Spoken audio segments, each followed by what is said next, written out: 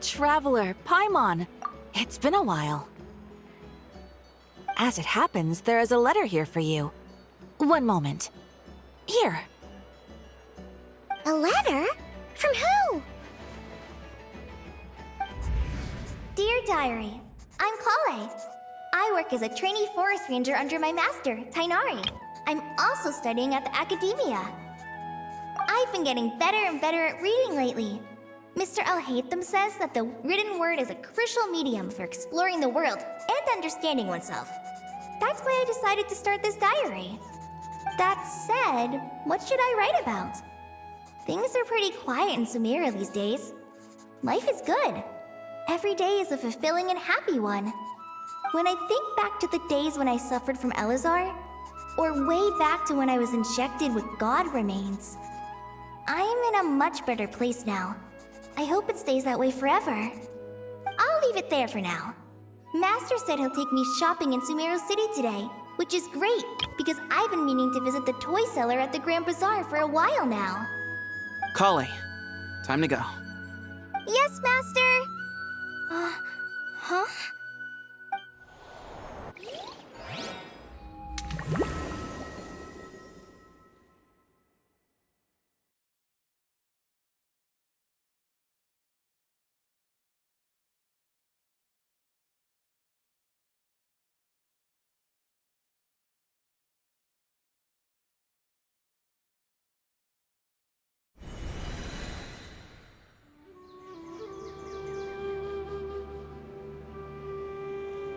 What's wrong, Kale? Is there something on my face? No, sorry. I didn't mean to stare. Did Master Tighnari send you to pick me up? Master Tighnari? What are you talking about? Tighnari is the General Mahamatra. He's probably busy arresting criminals in Sumeru City. I mean, if that's what floats your boat, I can introduce you, but... Wait, Master Tighnari is the General Mahamatra? But what about Mr. Sino? Sorry? Oh, you mean that guy who just joined the Vahumana Darshan? Rumor has it he's the leader of the Temple of Silence. If that's true, it's pretty impressive. Sounds like you've been getting to know more and more people since you joined the academia. That's great, but don't let your forest ranger duties fall by the wayside, okay? What's going on? Sethos is acting like he's my master, and Master Tighnari has taken over Mr. Sino's job. Is this some kind of prank? If so, it's a weird choice of prank. But anyway, Sethos doesn't look like he's joking. What is this all about? Hey, you're zoning out again. I'm gonna buy some tools for the Rangers. Why don't you stretch your legs a bit? It's been a while since you last visited the city, right? Wait! He's right. It has been a while since I last visited Sumeru City. Was it always like this? I mean, it feels familiar, yet somehow... something seems different. Is this really Sumeru City?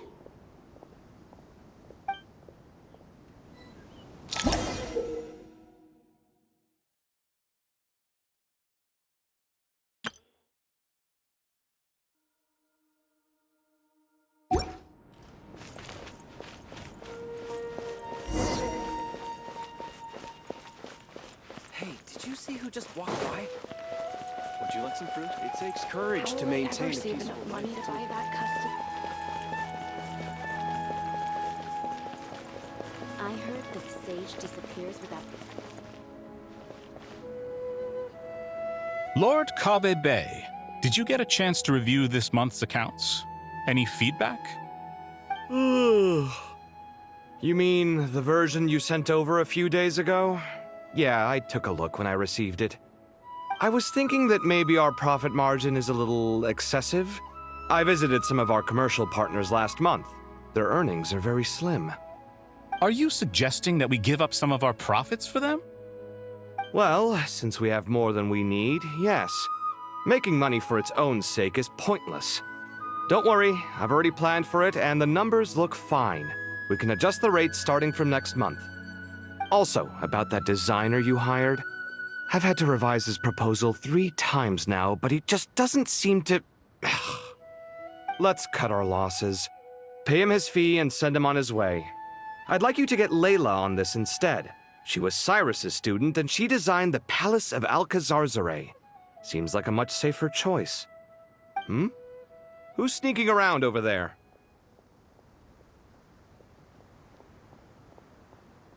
Mr. Cave? Do you recognize this person, sir?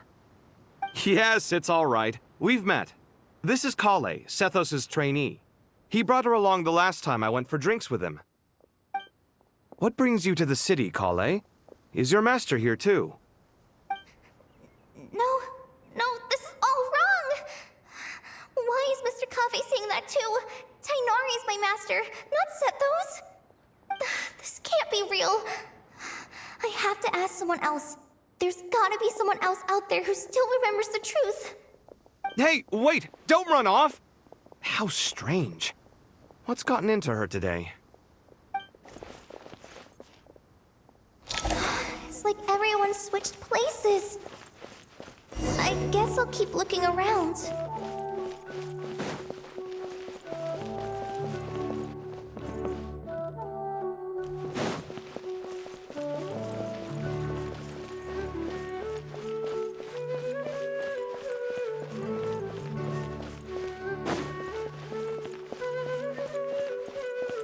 Would you like a cup of coffee?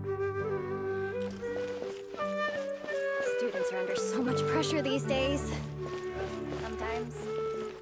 Lots of visitors today, I see. Welcome all. It's been a while. Hey, Rahman. You know that guy who sells face powder on Treasure Street? I haven't seen him around in a while. Any idea what happened to him? Oh, you mean a Hongar? Yeah, he got into a brawl with Shavirme on Treasure Street. He's been banned from setting up shop there for now. Seriously? Oh, well, that's a shame.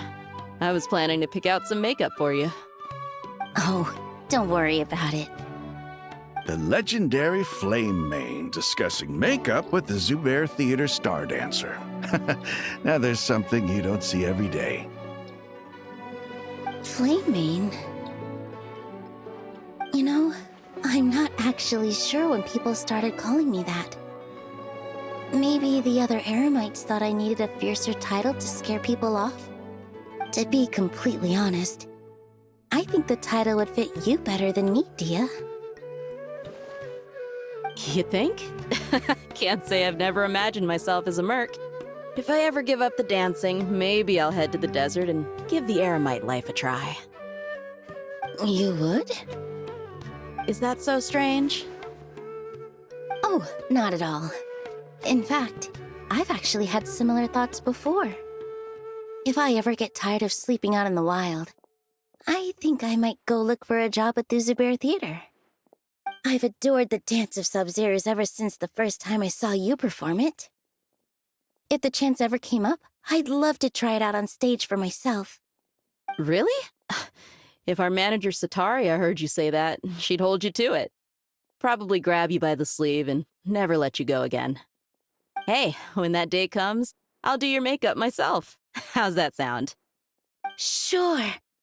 If the day comes, I'd be honored.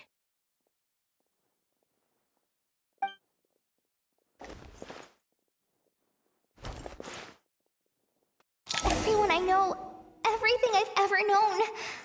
Suddenly it's all a jumbled mess. The question is, who's right? Them or me? Oh, my head feels so heavy. I can't think straight.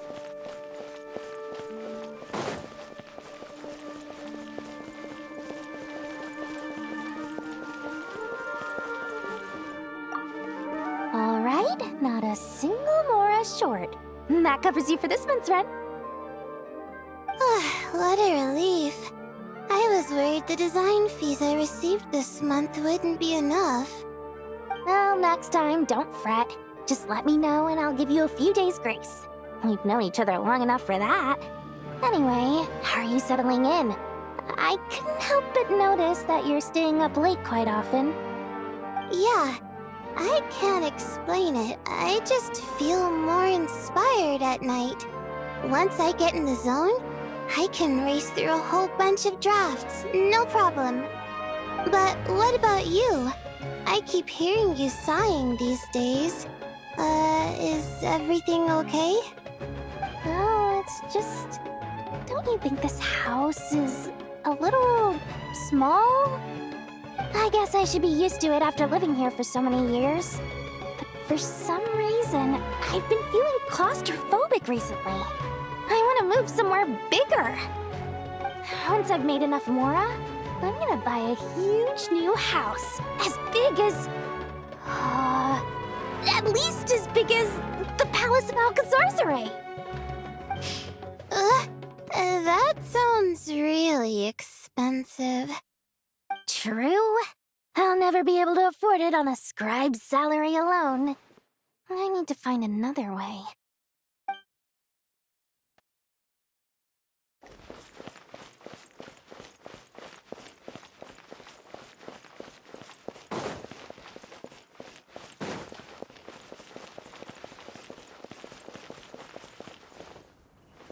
Mahamatra Tainari! We've apprehended the suspect. They say that the fool is prone to blind faith, but the wise man is not immune to it either. Suraj, do you have anything to say in your defense? Tainari, you were the one who turned the sages against me. Just a few words of caution from you was all it took to destroy my research. And now you're trying to stop me again? You should know that mechanical life is the future! We must cast aside our useless flesh and... That's enough. I'm not in the mood to listen to your lunacy. Anyone could tell you how amateur your work is. Karina, Ilias, put him somewhere safely out of the way. Yes, sir. Next on the agenda is... Master? What is it? Wait, did Professor Zahahati send you? She's been encouraging me to take on an apprentice. Might be getting a bit ahead of herself there, though. No, Master! It's me, Kale! Listen to me. Something really weird is going on in Sumeru City. It's like everyone's identities have switched around. You're not the General Mahamatra. You're a Forest Watcher. Just yesterday, we agreed to come to Sumeru City today to go shopping together, and... All right, there's no rush. Let's back up a little. Your name is Kale, correct? Although this is our first meeting, you do seem strangely familiar somehow. Is there anything I can help you with?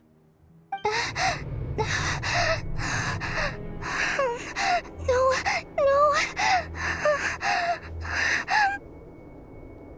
Master!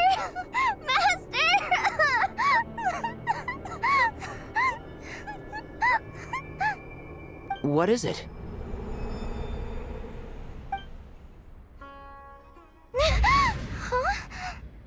Did you have another nightmare? I've told you before, when you're tired, lay down on your back in bed and get some proper sleep. It's much better for you than napping on your front. Poor posture obstructs your breathing, which can lead to all sorts of weird dreams.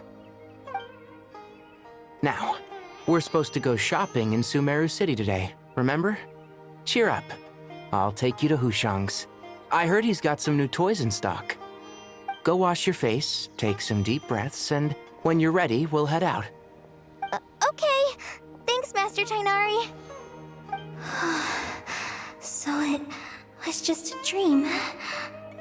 And yet, dreams can sometimes be a warning of things that will soon come to pass.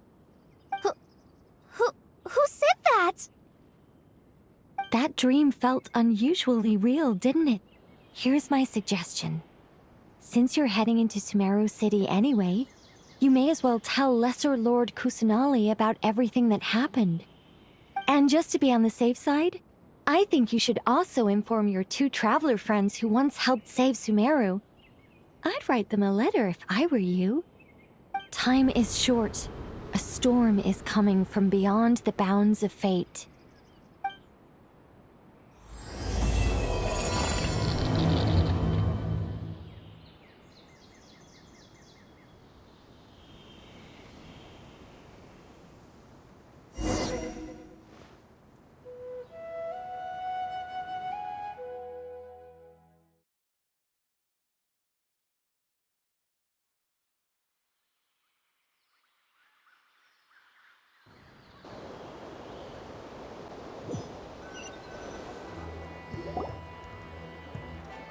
Strange situation.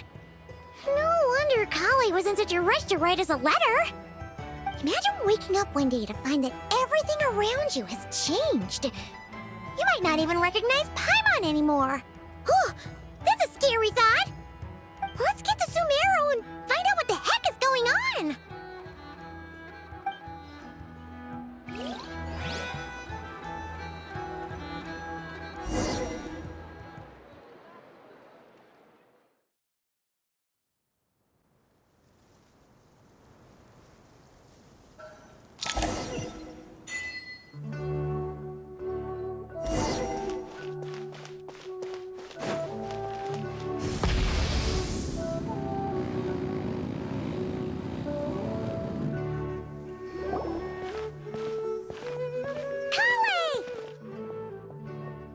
Traveler! Paimon! Thank goodness! I'm so glad you made it! Of course! We won't let anything happen to you, Kale. So, what's going on in Sumeru City? Looks like lots of people are moving or something. Yeah, I was just gonna say. After I wrote my letter, Master and I went to Sumeru City and told the Dendro Archon everything that I experienced. From start, she was silent at first. It seemed like she was deep in thought. Then the next day, we got told that she was ordering everyone to leave Sumeru City immediately and move to Caravan Rebot. The entire population of the city has to move? Not just Sumeru City. The evacuation also includes Lokapala Jungle, Avidia Forest, Ashavan Realm, and Ardravi Valley. Basically, everyone living in the rainforest must temporarily relocate to Caravan Rebot. Holy smokes! That's crazy! Yes, it's quite an operation. Even if people only bring the bare essentials, the scale is simply enormous. They've requisitioned almost all the Sumpter Beasts in Sumeru for the task, including the entirety of Dori's Sumpter Beast Park.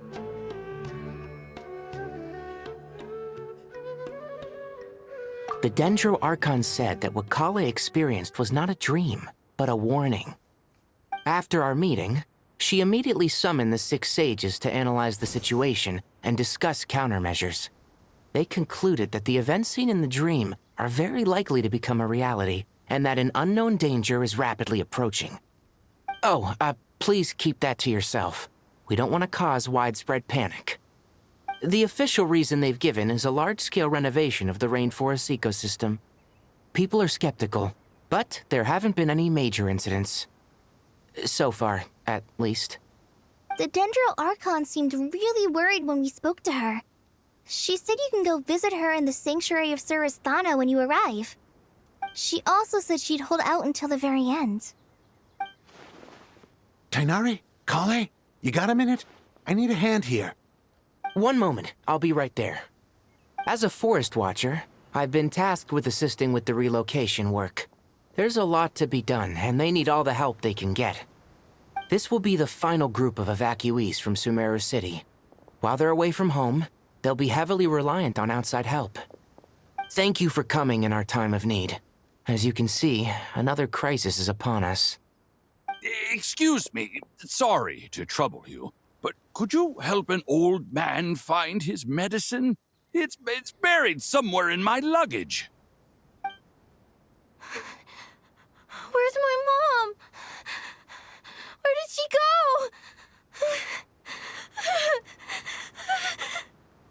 go? Don't worry. It'll be okay. Those items are worth a small fortune. Make sure you store them somewhere safe. You understand? I bet you thought you'd get away with this in the chaos, huh? Guess again.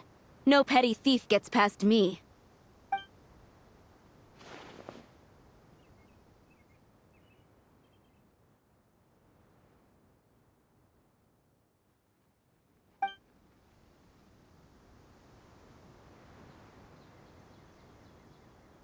We should go help the evacuees.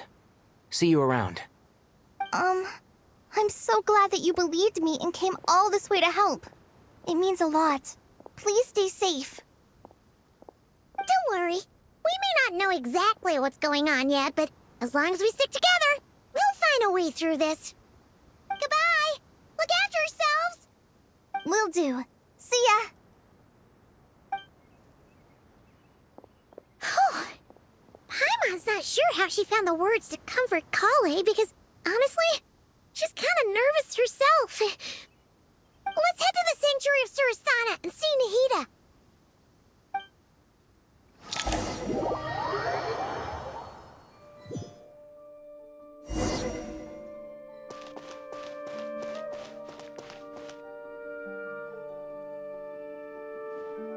Who goes there?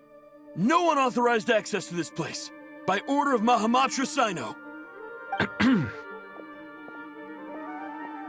Are you blind? It's the Traveler and Paimon.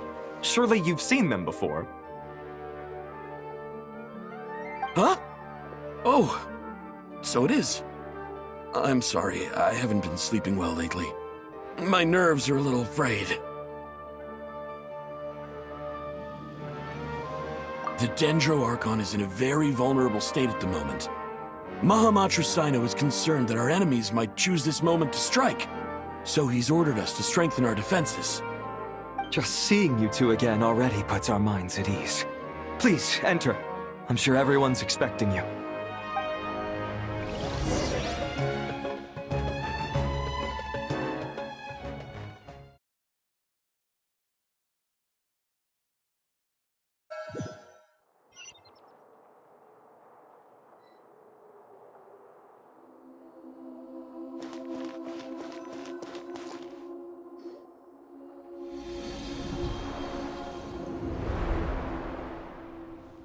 Traveler, Paimon, you made it. Aha! Perfect timing. Reliable helpers like you are just what we need right now. Oh, it's good to see everyone again. Kale gave us a rough idea of what's going on, but we still have a lot of questions. What kind of danger is Sumeru City in exactly? And how come everyone has to move to Caravan Reebot? At this stage, we can't be certain. We're investigating, but no definitive answers yet. I take it that Kale told you about her strange dream? Yeah. Apparently, everyone in Sumeru City was acting super weird. Even you guys. It was like you'd all switched places. That's right. Kale and Tainari reported the situation to the Dendro Archon. She believes that it wasn't merely a dream, and that whatever it was has something to do with irminsul. It's a reasonable inference. Only through irminsul can people's memory and cognition be so significantly modified in such a short time. We don't know why Kale would dream of these things, nor who was trying to warn her. The Dendro Archon decided to connect to irminsul to investigate more thoroughly. Irminsul is connected directly to the ley lines. The tree serves as a central hub where the ley lines converge, and its core function is to record and store the world's knowledge and memories. But something has gone awry, severely compromising the performance of this core function. Information is bottlenecking inside irminsul, hampering the ley lines' flow. If this continues, new information will languish unrecorded, with existing records thrown into disarray. In short, the souls of the dead will be stranded, while the living have their sense of reality warped. In the long run, Kale's dream could well become a reality. And that's just the beginning. There's no telling what other nightmares could end up coming true.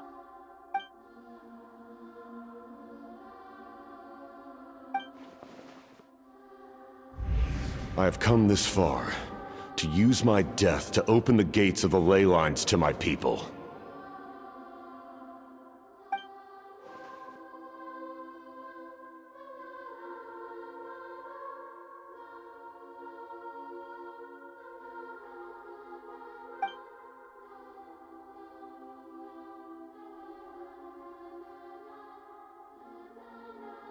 Faced with a growing backlog of information, the Dendro Archon decided to connect herself directly to Irminsul and take over the recording and processing function herself.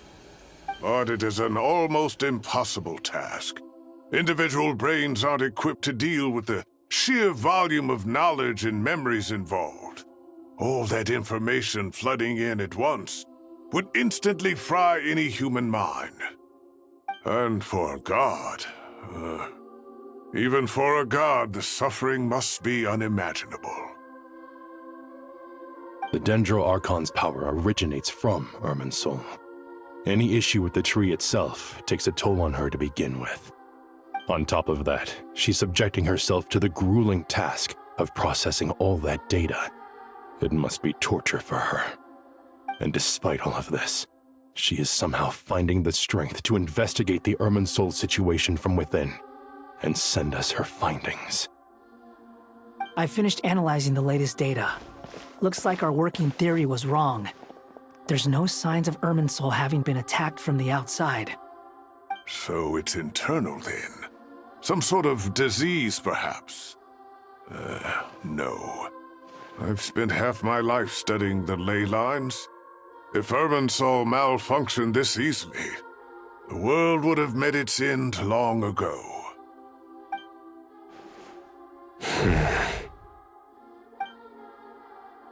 Sino? What is it? Not long ago, I got a tip from the Corps of 30 that a large number of unidentified merchant caravans had recently been spotted entering Sumeru through Beta Harbor. At first, I suspected that they might have something to do with all this, so I sent some people to investigate. But if Irminsul wasn't attacked from the outside... Don't you think there are more important things to worry about right now than guessing who's behind all this? It's been over 12 hours with no new intel. If even the Keeper of Irminsul is this badly affected, you can imagine how bad things are in there.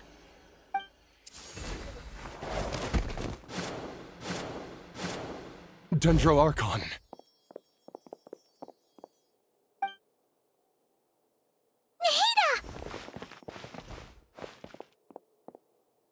What's wrong? Her breathing is weak, and her elemental energy levels are dangerously low.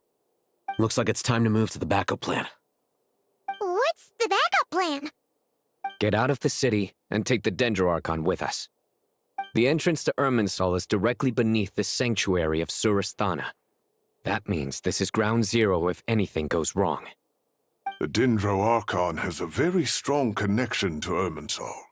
But theoretically, this connection should grow weaker with distance. Under normal circumstances, she can unleash her full power here. But with Irminsul out of control, our first priority is to get her away from here. The situation is critical. There's no time to deliberate. Everyone in agreement? I'll deal with it. I'll also let the Matra and the Corps of 30 know to start evacuating.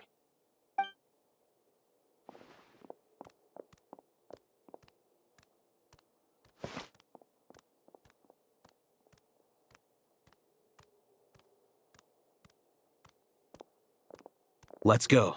No sense grieving when there's nothing more we can do. Agreed. We'll be back as soon as this is over.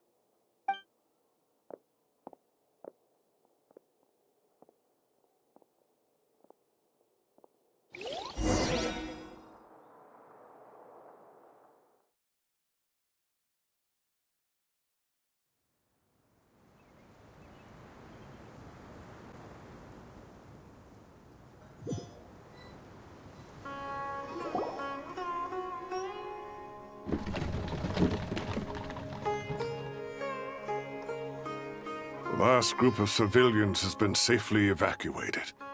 Dendro Archon's carriage will travel with them. Sino and Hat Guy will protect the convoy. With the Dendro Archon in a coma, we've lost our means of investigating the situation. And with Irminsul still deteriorating, we have no choice but to evacuate Sumeru City. Feels as though we're being pushed along by an invisible hand. Stop moaning, Cyrus. We're the teachers here. We should be showing a little more confidence, don't you think? A wise judgment. Let's move out to Caravan Rebot.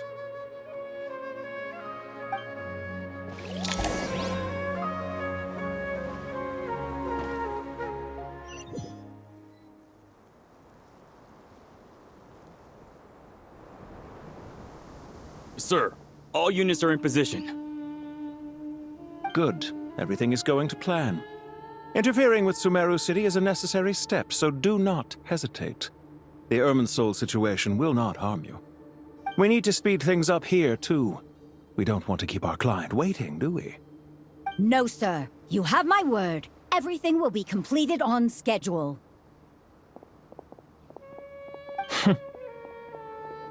They say that fervent ambition attracts the favor of the gods, and with it, a vision.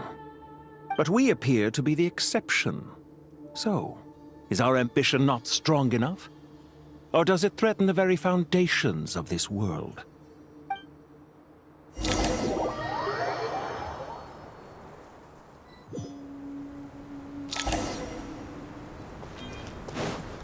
Try and stop me!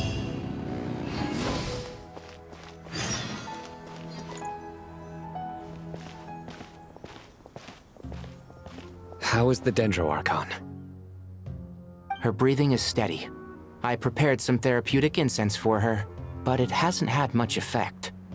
Her vitals are still very weak. Based on the information you've provided, I have a working hypothesis. Her condition is partly due to irminsul's influence, and partly due to a physiological imbalance caused by the rapid depletion of her power. Elemental energy usually flows through the body at a relatively constant rate. The body grows accustomed to this rhythm, so when it's thrown out of balance, physical symptoms will appear. Is this similar to the ley lines? Overloading and withering both directly affect their vitality, potentially causing irreversible damage. Correct. From a biological perspective, if you overexert yourself, you pay the price with your life. The Dendro Archon is not only drained of power, but her life force is at a critically low level. Is there any way to restore her health? I know the ley lines have strong self-healing abilities. As long as any blockages or pollutions are dealt with, they can quickly regain their vitality. But what about people? Well, gods. What's their capacity for self-healing? Before we think about that, there's a bigger predicament to resolve. Restoring the Dendro Archon's power requires us to heal irminsul first.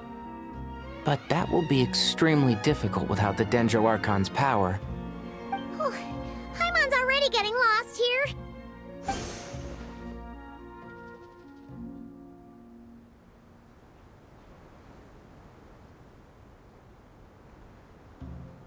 Master Tighnari and Cyno look so serious. I've not heard Master speak in this tone for a long time. Tighnari.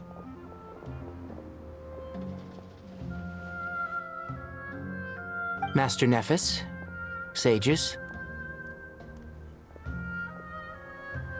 Tighnari, haven't seen you in ages. Have you gotten taller? Or did your ears get longer? Hopefully the former, Uncle Baladuri. Cyno, where's Professor Cyrus? I thought he'd be with you. He went out into the wild to investigate the situation. He said that the irminsul anomaly will likely start to affect the real world soon. He shouldn't be trotting around alone at his age.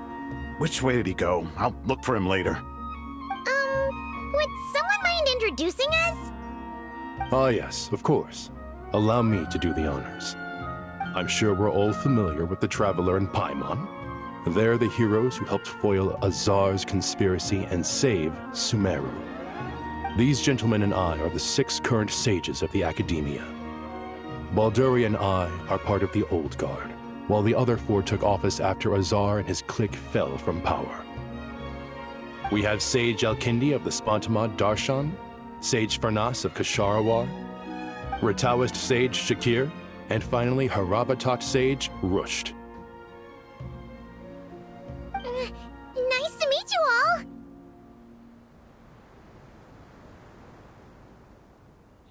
I've heard much about you. Delighted to finally meet you in person. You're younger than I imagined for someone with the power to stand up to fate itself. Thank you for lending your aid to Sumeru once more. Once we're on the other side of this, could we get a photo together? My daughter has a friend named Isak. He's always talking about you two. Of course! No true hero would deny a child their wish. Back to business. So with the Dendro Archon currently in a coma, the people have taken temporary refuge at Caravan Rebot, but they cannot stay here forever. We need to come up with a plan as soon as possible. For Nas, any thoughts? Well, firstly, having reviewed the data, I'm inclined to agree with your assessment. This doesn't look like an attack on irminsul from the outside. Rather, it resembles a malfunctioning machine. Calculations going haywire and sparks flying. That being said, before we consider how to fix it, we need to understand precisely what has gone wrong. Furthermore, we somehow need to ascertain this without relying on the Dendro Archon's power. We have no direct access to irminsul. However, we might be able to gather the information we need from the ley lines. Study the branches to learn about the trunk, in other words. Wait, is that what Cyrus is up to? No wonder he ran off to research in the wild. Curse's always one step ahead of me, isn't he? I heard that while in the sanctuary of Surasthana, the Dendro Archon had to serve as the central information hub herself. This is a clear sign the situation within Irminsul might be far worse than we can imagine. Irminsul is vital not just to the safety of Sumeru, but to all of Teyvat. We must be the ones to bear responsibility for this world. To be on the safe side, I think we need to consider some backup plans. Are you saying we should consider a scenario in which Irminsul is completely destroyed? I'm merely pointing out that the possibility exists. You have a valid point. But until worst comes to worst, I believe we should focus our efforts on resolving the Irminsul anomaly and helping it recover. Kale, I understand that you were the first to foresee this crisis. If it's all right, I'd like to talk with you about it in more detail. Of course, but even I don't know how I came to have that dream. If there are no signs of external damage, could it be a stress fracture? Metals tend to suffer from this issue with long-term use, and Irminsul has existed for centuries, after all.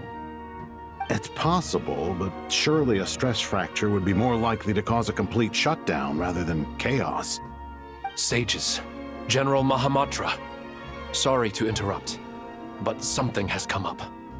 What happened? Some citizens didn't believe that Sumeru City was really in any danger. They slipped away and hid during the relocation, intending to return home. How many people are we talking? About a dozen. Sakura found them while on patrol, but they appeared to be suffering from psychosis. For whatever reason, they were trying to kill each other. By the time we arrived, there were only 2 survivors. One was unconscious from their injuries. The other tried to attack us, but was subdued.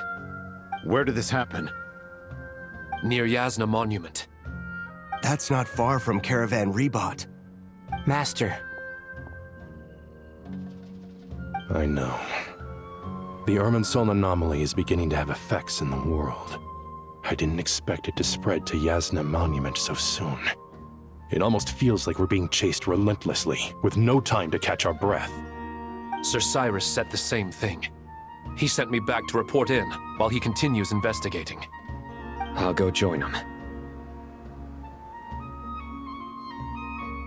Count me in too. Don't let my age fool you, I can still fend for myself. Very well. Meanwhile, the rest of us will continue discussing our next steps. Get back soon. Take care of yourselves. It's getting dangerous out there.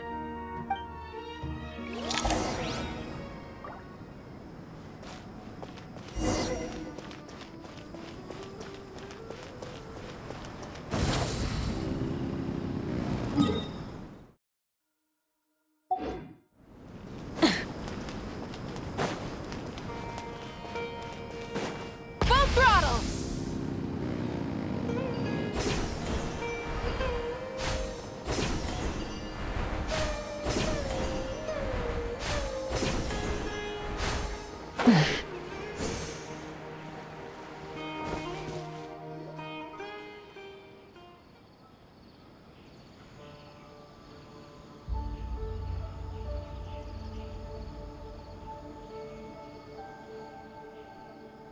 Please, don't go any further. As you get closer to Sumeru City, there's no knowing what dangers you might encounter. So this is our mentally disturbed man?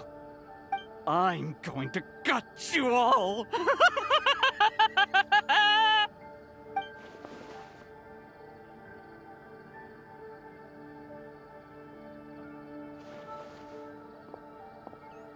Cyrus, you didn't even bring a single guard? Do you think you're some sort of warrior? It's fine. Come here and look at this. Oh, it's... That's right. Flowers that bloom from openings in the ley lines, indicating some sort of anomaly. I don't believe I've ever seen a color like this before. Did you discover it nearby? Not just here. Way over there, too. They're everywhere. There's even more in that direction. How did you ascertain the situation further ahead? Didn't you just say that we can't go beyond this point? Yes. This area is relatively safe so far, but if you continue forward, delusions will start afflicting your mind. However, some vision-bearing mercenaries were able to maintain their sanity a little better. They're the ones who brought back news from further afield. Sino, do you remember the class I taught on dissecting ley line blossoms? I do, Professor. I received full marks in that course. Good. After all these years, it's time to put that knowledge into practice. There must be anomalous information hidden within these blossoms. Alkindi, I'll need your help as well. Been a while since we worked on a project together, hasn't it? Sure has. Well, what are we waiting for? Let's get to work. Anything we can do to help?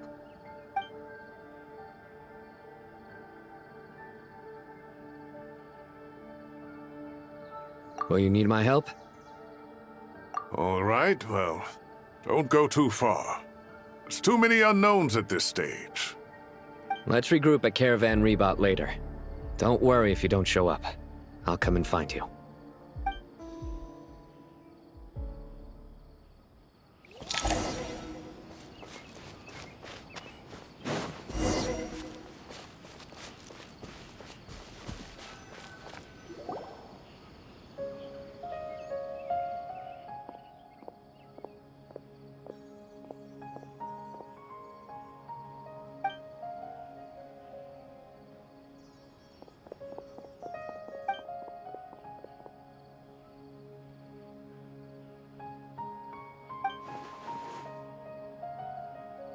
That should be the heart of Oasis. All we need to do is light it with the fire seed, and it'll restore apep with elemental power. The damage it suffered internally will also slowly begin to heal.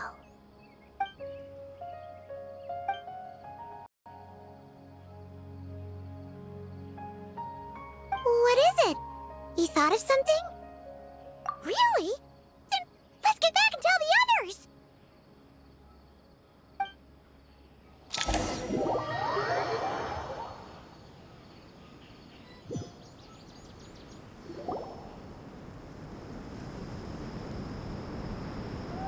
Whew. Glad to see you've returned safe and sound. Any longer and we would have gone out looking for you. Well, this is a nice surprise. Paimon sure feels better with everyone we know here. We've made some progress, so let's start by giving you and Paimon a quick update. By dissecting the ley line's blossoms, we've been able to deduce that although irminsul is experiencing an anomaly, it has not completely rejected access from the outside.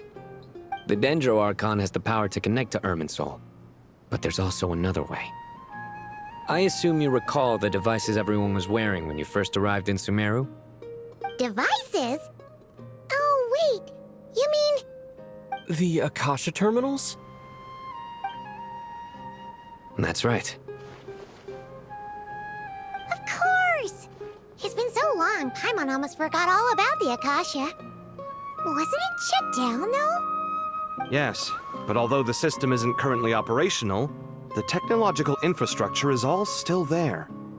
And it turns out that a certain someone gets so bored at work that he's actually read through every single one of the instruction manuals. No prizes for guessing who that was. If praising others is that embarrassing for you, you can simply spare yourself the ordeal. As much as it pains me to say anything nice about him, there's no denying his intelligence. He rarely forgets anything he's read. The Akasha is exactly what Sumeru needs at this moment. Between us, we should have all the knowledge and expertise we need to get it up and running again. But if I recall correctly, doesn't the Akasha need a gnosis to function? That's exactly right. The Akasha relies on the gnosis as a power source, and in its absence, we'll need to find an alternative. To tackle this problem, it looks like we'll be relocating once again. Mainly to the Temple of Silence. Ring any bells? It's the only major institution in Sumeru dedicated to preserving the knowledge of King Deshret's civilization. You might find the answers you're looking for hiding there. I agree. There's a good chance. Master Nephis and the other sages have discussed it. As the chaos from Irminsul continues to spread, Caravan Rebot won't be a safe haven for much longer. We have to move into the desert next. The scholars and sages will head to the Temple of Silence, while the civilian population seeks refuge in Aru village. The Eremites will keep everyone safe during the journey, and Candace will be there to receive us at the village. This leaves us just one thing to worry about. That Dendro Archon. She's very weak. We can't afford to wait until Irminsul is fixed. There has to be another way to help her. Huh. Wow. Luckily, the Traveler had a eureka moment while we were out investigating. Really? Wow, nice one, Traveler. Let's hear it. What say our Amorta experts? Theoretically, it's feasible. From what you're saying, although elemental life and elemental energy have their differences, the Dendro Archon has explicitly stated that she can imitate the power of the former. In which case, as long as apep is willing, she should be able to convert her own power into a form that the Archon can use. It wouldn't be difficult for her at all. The only problem is convincing her to help. Yeah! Even though she wasn't exactly friendly the last time we met, she didn't refuse to talk with us. When she realizes the danger that Nahida is in, surely she won't turn a blind eye to it. Well, hopefully not. Either way, we're not exactly spoiled for choice here. Hey, it's better than having no options at all. I agree. Without Irminsul's aid, the legendary Dendro Dragon Apep may well be the only living thing in Sumeru who can help our Archon recover her power. There's no time to lose. I'll bring this proposal to Master right away. If he and the other sages agree, we'll split into 3 teams. The academics will go to the Temple of Silence to look for a solution to the Akasha problem.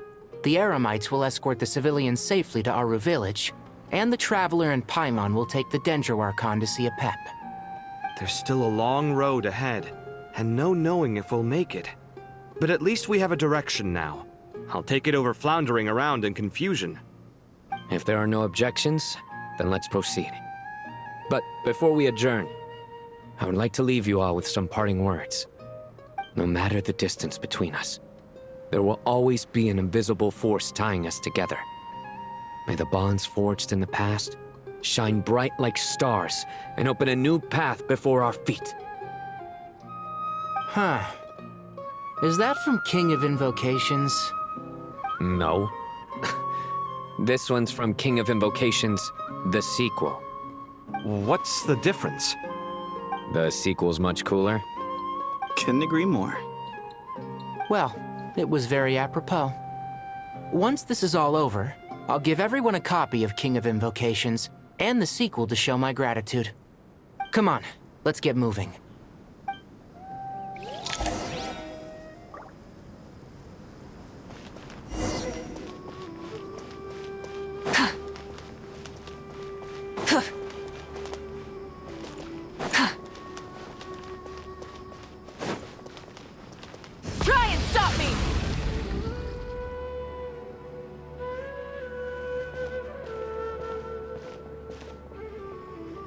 Tighnari has brought me up to speed. I approve of your plan of action. But we can't proceed with everything right away. The people need to rest. For many of them, this will be their first time in the desert, so we'll need to find additional personnel to help escort them. You two, please go on ahead with the Dendro Archon. Let's rendezvous at the Temple of Silence later. No problem. We got this. Words can't express my gratitude. So let me just say, I hope everything goes smoothly for all of us. Goodbye for now. All right, let's get going.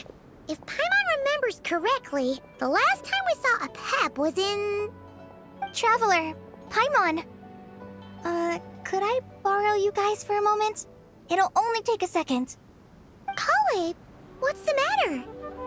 Well, the thing is...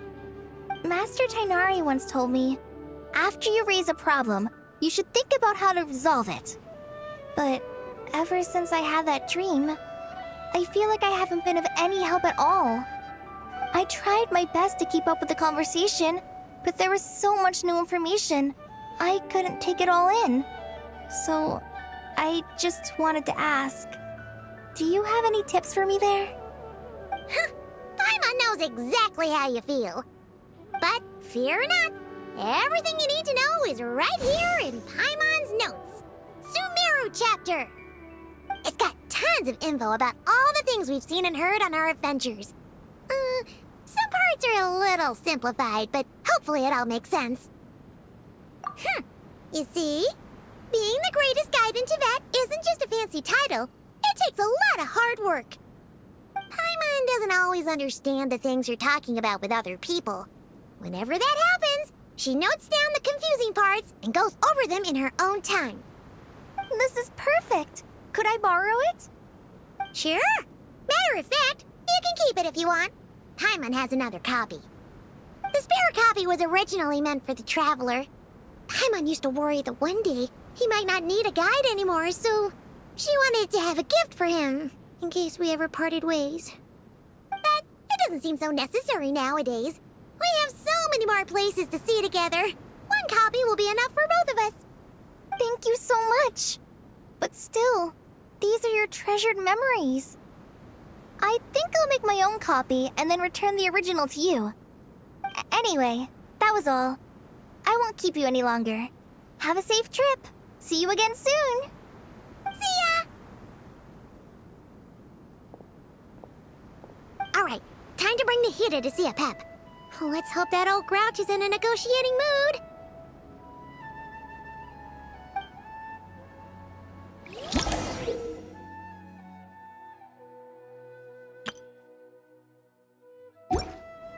Hey, here's a thought. If we brought Nervalet along, do you think he could help us persuade apep to help? Actually, never mind. In apep's eyes, Nervalet's probably one of those dragons who's grown too close to humankind.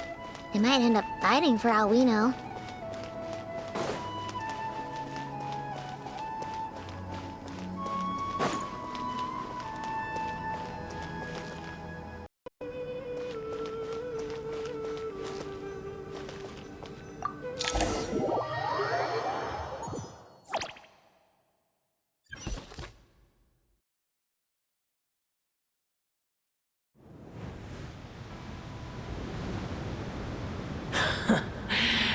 I had a feeling your kind might come calling. The ley lines are in disarray. Something has gone wrong with irminsul, yes. Even from a great distance away, I can sense that Sumeru is headed for destruction. You who took our home from us, prepare to watch as your own world is plunged into oblivion. Oh, how the cycle of history comes to a poetic conclusion. This isn't a joke, apep! Nahida's in grave danger! Can you please help her? Is she now? Then do explain. For what reason should I lend Booer my assistance? The age of the dragons ended long ago. and the world that replaced it is under the dominion of the heavenly principles. In choosing not to side with your enemies when the heavenly principles' rules began to relax, I have been merciful enough. Do not forget that I have no love for this world you hold so dear. Be not mistaken, the fate of Sumeru is of no concern to me. I am neither the god of this land nor its guardian. I may have given my tacit agreement as your kind built homes here and multiplied for generation upon generation. But that does not mean that I bear any responsibility for Sumeru. Tiny boor, puny humans. In my eyes, all of you are but intruders who followed in the wake of the heavenly principles. I am not obliged to be your savior. Apep, if you truly despise gods and humans so much, well, after the great humiliation of being helped by a god in the past, shouldn't you be jumping at this chance to balance the scales? Now that is a compelling reason. When El Ahmar plotted against me and I was tortured by forbidden knowledge, it was Boer who saved me from agony. And though I regard with shame the pity of my enemies, to receive aid without repaying it would likewise tarnish a dragon's dignity. Oh, tiny Boer, puny humans. Just this once I shall deign to show you the true power of dragonkind. Whoa! It's happening again! We're gonna get sucked in!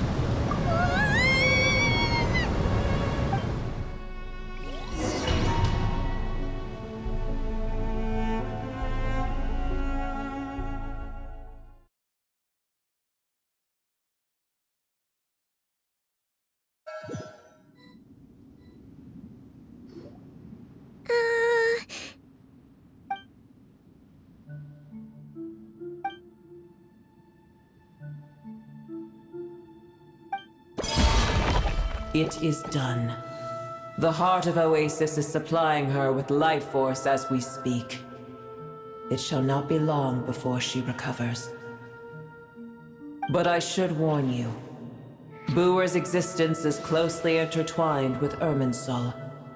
Unless the issues plaguing it are resolved, she will never completely recover her former strength. Thank you. Spare me your words of gratitude.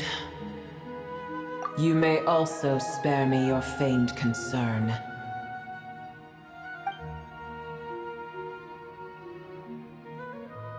A dragon's sovereign's power is far greater than you can imagine. While I was indeed weakened when the heart of Oasis ran dry, providing Tiny Boer with a morsel of my life force shall have little consequence for me. Oh, good to hear.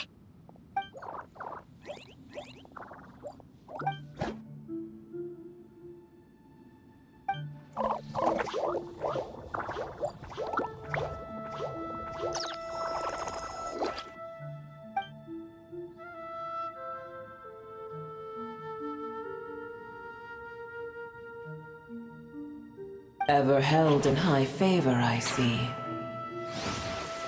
Oh, well, you know. The compliment was sincere. Simply accept it.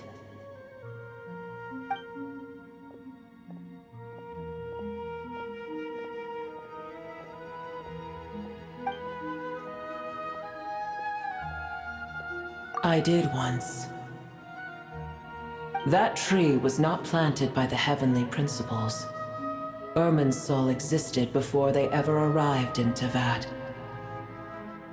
What? There was a time when it belonged to Teyvat, to dragonkind. Its appearance and function then differed greatly from today. The ley lines flowed with an abundance of a familiar, primitive form of elemental energy. You may know it as the power of the Light Realm. The heavenly principles usurped and refashioned Irminsul, made it serve humanity, and used it to anchor the fate of the world. Yet in the end, humanity has failed to protect it. Heavenly principles, God of gods. It makes me sick. The enmity between your kind and mine can never be bridged. As things stand today, holding a grudge against you would serve no purpose. But there will come a day when we reclaim this world for ourselves. The opportunity will arise no matter how long we must wait. I can already sense that far away from here, the Hydro Dragon has wrested his authority from the hands of the usurpers. Though we have yet to meet, I know that we are both preparing for our revenge day and night. Uh-huh.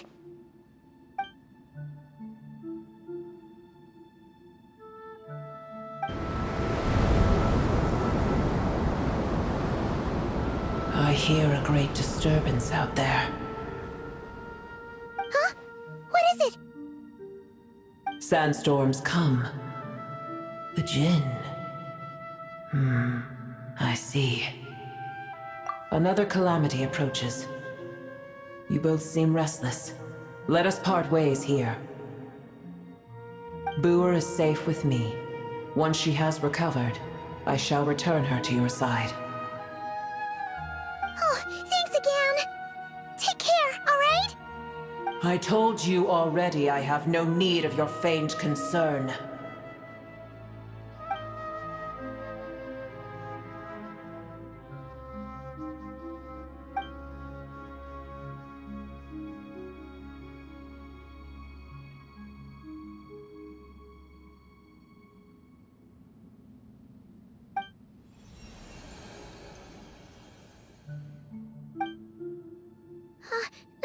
Nahida? You're awake! Are you okay? Cease your interrogation. Yes, she awoke for a brief moment, but she has now lost consciousness again. Take it. We shall talk more at another time.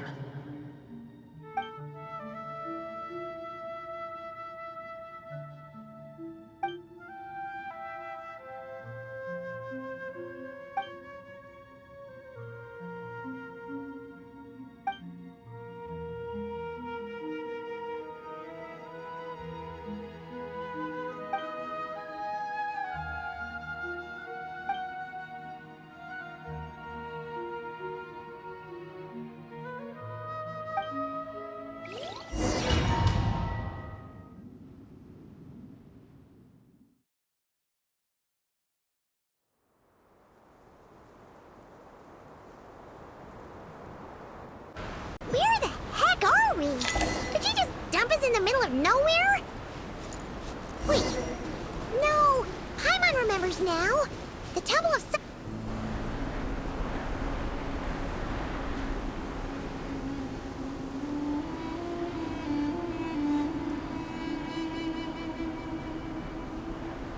There's no need for everyone to stay here. I'll protect the sages. The rest of you, return to Aru village. Yes, Mahamatra Sino.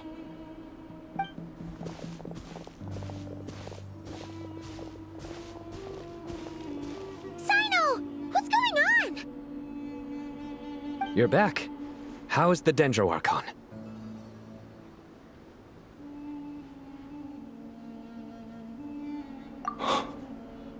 What a relief. It's the Jinn. Countless Jinn have stirred up violent sandstorms across the desert, blocking our path to the Temple of Silence. Tighnari and Kale have returned to Aru village to help. The Jinn are being highly aggressive, so both the village and the merchant caravans require protection. It's just one thing after another. Where did all of them come from anyway? In all my trips to the desert, I've never seen anything like this before. As I see it, the only possible candidate is Gurabad. Gurabad? Baladuri could explain in more detail if he were here. All I know is a rumor I've heard about from previous trips to the desert. Supposedly, a great number of dormant jinn lie sealed beneath that city.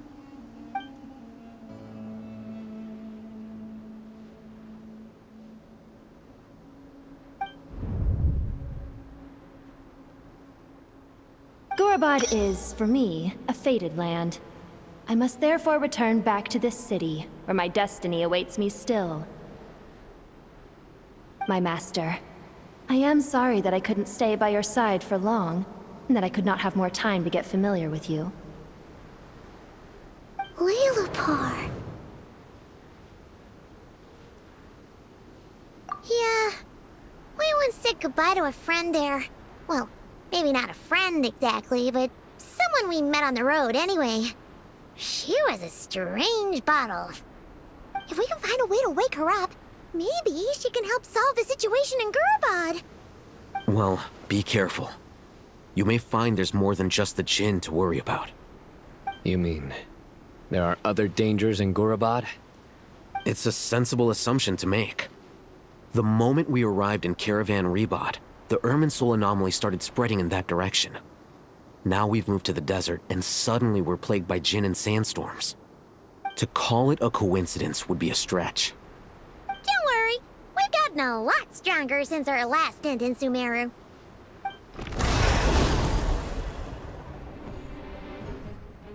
Ah!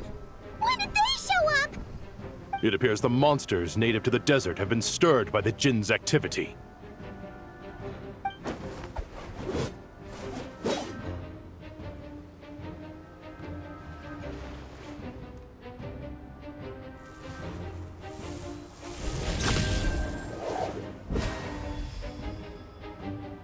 You should get going. We'll take care of things here.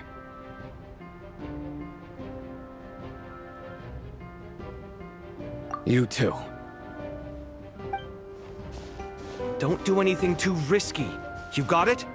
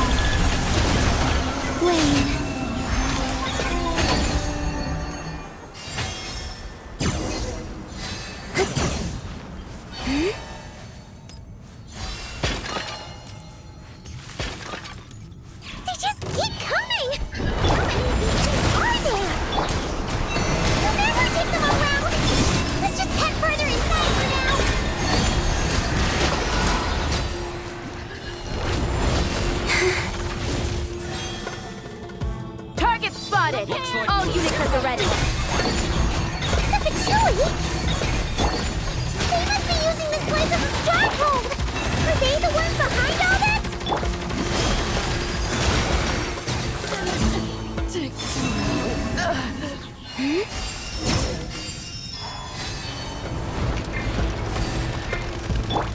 Get to work!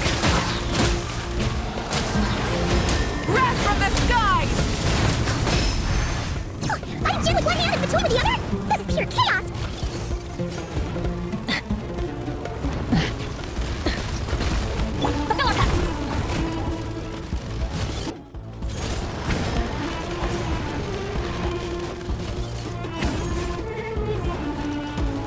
Get to work!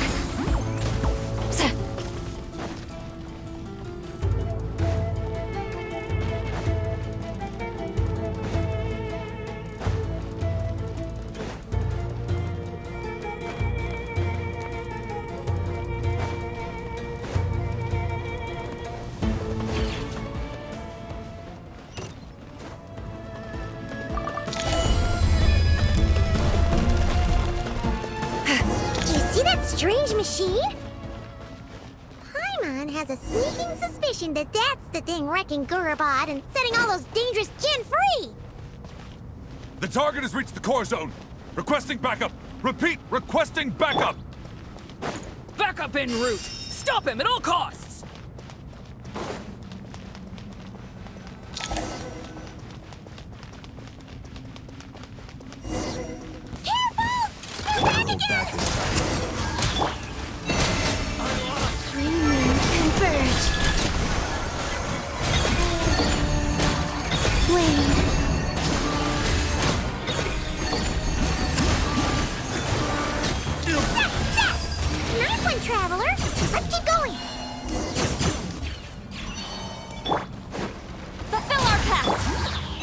the song.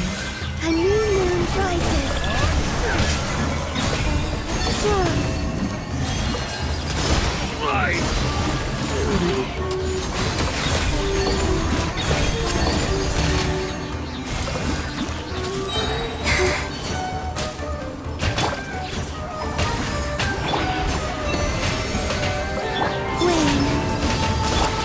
Try and stop me!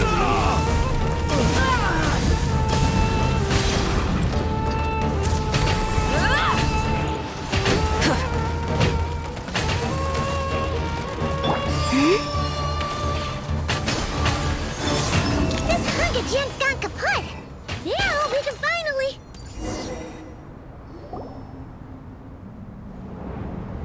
It seems my subordinates failed to stop you in your tracks. Apologies, sir. There is no need to apologize. You did well to hold your ground against such a powerful adversary for as long as you did. I must commend your courage and perseverance. So, you're in charge here, huh? First the problems with irminsul, now this mess in Gurabad? Are you the ones responsible for all this? I'm afraid I cannot answer that. I assume you aren't naive enough to expect answers from an enemy. Oh, this guy is so snooty!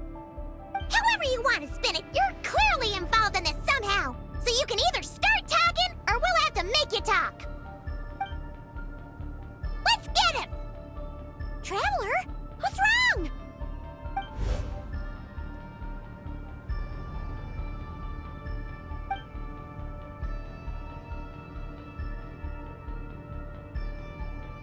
You're remarkably calm.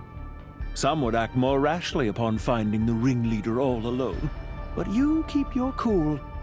Even as your enemy, I must applaud you. Did you show yourself just to say that? Is this you trying to take back control of the conversation? Unfortunately, I really don't have anything to say to you. I am here merely to indulge my own curiosity. Your names are well known among the Fatui. Naturally, I wanted to observe you up close while I had the chance. Hey! Don't treat us like we're some kind of exotic animals in a zoo! Oh, I wouldn't dream of it. You seem rather predisposed to misunderstand me. I'm quite aware that you are both heroes of great renown. You have resolved crises in many nations and won countless allies along the way. I've been following your adventures with great admiration. My only regret is that the trajectory of your journey conflicts with our goals. What do you mean, admiration? Sorry, but that sounds pretty weird coming from you. I don't see why. We may happen to occupy opposing sides, but there is no cause for deep-seated enmity between us. To respect one's enemy is to respect oneself. Well, now that you're observing us up close, what do you see? I've observed as keenly as I can. Yet, while I endeavor to understand, your true strength remains a mystery to me. Violence is not my area of expertise either, so, you see, I would much rather converse with you like this than determine a victor with the edge of a blade. Besides, I've heard that even 3 moons in the sky fail to eclipse your brilliance. I know better than to bite off more than I can chew. 3 moons? So you have a connection with the Harbinger, the Doctor. Well deduced. Our commander, dottore, died in Nodcry, but there are things that do not end with his departure. We must...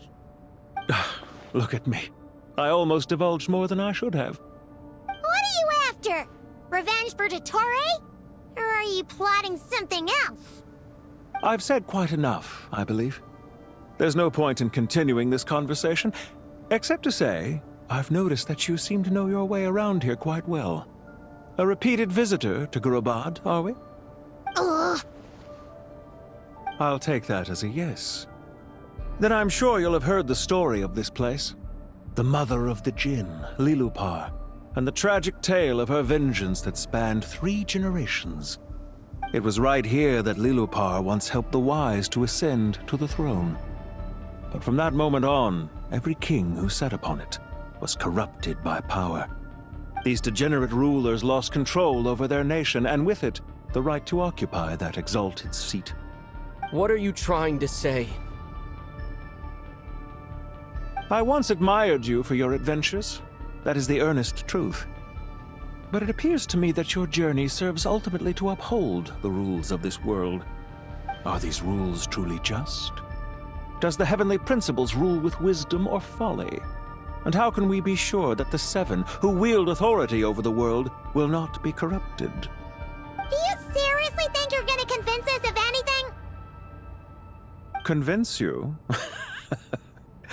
I'm sure my commander already tried that. Why would I waste my breath doing the same? If a few words from a stranger were enough to make someone completely change their stance, it would only prove that they never had a firm will to begin with. I am merely stating my position, so that we might understand each other better. One's enemy in the present may not necessarily be an enemy for life. As for what game I'm playing here, I'm simply buying some time. But now I must bid you farewell. It was a wise decision not to attack me immediately. Since you did not fall for my ambush, I will now have to ask those in hiding to reveal themselves. Leave this to us, sir. Very well. I trust you to do what is necessary. Stall him while I execute the next step of the plan. Sumeru City, Irminsul. Hey! Stop right there! Don't you dare leave without explaining yourself! All units, stop them! Protect the commander! Did you hear that? He mentioned Sumeru City and Irminsul! He definitely knows something! We can't let him get away! Get rid of these pesky soldiers, quick! Rear guard to the front! Don't let them through!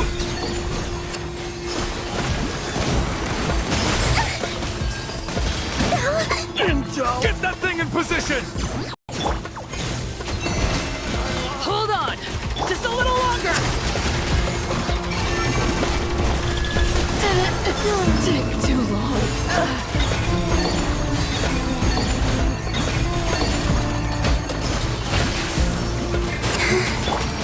Show no mercy!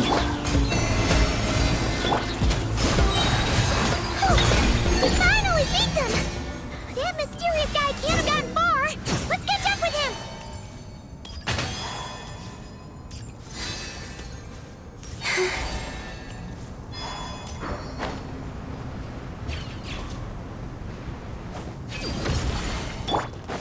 Full throttle!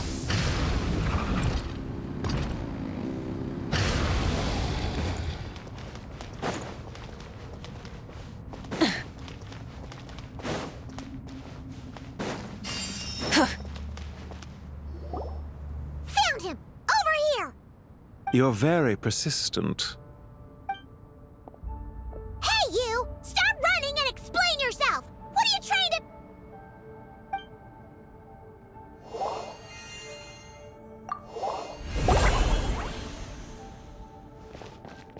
What's this? Relax. A small trap like this won't be enough to hold you. The sandstorms from Gurabad will die down soon enough, but this small window of time was all we needed to launch the next phase of our plan. Don't be discouraged. I knew that someone would come here eventually, so I planned ahead. Where to chat with you, which door to exit from, even which mechanism to wait by for you. I thought through every detail. You, meanwhile, know nothing of who I am. So far, you've only heard my voice, and for all you know, it may not even be real. But not to worry. This is only our first meeting. It shan't be our last. Just answer me one last question. Why do you continue to follow dottore? He has conducted countless cruel experiments, even on his subordinates. Follow isn't quite the right word. Let's just say even those you see as villains have their friends, even if they aren't the most sincere of friendships. When any set of rules is established, there will be those who benefit and those who lose out. People will do anything to justify what they have gained or escape from the hardship imposed upon them. Neither he nor I are tolerated by the rules of this world. We were both searching for a new order. Our ideas of the final form that should take may have differed, but our journeys took a shared path. Goodbye, Traveler and Paimon. I wish you a timely escape, albeit not too soon. I will need a little more time to prepare, after all. Hey! Come back! Wait, this dark wall. We've seen these on our adventures before. It swallows people up! Oh, I'm sorry. She shouldn't have jumped the gun! Oh, okay. He may have fooled us this time, but we'll get it back!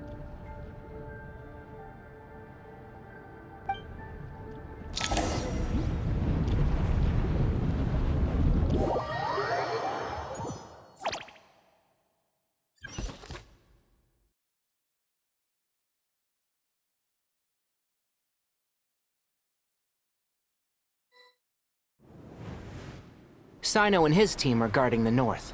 We'll take this side. There's so many Jinn. We can't let them get into Aru village. Don't fret. I am well prepared for this situation. Huh. So you have a solution? Perhaps you're unaware that I have a trusty genie partner of my own, Plumpy. If I send her to negotiate with the others, this whole thing will be resolved before you can say Mora. Off you go, Plumpy!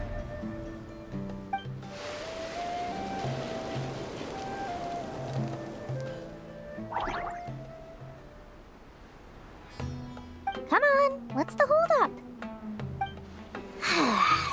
5,000 Mora. 20,000 Mora.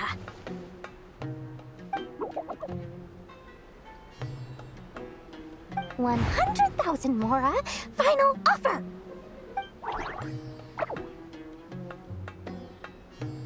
Ah, so she's a hired partner.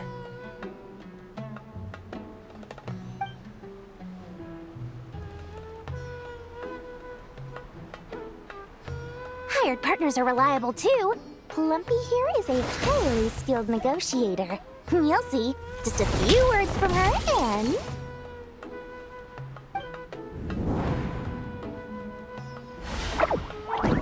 Plumpy!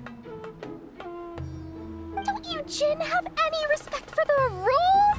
This was supposed to be a negotiation! How dare you treat my messenger like this? You wanna play rough? Two can play at that game!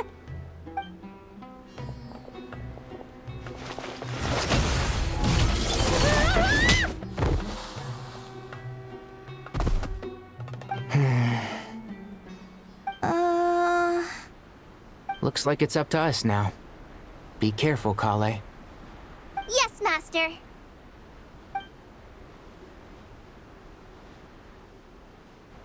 What happened? How did I pass out? Mommy, it's time for revenge. You know, this reminds me of when you first arrived in a video forest. You were trying to help a child retrieve a lost toy when you stumbled upon Spino Crocodile territory by mistake. Yeah, I remember. Our first time fighting side by side. Fighting side by side? I seem to recall swooping in to rescue you with a team of forest rangers. Please. There's too many of them! I can't believe I used 12 rare items in one battle! Ugh. I shudder to think how this is going to affect this month's accounts. The sight of that glaring deficit might be more than my poor heart can take. Tighnari, how's the situation on your end? We held the line, though it was a close call. But it looks like they're preparing for another attack. Has something happened? They've breached our defenses in the south. The Jinn are pouring in. We're moving the villagers to the north as we speak. We're hemmed in. This is getting precarious. Our margin for error just got a lot smaller. That's why we wanted to confirm your status. We need to consider our next move carefully. Bad news. Another line of defense has been breached. Kale, go with them and assess the situation. Dory and I will hold the line here. But Master! Even with 3 of us, we barely managed to. This is not a discussion, Kale. Don't worry about us. She clearly still has plenty of tricks left up her sleeve. Wait, you can't pin all your hopes on me? Oh, great. I've almost run out of the things I brought with me, and the rest is back at the caravan. I should be able to hold out for a little longer, but still... Master! Need any help? Huh? What is it, Kale? If things continue like this, it won't be long before Aru village is overrun by Jinn, and the sandstorms are sure to follow in their wake. I do have a plan, but I can't guarantee it will work. I don't care. Whoever you are, please just help us. The only one who can help is you. I am merely here to guide you along the correct path. I am a spirit created at the beginning. I am a flickering illusion. I am the shimmering light that flows from the eyes of the Creator. What do you mean? It doesn't matter. You don't need to understand it. Just repeat after me, one line at a time. Watch out! Jinn incoming! I am a spirit created at the beginning. Here goes nothing. I am a spirit created at the beginning.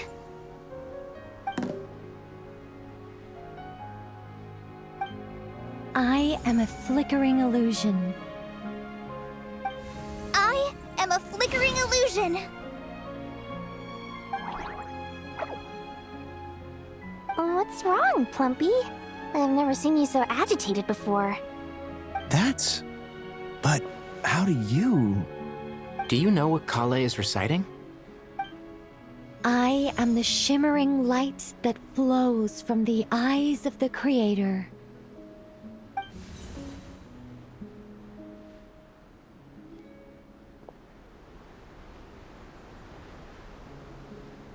I am the shimmering light that flows from the eyes of the Creator!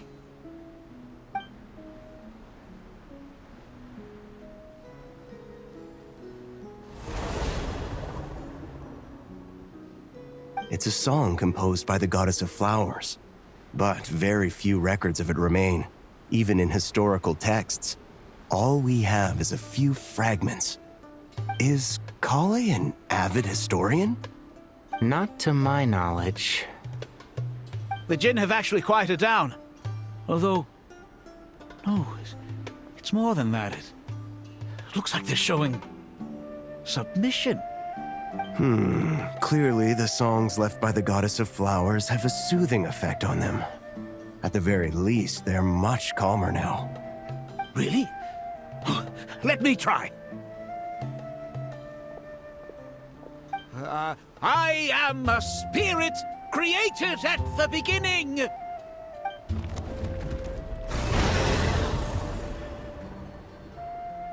Don't stay away. I'll stop. I'll stop. It seems like the song only works when Kale recites it. But why? Kale.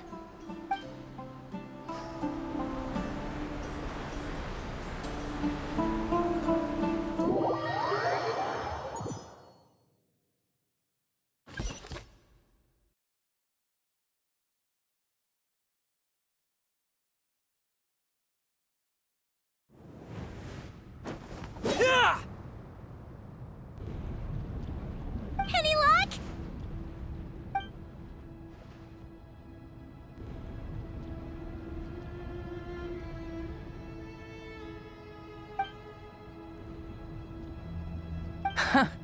When I heard that loud rumbling in the distance, I thought the shifting sands had bust open the gates to some ancient treasure vault. Turns out it was just you guys. Huh? Wait, that sounds like... It's been a long while. Did you miss me?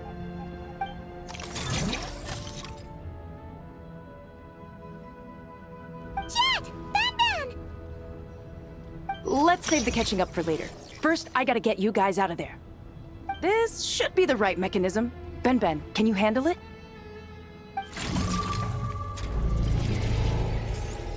There we go. Come on, let's leave this place.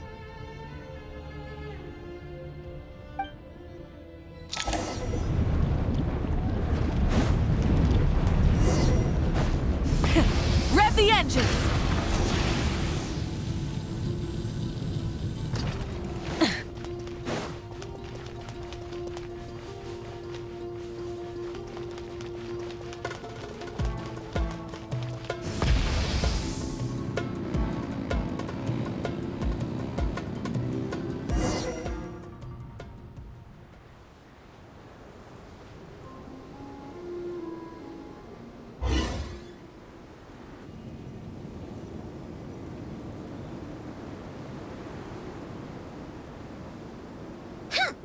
Fatui sure made themselves scarce. It's like they were never here. The Fatui? They came to the desert again? Yep. No idea what they're planning this time. They were being very coy about it. How have you been, Jeht? Well, since we last met, I've started my own band of mercs. We've actually made quite a name for ourselves. Oh, yeah. On a slightly different note, I have some good news. I finally took care of Masaira. Not much to write home about. It was just another day. Found his hideout. Dragged him out of his cozy little bed. He tried to talk me into seeing his point of view, as usual. But I'm way past that by now. There was nothing he could say to save his life. What about you guys? Bet you'd forgotten all about me and Ben, huh? Of course not! We're super duper best friends!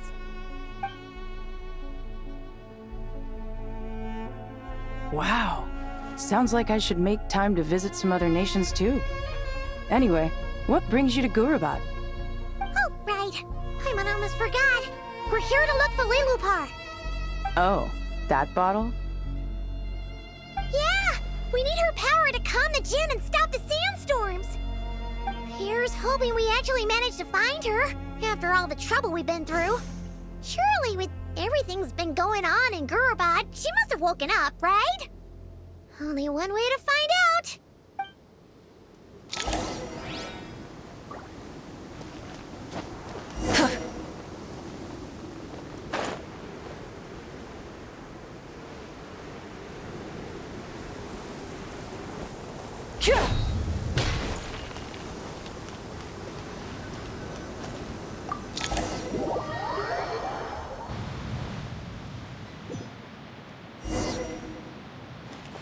Try and stop me! Let's see. Aha! Found her!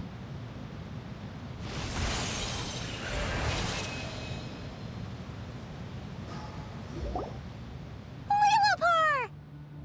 What a long dream that was. It's been a while, my master.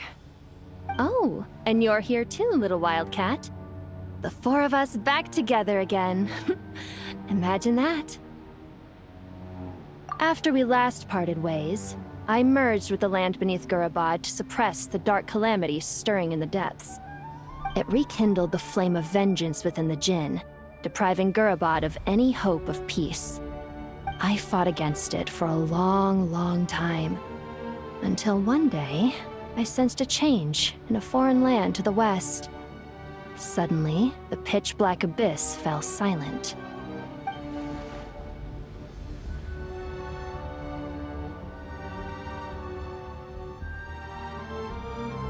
Once satisfied that that dark power could no longer bewitch the djinn, I too fell into a deep slumber, from which I have only now awoken. Why have you returned to Gurabad, my master? And why is my sand-swept homeland in disarray once more? Well, basically, Sumeru's in danger and a lot of our friends are affected. Some bad guys messed messed around with irminsul, and now they've released the djinn in here.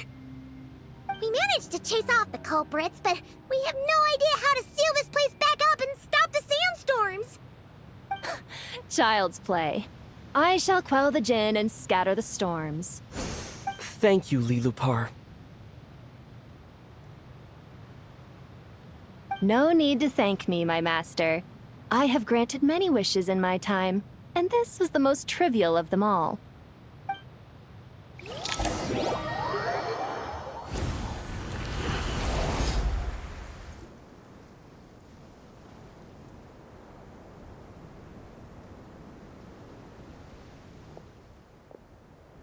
The sandstorm's gone. The sun shines bright again. When I said that we'd meet again under a lovelier sun, this was exactly how I imagined it. Yay! Although, honestly, Paimon would love to hang out with you more, even if the weather sucked. Well, there shouldn't be any more djinn breaking out, right? Are we okay to head back? Sounds good. You can introduce us to your other friends. Another adventure begins. Lovely. The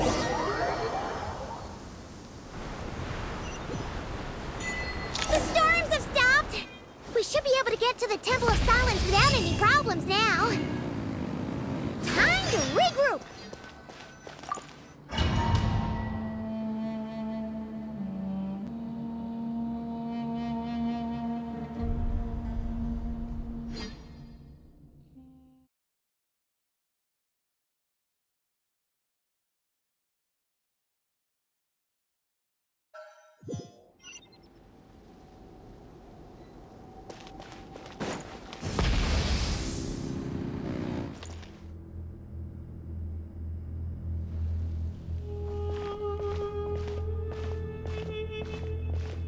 So, this is the Temple of Silence.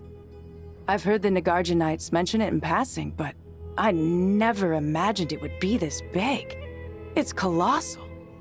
I thought the temple moved to the rainforest ages ago. When did they scamper back into the desert? I don't know. This plan sounds a little too risky for my liking. Even in King Deshret's day, this was experimental technology. We have no idea what could happen if we activate it. Well, unless you know of another viable alternative for the Akasha terminal, I'm afraid this is our only option. The plan is sound, and the risks are manageable. However, if we are to proceed, we must act quickly. The scale of this project is enormous. Even with Kaveh, Faruzan, and every other scholar of mechanics working on it full-time, the proposed modifications won't happen overnight.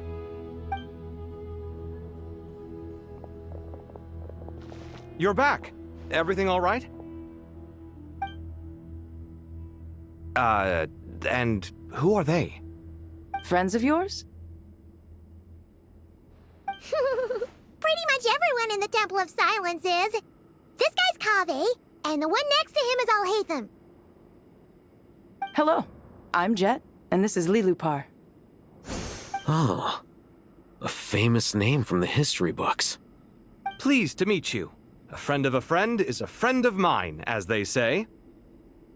Who's they? Huh? Do people not say that? Not in the desert. Friends you can trust, but friends of friends? Gotta keep an eye on them. Still, I do trust the Traveler's judgment. I'm sure you're good people. The sandstorms have calmed down.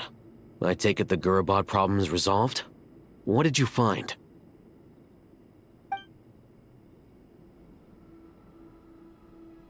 And after getting all smarmy with us, he trapped us there.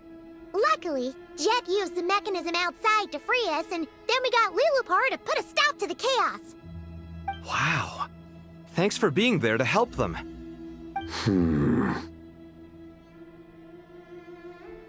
So, this mystery man openly admitted that he was merely a Harbinger subordinate. Yeah? Is there something weird about that?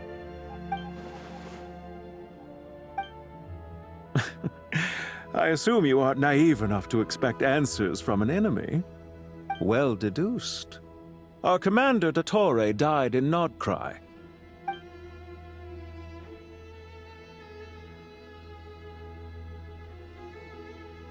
Are you wondering about his true identity? Or do you think there's a big conspiracy behind all this? I wouldn't go as far as to call it a conspiracy. Just the simple fact that having someone to shift the blame on tends to prove useful should trouble come knocking later. The most important thing for now is to solve the immediate problem. Perhaps that man knew you wouldn't have the resources to investigate his background and so didn't put much effort into disguising himself. This is all getting a little cryptic for me. I'll let you guys talk while I take a walk with liloupar. Jeht? Aren't you with the Blazing Beasts? What a coincidence. Didn't expect to run into you here. We're mercs. You can run into us anywhere. Who's this with you? So, did you find the solution you were looking for in the Temple of Silence? You bet we did. This place is incredible. It has everything. So far, we've discussed a plan and verified its feasibility. Building a new system from scratch is out of the question. So our only option is to modify the Akasha using certain resources we hope to find in the mausoleum of King Deshret. According to certain sources in the Temple of Silence, there is a core device in King Deshret's mausoleum known as Aru. Little is known about this device in academic circles, which suggests it was hidden quite effectively. If these sources prove correct, the energy contained within Aru may be sufficient to power our Akasha renovation plan. However, this raises difficult questions regarding technological integration. The sages are still debating it. Yeah, but I'm sure they'll reach a compromise once they've argued it out. The people of the rainforest are always cautious when it comes to desert technology. But times of crisis like this leave us with little choice.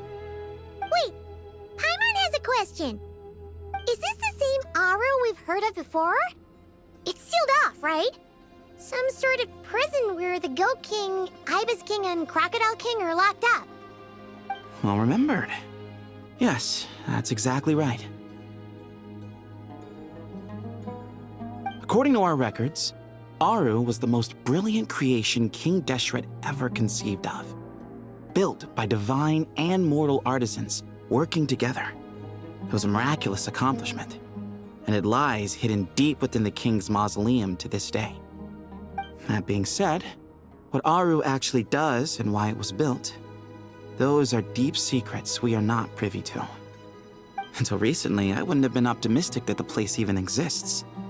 The only reason I'm inclined to believe it now is because we heard it from the Ibis King Thoth himself at his temple. The tale of how the 3 retainers of Al-Akhmar were imprisoned in Aru. Paimon totally gets that. When Paimon first heard about it, she thought it sounded pretty unbelievable too. Do you guys still remember that? The Ibis King told us they were trapped in Aru and that they had to answer 3 questions to get out. I think I remember. What causes our rise and fall? What obliterates love and hate? And what determines truth and falsehood? Those were the 3 questions, right? Yeah. If only Nefer were here. She's dealt with the Ibis King before, so she might know more. Oh, Nefer's a friend we met in Nodcry. Nodcry? Funny. She showed up here earlier. Huh? Yeah. Had another lady with her, too. Both said they knew you. They contacted the sages, claiming they might be able to offer some assistance. Really? They came here to help out? Yes, really. It was just before you got back. One of them said she's made Nodcry her home. If she's the person you were talking about, then... Looks like betting on Aru was the right choice. See? They're right over there. Nicole! Nefer!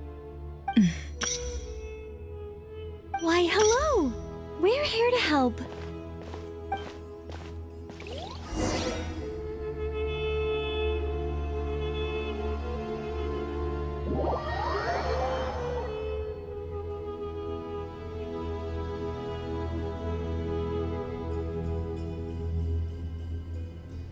It's a good thing we left early. We almost got locked out. Locked out? What do you mean? Oh, you haven't heard? An invisible barrier has appeared around Sumeru's borders, cutting off all travel in and out. No one can leave and no one can enter. Sumeru has become a lonely island. Are the Fatui behind this too? Actually, no. This has nothing to do with them. I suspect it's a defense mechanism within Irminsul itself. Irminsul is the source of Tevat's ley lines after all, and Sumeru is the nation closest to it. I imagine this function was put in place to seal the entire region off in the event of serious damage, preventing the disaster from spreading to the rest of Tevat. It may have been implemented long ago. But doesn't that mean that the people here won't be able to escape to other nations if the anomaly keeps spreading? Currently, that does appear to be the case, which is precisely why I am here. This is a critical moment for the world, and Sumeru is the eye of the storm. Paimon's surprised you managed to convince her to come back to Sumeru. Indeed. Even for someone of my wisdom and eloquence, this tested my skills to the limit. And why should it concern me that Sumeru's in trouble? Surely you don't think I still have feelings for that place? Judging by your tone, I suppose you don't. Sounds like you don't know much about my past. And here I thought you knew everything. All I know is that the Ibis King is the source of your power. He was quite a prominent moon envoy once upon a time, so I do know a thing or two about him. As for your past, I have ways to learn the full story if I wish to. But everyone has secrets they'd rather keep to themselves, wouldn't you say? I'm glad you see it that way, Miss Nicole. I've chosen to call Nodcry home, which is why I did my part in its hour of need.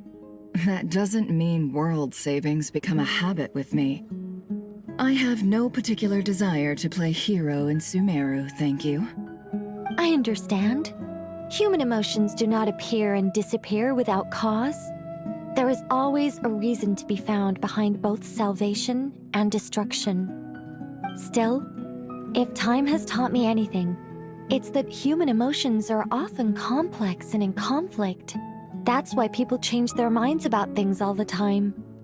But that's where we angels come in. Our duty, ultimately, is to guide people towards their deepest, truest desires and help bring them to fruition. So I wish to hear about your past, because I do not believe you are motivated by hatred alone. And if we still arrive at different conclusions in the end, that's okay.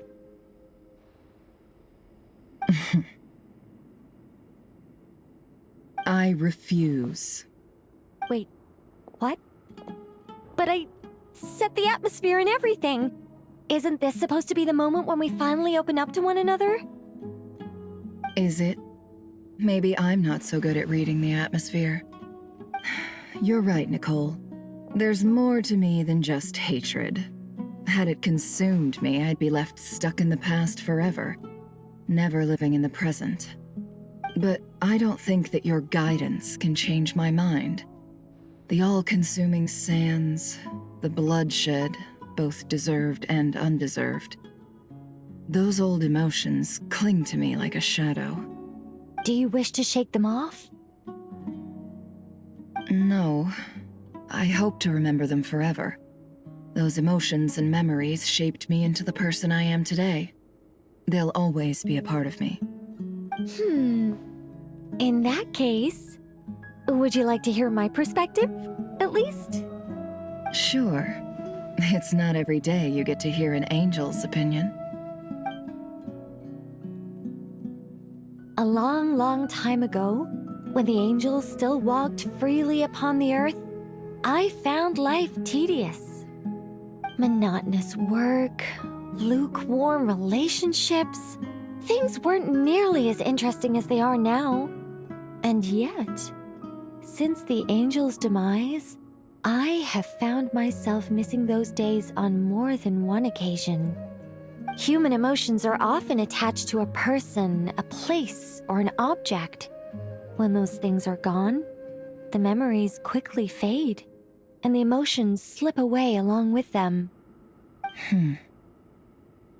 If Sumeru were destroyed, both rainforest and desert would be no more.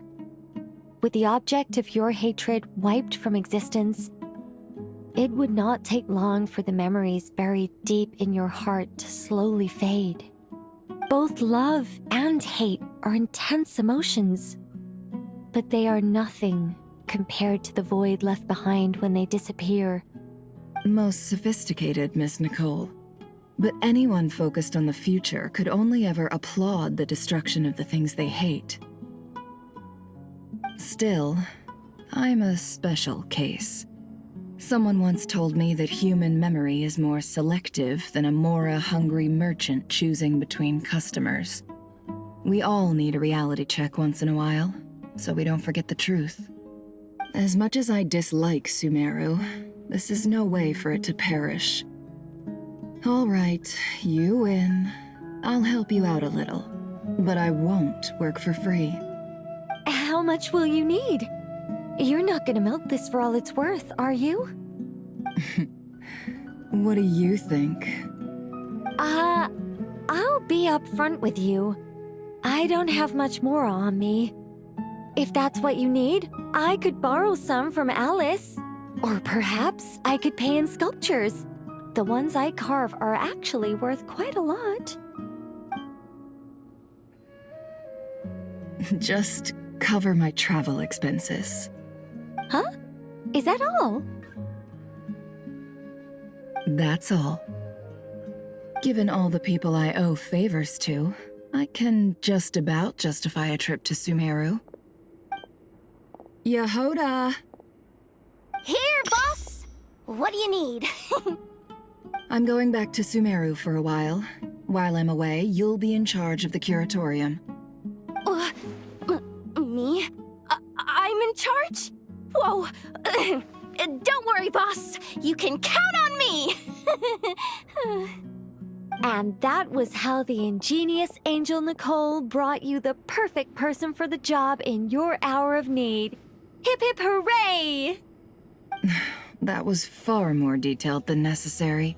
Not lacking in embellishment either. I never thought I'd return. Especially not the desert. But life doesn't always go as planned, I suppose. What's Candace up to? I don't think I've seen her yet. She is still taking care of things in our village. Should be joining us before too long.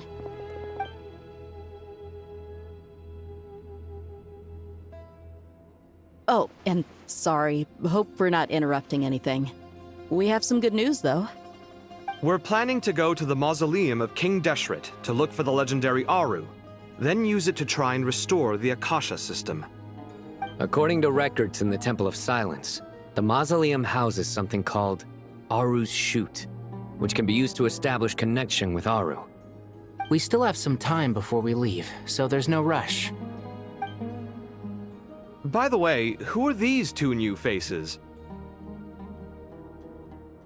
Just call me Nefer. I'm based in Nodcry. Did I hear you mention Aru? Correct. Well, I happen to have a connection with one of the 3 retainers imprisoned inside, the Ibis King. I'm here to get things done, so if you don't mind, I think I should come with you. That sounds perfect. Miss Nefer, are you from the desert by any chance? Why do you ask? I don't know. There's a familiar air about you. Plus, you mentioned Candace. Sorry, I don't mean to pry. It was just a random thought. I'm Dia, an Eremite mercenary. My work usually keeps me out in the desert. I'm on good terms with Dory, and she's mentioned you all before. It's nice to finally put faces to the names. However, my associate here is probably less well acquainted with you. Why don't you all introduce yourselves? Actually, I'm a little better acquainted than you might think. Huh? Huh. Are my eyes playing tricks on me? It looked like you spoke without moving your mouth. Ventriloquism. I have heard tell of it before. What is it, Kale? It's you! You're the voice who's been speaking in my head, aren't you?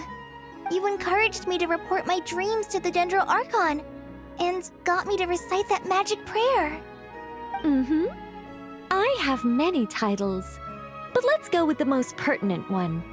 I am Nicole Rain, an angel who has lived since ancient times. An angel? Sounds like a big deal, but, what exactly is an angel? Oh, Well, we're a rather long-living race of beings. Not gods, technically, but we can still tell you a lot of stories from ancient history. Yep, and she's also an amazing sculptor. You could say she's a real creative type. Well, ma'am, if both the Traveler and Paimon give you rave reviews, you must be pretty impressive. Oh, please don't call me ma'am. I find it so awkward when people get too formal with me. Just relax and be yourselves. No need to be nervous. Miss Nicole, if it's okay, could I ask you a few questions? Yes, you may. I can see your heart is filled with confusion, and you are desperate for answers. I also know which questions you want to ask me. Why did you dream of Sumeru City in disarray? Why did those verses soothe the Jinn only when recited by you? I can guide you to the truth, but it involves a personal secret of yours. I'd prefer to speak with you alone, if possible.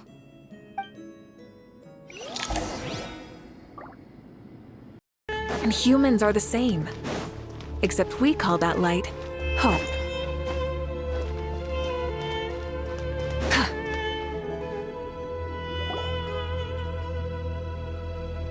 I thought we were going to speak alone. This is a lot more people than I was expecting. What's wrong with it? Even the doctors at Dar al-Shifa allow patients to be accompanied by family members. Well, if Kale doesn't mind her secret being revealed, I have no problem with it. Thanks for being so considerate, Miss Nicole. I don't know what secret you mean, but whatever it is, there's no need for me to hide it from my closest friends. Closest friends? It's so nice to hear that. All right. In that case, I'll get right to it. Kale, are you aware that there are god remains inside your body? I am. When I was young, I got sick with Elazar. Nothing could cure it. The Fatui convinced my mom and dad that they could help, and I was sent to an unfamiliar place. There were a lot of other kids just like me there.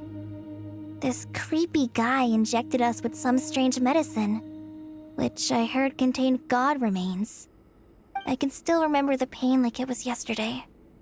But thanks to the friends who've stuck by me all this time, I've gradually been able to overcome those memories. Anyway, so you're saying that what happened to me has something to do with the god remains they injected me with? Yes. Those were the remains of Nabu Malikata, the goddess of flowers. What? Huh. Fascinating. You don't seem surprised like the rest of us. Why? The possibility crossed my mind when Kale recited the Goddess of Flowers song and calmed the Jinn. You made Paimon jump! What are you doing here, liloupar? I was merely passing through when I heard the name of the Goddess of Flowers. Be assured that I share your surprise. You, with the hat. Are you certain? I sense no trace of the Lord of Flowers within her. Well, it is a very small fragment. Unless special methods are used to manifest its power, even her closest acquaintances would find it near impossible to detect. After the goddess passed away, her remains were scattered across the desert. King Deshret gathered all the pieces he could find and buried them in the eternal oasis. But some fragments remained unaccounted for. Eventually, the Fatui must have found a way to track some of them down. Presumably for use in some experiment. It's not an uncommon occurrence. You're more shaken than I thought. In one sense, you've been extraordinarily lucky. So many people who yearn for this kind of power never attain it, yet you have coexisted with her all this time without even realizing it. I don't know what to say. I'm glad that I could help everyone with this power, really. But knowing that a fragment of the Goddess of Flowers is inside my body is... it's a strange feeling. Well, people value their autonomy very highly. Even a well-intentioned intruder can shake one's sense of self. I understand how you feel, Kale. But once you get used to it, you'll find it's nothing to be concerned about. Huh. I guess you, of all people, have a good reason to speak on this. 2 good reasons, in fact. Incidentally, 3 is the maximum number of Hermanubis's Ba fragments that I could bear. Let me guess. Because 2's company, but 3's a crowd? Thanks for helping to explain the joke, Tighnari. Not my intention. Goddess preserve me. I should take my leave. This boy in his wolf's head hat speaks much too differently from the Hermanubis I remember.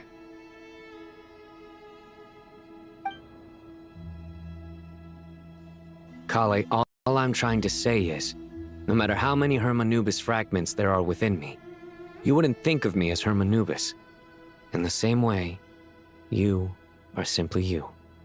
Yeah, I know what you mean. So about that dream I had, was it a warning from the Goddess of Flowers? Yes. Just like me, she was an angel created by the primordial humans, born with the instinct to guide living beings. Though her body and soul have perished, her essence retains its natural instincts. Even her smallest remaining fragments would do their utmost to send you that warning. The Mother of Dreams? Lord of Flowers and Oases? She must have had a premonition. That is why she gave that dream to you. We won't let our efforts go to waste. But I still don't understand. Why me? Yes. Why indeed? You weren't the only one injected with God remains, but only in you have her fragments persisted. I suspect it may be because of the firm will you showed in the face of suffering. She was likely assimilated by that will. Of course, this doesn't mean you have to shoulder any extra responsibility. As this young man said, you are who you are, and that will not change. All right, any further questions from the family members of the patient? If not, we should head to the mausoleum of King Deshret. Let's move out. Time to put our plan into action. We all hope it'll work. But will we really be able to open Aru? And even if all 7 pillars of King Deshret agree to let us proceed, the scale of the work to follow is daunting, to say the least. Haven't you handled other big projects before?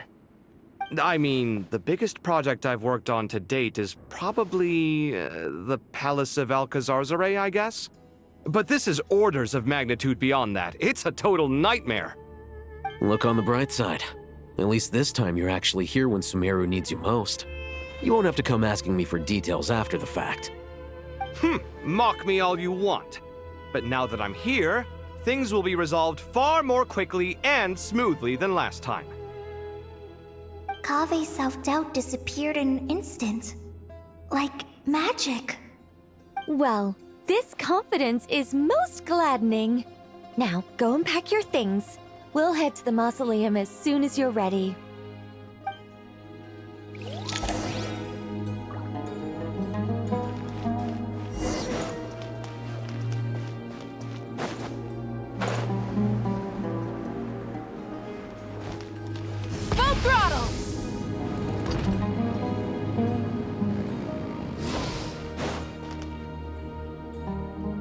Oh, Miss Nicole.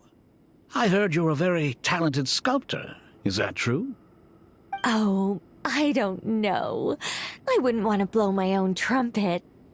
Honestly, even though Kasharawar is best known for its focus on mechanics, plenty of Kasharawar scholars are quite serious about sculpting as a hobby. So if they rate your work, that's enough for us. We just have to take a look. Who's we? Myself and a few other scholars. Kashif, Daneshvar, come take a look.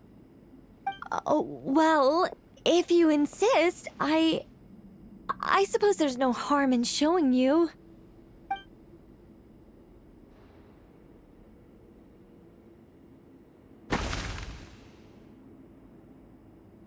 Whoa! Where did that come from? Look at the level of detail. It's so lifelike. The squirrel descends from the heavens like a champion, and the earth trembles beneath its feet. What do you think? Striking, isn't it? Kaveh? Kaveh, come here for a sec. Oh, and Madame Farazan, didn't you used to study in our darshan? Come take a look. All right, but hang on a moment. I have to finish reviewing this proposal first. You called? What is it, youngster?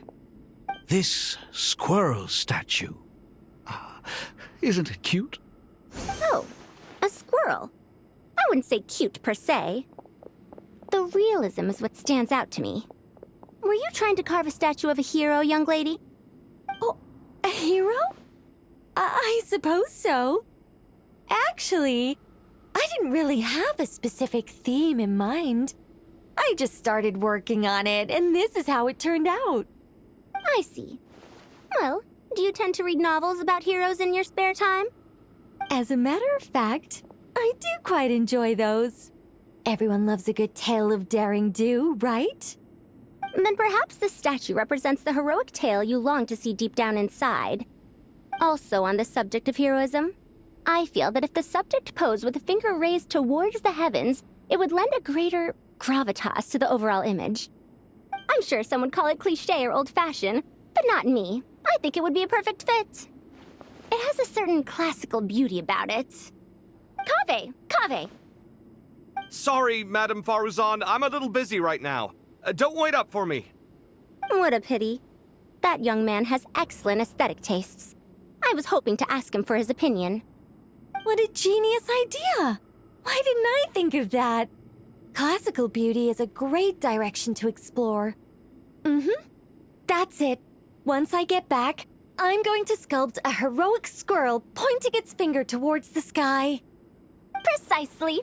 A declaration of victory. You understand my vision. Then place the two statues face to face. Yes! That's exactly what I was thinking. It'll be a masterpiece, Miss... I'm sorry, I didn't catch your name. Just call me Nicole. Madame Faruzan? Was it? What? Oh, no. That wouldn't be right. Why ever not? Madam is a state of mind cultivated from within. Anyone may call me Madam if they so desire. My dear Miss Nicole, once we make it through these trying times, should we have the pleasure of meeting again, I shall look forward to seeing your new work. In this day of age, it's rare to find people with an appreciation for classical aesthetics. Meeting you was truly a pleasant surprise. Honestly, I feel the same way. It's been a long time since I met anyone interested in this style of statue. Clearly, they don't call you Madam for nothing. Also, I have to say, you're a very good judge of character.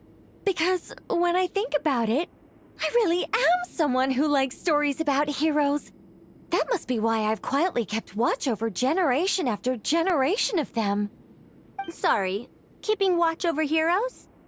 What exactly do you do for a living? Oh, never mind that. Let's not tell Madame Faruzan about Miss Nicole's true identity for now. Good idea. Let's limit the conversation to aesthetics.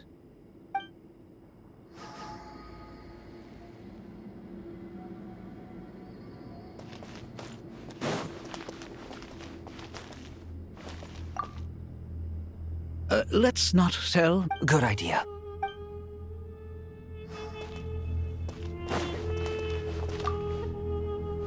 What's wrong? You look a little depressed. Kale got a fragment of the goddess of flowers, and all I got was one of the 7 pillars who served under King Deshret. I lost out, didn't I? That's what you're upset about? You're such a child.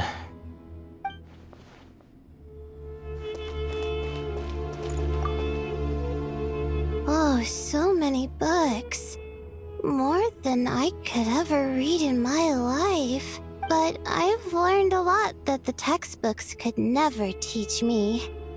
I never realized that people in the distant past thought about some of the same questions we ponder today.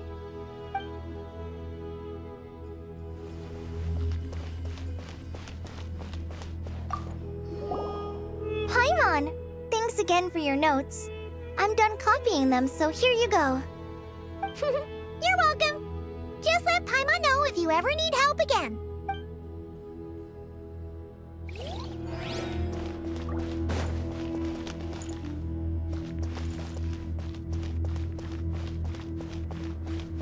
Try and stop me!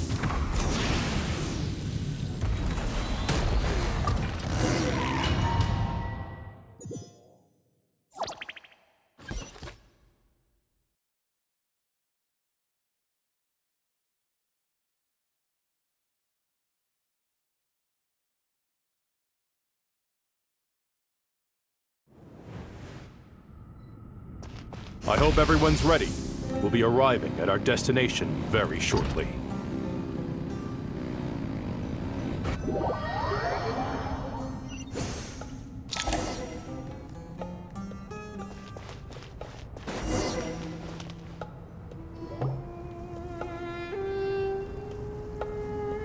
Why, we've not seen so many visitors ever, really. What is this place now, a tourist attraction? Ah, closer inspection reveals many familiar faces. To what do we dusty old fellows owe the honor? Surely you're not just here to chat. You surmise correctly. We are here to carry out a rather enormous project. Ho, enormous, you say? How large, then? Larger than the gaping void in our lives? Why, you've even put a smile on Goatee and Crocco's faces. All this activity is making for quite a special day.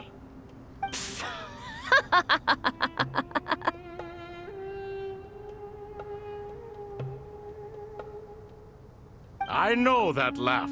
Liloupar? What on earth are you doing here? Oh, this is hilarious. Turns out good things really do come to those who wait. As long as you stay alive long enough. When did you 3 get locked up in here?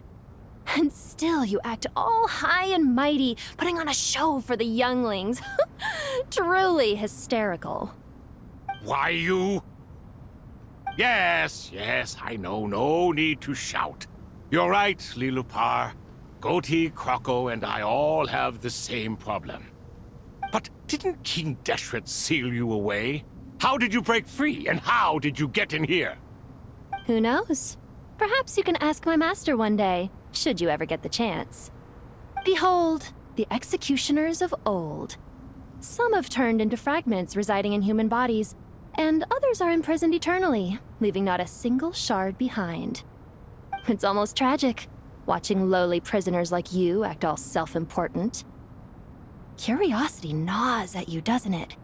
Your interest in the outside world threatens to burst you at the seams. Turf. I'm starting to take a liking to this magic bottle lady. Time is of the essence. Let's get down to business. We come to you, O 3 ancient lords, to request your assistance on behalf of the Academia. If we can help you regain your freedom, then please consider lending us your aid. As for precisely what we need your help with, it's a long story. So, to demonstrate our sincerity, we are prepared to first resolve the problems that plague the 3 of you. All right, stop arguing, Crocco. And Goatee, don't you start. What's the harm in letting her speak? It's not worth getting so angry about. Forget about her. The 3 questions are the crucial thing here. But do you really have a way to answer them? You once answered the final question, Nefer, but the seal did not open. Unless, with the passage of time, you have found a new answer? You could say so. When you first asked me what determines truth and falsehood, my answer was a liar's soul. Liars are the best at seeing through the falsehoods of the world. But if you want them to tell you the truth, you have to reach their soul. I think that makes sense. I found it quite compelling myself, and I told Nefer so. Unfortunately, it brought us no closer to liberation. Well, that's simply because it was my answer, not the one King Deshret was looking for. Can you guess which answer Al-Ahmar wanted then? Time. And that's not only the answer to the final question, it's the answer to all 3 of them. All things wax and wane with the passage of time. Love and hate eventually fade into nothing. Current affairs are always fraught with conflict and controversy. Only time can distinguish between right and wrong. You once described King Deshret as a proud man. I'd say that the prouder someone is, the more inclined they are to believe that only time is qualified to be their judge. Time. Well. Indeed. Perhaps in building Aru, our king was in fact attempting to reverse time, to bring love and hate, right and wrong, the rise and fall of all things back to their point of origin.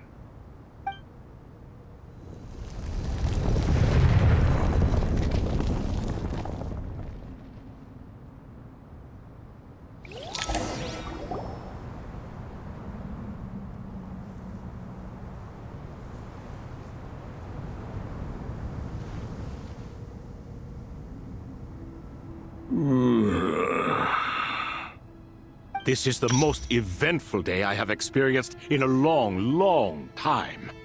You have my sincere gratitude. Are those 3 of the 7 pillars? Turns out the statues were quite faithful to the source. You 3 seem to be in good spirits. Prison can help a person grow and learn to cherish what they have. Nevertheless, after everything you've done for me, I sincerely hope you never have to experience it for yourself. Hello, Nefer. It's good to see you, Thoth, the Ibis King. Nice. Definitely puts my mind at ease, seeing you 2 getting along so well. Should we maybe introduce ourselves, or... Sure. I'm Sethos, the current leader of the Temple of Silence. This is General Mahamatra Sino, and this is the former Spontamat sage, Cyrus. But I'm guessing none of that means a whole lot to you. Everything is equally new to us, in truth. We've been gone from this mortal world for longer than you can imagine. Let's hold off on the introductions for now. We can always ask Nefer about you later.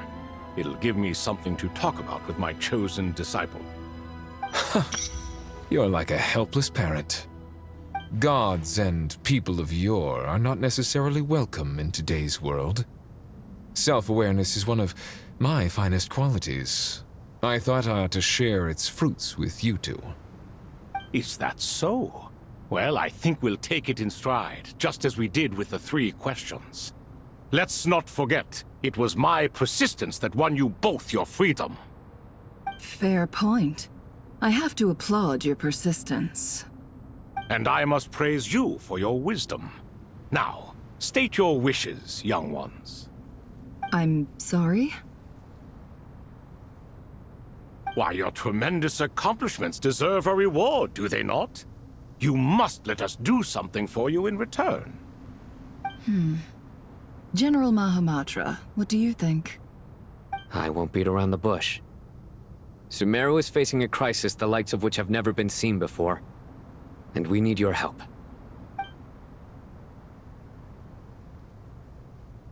Every calamity throughout the ages has been connected to us in one way or another, whether we were its cause or consequence. Whatever is wrong with irminsul, it severely affected the Dendro Archon. She fell into a coma and is currently receiving treatment from the Dendro Dragon. The Dendro Dragon? I'm sorry, the Dendro Dragon is helping to heal the Dendro Archon? Not apep, surely. Not vicious, cruel apep who possesses no virtues aside from her basic instincts. Ah, good heavens. Oh, I shudder to think what could have caused Lesser Lord Kusanali to suffer such a plight. Still, why would the Dendro Dragon lend you her aid? She has always held nothing but contempt for the Archons. I suppose she and Kusanali must have some history. You can help us make history, too. A smooth talker. Well said, lad. Currently, no one can connect to irminsul. We hope that by opening up Aru and making some modifications to it, we can use its technology to our advantage. Unfortunately, Aru is an imperfect creation. King Deshret never managed to realize his full vision before his death. Much remains to be done if it is to be pitted against irminsul itself. Besides, I hear your reasons, but to give Aru up over such would be... The archaeological records clearly indicate that although Aru's construction took a long time, it was not beyond human means to achieve. Modern technology should solve the efficiency issues. We have no choice but to go all in on this. This is by no means a threat. But the only reason we helped you escape from Aru was to gain the necessary leverage to negotiate with you. You asked us to state our wishes, and we have. Each one of us here needs your help, as do all the thousands of people living in Sumeru. They need you, and they need Aru. What do we think, my fellow old fogies? Shall we lend our support or not? Since you ask so nicely, naturally. Naturally what? Are you for or against? I simply mean we shall do what comes naturally. You claim that you wish to open Aru. Know you then that the golden slumber created by King Deshret is preserved within? We do. We understand the risks involved. In all likelihood, the mortal world will never again be able to replicate King Deshret's work. Never will there be another chance to come so close to creating a utopia. Knowing this, are you sure of your decision? We are sure. Before people can dream, they must first live. If your minds are made up, very well. We shall summon our erstwhile colleagues to discuss this further. Saint Shezepank, Saint Bennu, once you surrendered to silence and were buried with King Deshret. But now, we invoke the right to awaken you with our voices.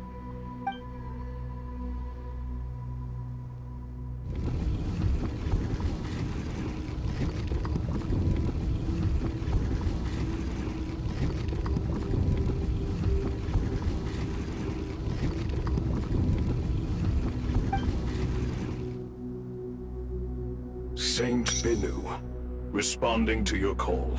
3 kings detected. Initiating autonomous will. Saint Shezepank, responding to your call. 3 kings detected. Initiating autonomous will. Ah, Lord Herreshoff. What a long time it has been. I trust you are keeping well. Then your trust in my well-being has long outlived your physical body. You have always opened with that same phrase, in life, death, and now even beyond. Al-Akhmar is long gone. What is the reason for this meeting? You're awake? Good. We are voting on whether to give the people of present-day Sumeru access to Aru and permit them to perform technological renovations. You have the right to support or oppose the motion. Aru is the pride of Al-Akhmar. Opening Aru requires the unanimous consent of the 7 pillars. I hope you have a convincing reason to present to us. Sumeru is currently in the midst of a major calamity. Let us not forget that while Al-Ahmar was a stern ruler, he was also a teacher of wisdom. A god without his people shall cease to exist, and King Deshret's greatest wish was to provide protection for his people. Let us then honor our God King's wishes as we consider our decision. I do not mean to mock these proceedings, but what is the point of a unanimous vote when we know that the last of the 7 pillars, the Dendro Dragon Apep, will never communicate with us? This will no doubt surprise your mechanical mind, and I have no intention of trying to persuade you it is true. But apep is, in fact, healing the Dendro Archon as we speak. Huh? Can someone attest to this?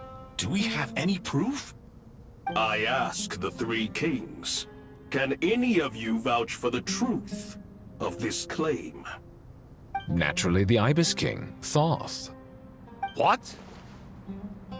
It was Thoth's disciples who revealed the truth to us. We need not debate its veracity. Simply let Thoth bear accountability. That way the rest of us may have a clear conscience.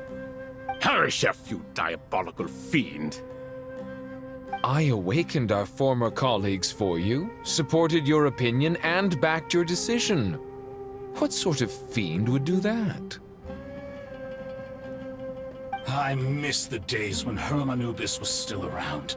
At times like this, he would offer to take accountability. What are you trying to say? Is my word worth less to you than Hermanubis's? Hypocrite though you are, Lord Thoth, you are humorous in equal measure. How could we bear not to associate with a character such as you? I, Saint Shezpank, approve the Goat King's proposal. Since King Deshret is no more, we shall receive no reprimand for acting beyond our remit. Nevertheless, I sincerely hope that those before us understand the significance of what they intend to do. Remember, the moment that Aru is liberated, the myriad souls residing within the Golden Slumber will return to the ley lines. And once the ley lines flow again, these souls shall in turn be received by irminsul. To take this step is to bring the perfect afterlife created by our king to a permanent end. We understand that well, and we have decided to proceed regardless. Furthermore, the contemporary human perspective would contend that confining souls in this way is no act of benevolence. The deceased have a right to rest in peace. King Deshret's creation is clearly a place of rest and peace. It is just that many do not see it this way. But no matter. Saint Benu approves. Hermanubis' representative and the Dendro Dragon Apep made their choice ahead of time, while the Goat King, Ibis King, and Crocodile King have also granted permission to liberate Aru.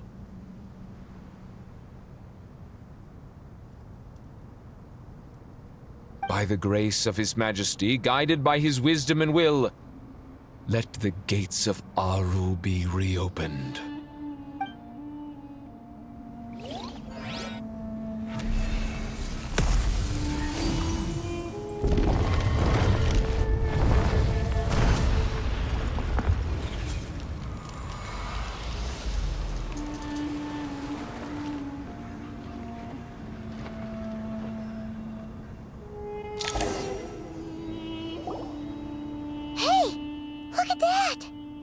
What's this? Are we under attack? No. Wait, it's...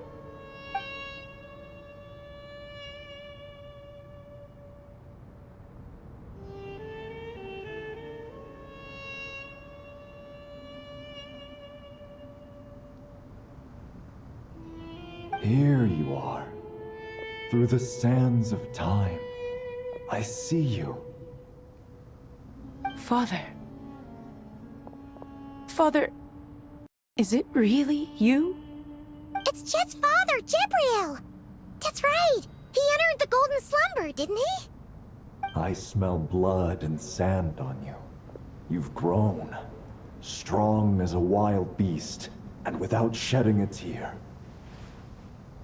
You have to leave, don't you? Please, just answer me this. What should I do for you? This meeting is a blessing from the gods. My soul, once imprisoned along with that of Samael, is finally free. I am truly grateful for the chance to see you again. That the dead should meet the living is itself a miracle. One brief, precious moment is enough. Enough to set my heart at ease. Do not weep for me, Jeht. I know you will accomplish many great things in your life. You will go further and climb higher than I ever did.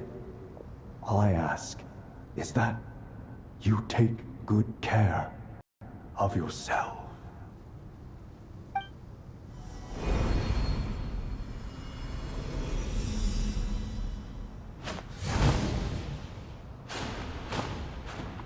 Father!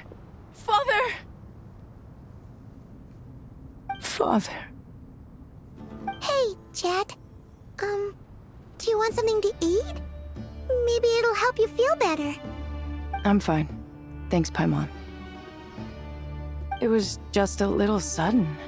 The chance to see my father again meant the world to me. He was trapped in the golden slumber for our sake. And now, after all this time, he can finally rest in peace.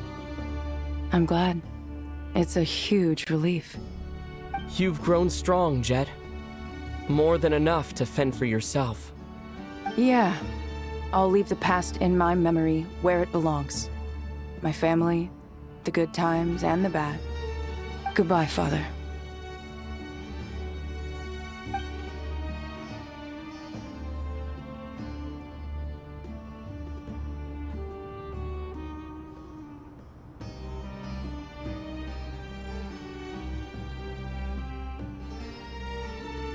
Ah, me, what a touching reunion that was.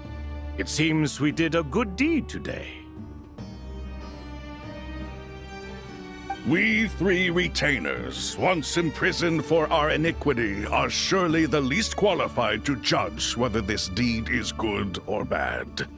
Either way, Aru is open. Now you have your opportunity, and with it, whatever trouble may ensue. Although Aru was created by a god, human craftsmanship was nevertheless required to build the gate that connects it to this world. Perhaps the relationship between gods and humanity follows a similar principle. As for your proposed renovations, we cannot determine which functions to keep or discard. Proceed as you see fit, but please entrust the task to your most accomplished scholars, or Bennu will be most displeased. It matters not. The Ibis King shall be accountable if any problems arise. Ibis, you chose to take on disciples, and so it follows that you must accept the risks of associating with humans. If I'd known you'd be like this, I would have locked all of you away in Aru, never to leave again for all eternity. All of us? What does this have to do with me? Vilify me no further. Scholars, since you have liberated Aru, allow me to present you with a gift. Using Aru's power, we shall install a defense mechanism at our king's mausoleum. You must be guarded even against irminsul itself. This shall afford you some convenience. Unseen and unheard. From this moment forth, none may by sight or hearing perceive anything said or done within the mausoleum. Amazing. And all this is achieved just with the power of Aru? With technology from the heavens, the possibilities are endless.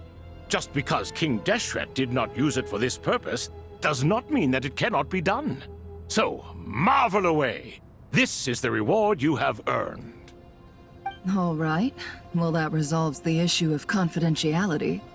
What about the technical side? Do we have the manpower? Why, yes. I've already contacted them. They'll be here soon.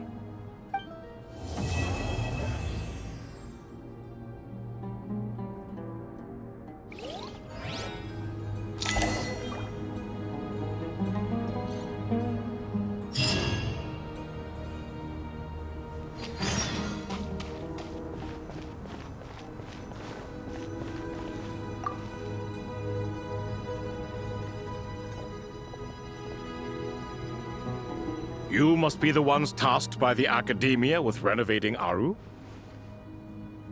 That's right. Good afternoon.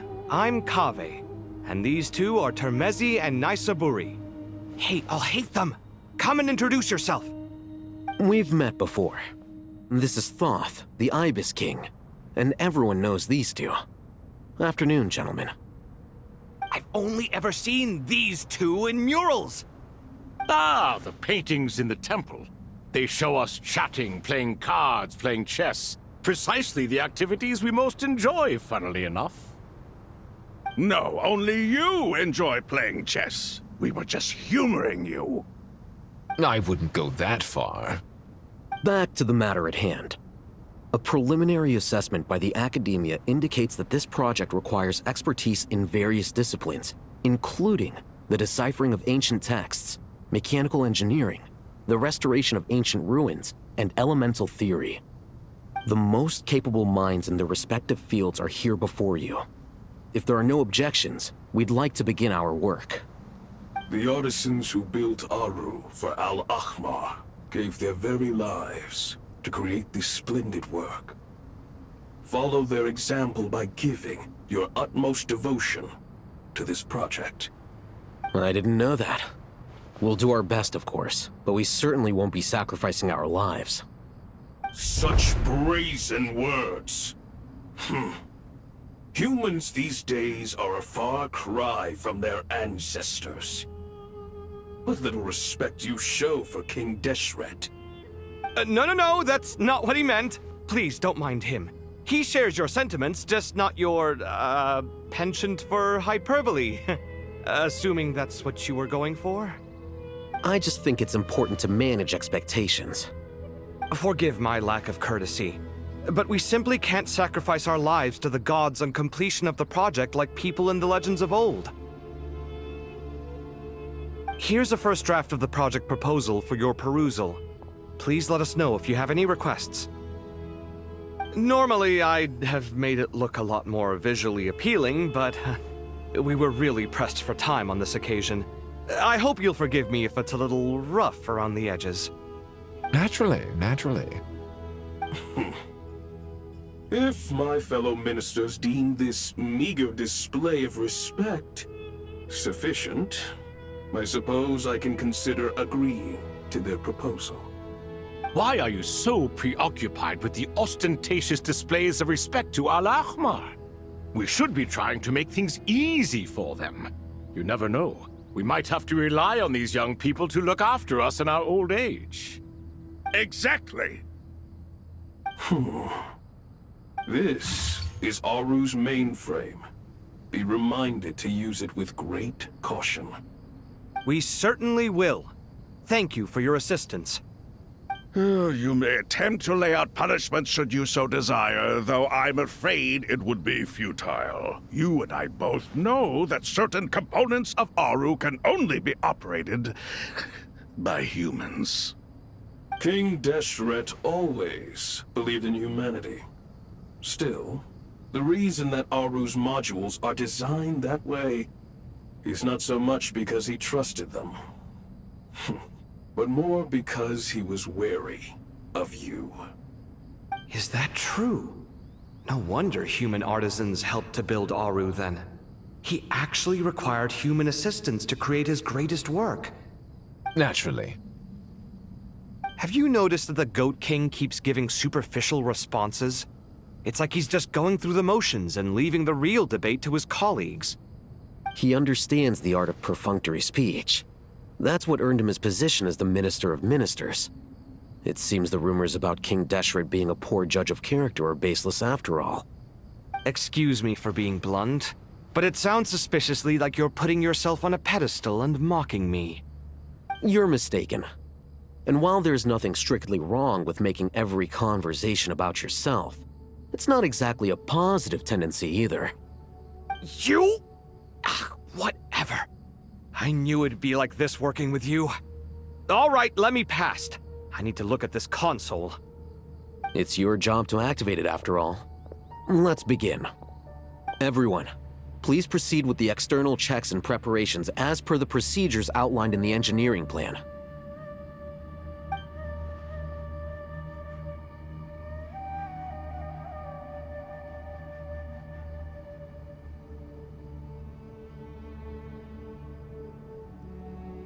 Hello there, youngsters. Whoa, the Ibis King came to life. What do you mean, came to life? I've been alive the whole time. You did say we could start our research, right? Are you having second thoughts now? I've reviewed the proposal. The work you're planning to carry out on this grand device is ambitious in its scope. You have ample confidence in your abilities, I take it? I wouldn't say I'm feeling hugely confident, but given how bad things are, I'd rather at least try something than sit around waiting to die. You are the top scholars of your day. I trust you are aware that there are countless links between Aru and the Akasha? Aru and the Akasha? But I thought the Akasha was the Academia's greatest technological accomplishment, created years ago by the Dendro Archon to help her people access knowledge. And you too? Do you not know either? You've read the instruction manual, right? You tell them. An instruction manual? The Akasha has an instruction manual? The Dendro Archon is a kind and thoughtful god indeed. It used to sit on a shelf in the corner at the House of Dana. Not the most popular read. If the manual is to be believed, Aru was in fact the original inspiration for the Akasha system. What? But there are so few records about Aru anywhere. And practically none of these scientific expeditions into the desert had anything to do with it. Ah, but this is something you could not possibly have known. You may have heard many stories about the desert, but what is the most important aspect of history? Consider this a quiz. Anyone from Vahumana present? I'm from Vahumana. It's, well, veracity. Precisely. And a large part of veracity is the chronological order in which events occur. I may as well tell you. In the beginning, Nabu Malikata, the goddess of flowers, descended upon Sumeru. The glory of the heaven was within her. She brought life, oases, and knowledge to this land.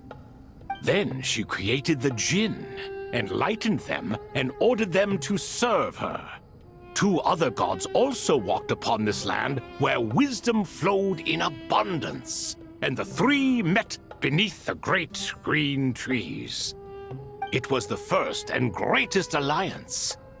We should speak with reverence of this covenant between the three, which transcended both time and life. For they promised that in Sumeru, wisdom would be shared with all. All the great changes in Sumeru's history began with the goddess of flowers. For King Deshret's sake, she pried into the secrets of Celestia, and for this was burned to ashes by the flames of wrath. So grieved was King Deshret by her passing that he lost all interest in state affairs and devoted himself instead to the knowledge that she had brought back.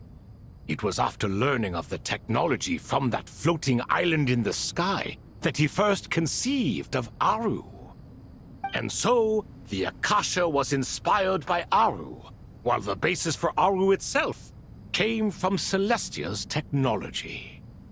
Well, if the two share a common technological origin, then connecting one system to the other is an entirely feasible idea. Unbelievable. Have you no reverence at all for celestial technology? No, I do, but there's no time for that. The schedule is too tight. Blame it on the deadline. Perhaps you could try coming up with our cutoff dates. You know what it's like having to turn around 5 different drafts in one day? I wouldn't wish it on my worst enemy. Yeah, also, Sir Ibis, King, you don't plan on getting directly involved at all, do you? Yes, well, you strike us more as having come to give a popular science lecture. Or, wait, does this count as more of a first-hand witness statement? Neither. Anyway, this sounds like far too much work for me. Still, if Aru is so powerful, why didn't King Deshret use it for more ambitious ends? Because it was never fully completed. King Deshret had grand plans, but he perished before they could come to fruition. In the beginning, his wish was to create something that could rival the very world itself. The Lord of Flowers sacrificed everything for that ambition. What he desired, she bestowed, and thus was knowledge brought into the world. Her courage and sacrifice had to be honored with the most splendid of monuments, or King Deshret would surely have deemed it a grave injustice. And that monument, built from knowledge and technology, etched with a sacrificial and courageous love, even in its unfinished form, it deserves to be treasured. At that time, King Deshret said the following to the Lord of Dendro.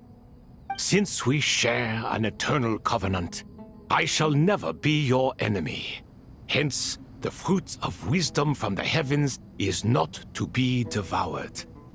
Remember, it is not that I lack the power to become the enemy of wisdom. Yet you and she have taught me much and shown me kindness. For this, I cherish you both. In the end, Aru was only used to store a portion of the souls. It was but a primitive form of the masterwork the king had envisaged. His final hope for Aru was to return to the past, when she yet lived. So the point you're making is, King Deshret was both powerful and ambitious, and he only ceased his imperious ways out of affection for the Goddess of Flowers and the Dendro Archon. You could see this as an act of mercy, but you could also see it as the sentiments that lay between these 3 gods placing constraints on him. This was, after all, the foundation of the alliance between them. This explains why Aru was both a prison and a monument, and why the answer to the 3 questions was time. You have to be careful who you get involved with, or you invite all manner of misfortune. This is as true for gods as it is for humans. Love is the same. It is both a prison and a monument. All right, let us pause the story here for now. Seeing as you've been so diligent, I'll offer a little help. Who's in charge again? Is it you two? Ah, yes, me and him. Now then, close your eyes.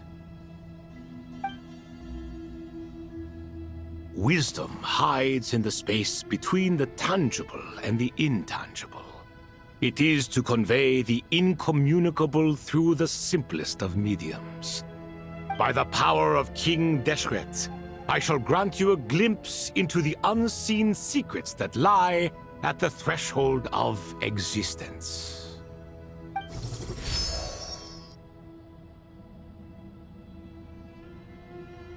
Where did this come from? Is it a new mechanism? It looks more like some form of externalized information. You've rendered it visible? Just as the Akasha allows you to access a greater range of knowledge, the power of our king permits one to perceive ingenuities that do not belong to this world. This is no ordinary mechanism. It reflects the internal structure of Aru. Whether you choose to increase or decrease, keep or discard. Come, use these to achieve the outcome you desire. Looks mechanical to me. Better let me handle it, just in case. But wait, how do I get up there? Turn around. So that's where the elevator is.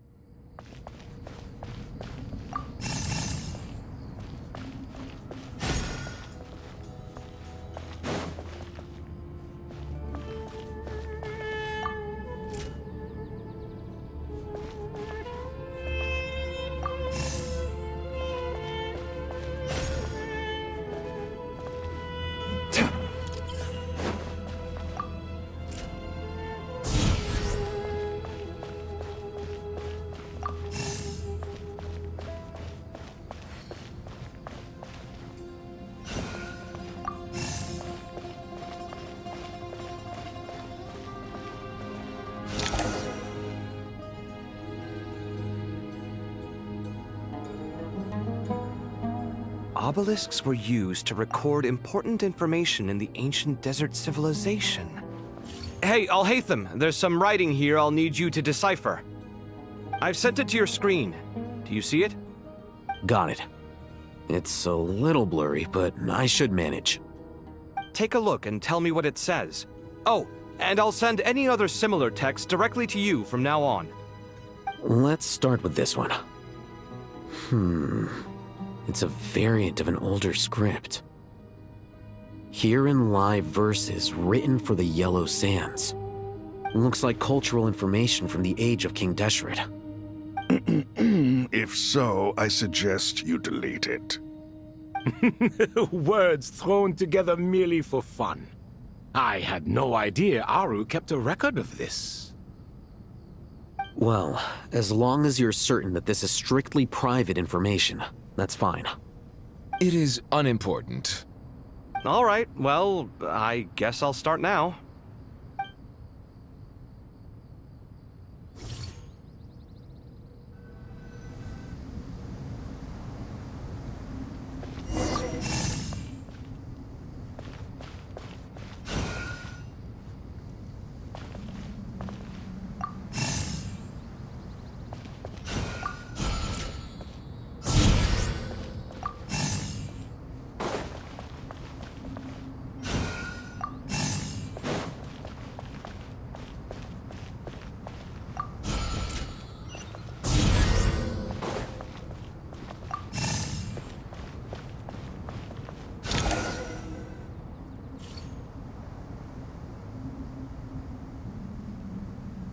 Found some more. Sending them over to you now. These are all reports about the Gurubad conflict. Can we delete them? I'd say so. Most of this information has already been archived anyway. What if there are details in there that Vahumana missed? What are we supposed to do if they come after us in the future? They'll just have to live with it. If we don't resolve these issues now, there won't even be an academia in the future, let alone a Vahumana Darshan. Yeah, you're right. Okay, done. There's some other similar monuments nearby. I'll check them out.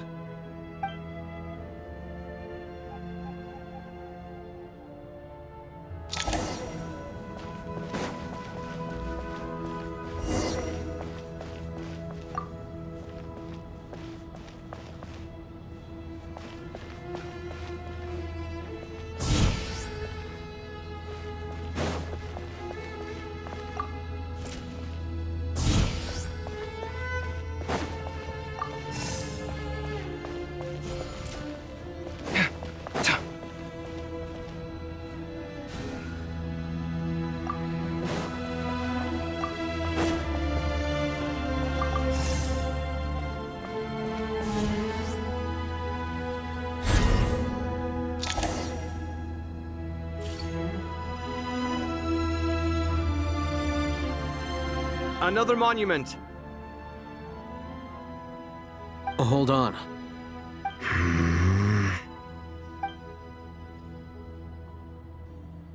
You're still reading it? How long is it? It records the development and governance of the Oasis civilization. Most of it concerns the Jinn, but it also contains records left by the artisans who built Aru. Is it important? Some of it. There was no way for me to read the whole thing in its entirety, so I had to rely on my intuition to pick the parts worth keeping. What about the artisans' records? What do they mention? They're speculations, mostly. For instance, they were wondering how to protect themselves if King Deshret decided to silence them after the construction of Aru was complete. Sounds like pure mythology to me. Surely that kind of thing didn't really happen. The records do emphasize that this was merely their conjecture based on various myths. Still, the artisans did leave details of their plans to survive, including blueprints for their escape route. Even that got recorded? Okay, well, I'll make a copy of this first before I delete it. Is that truly necessary? You won't be needing those. No, the blueprints are important. I want to keep them as a memento.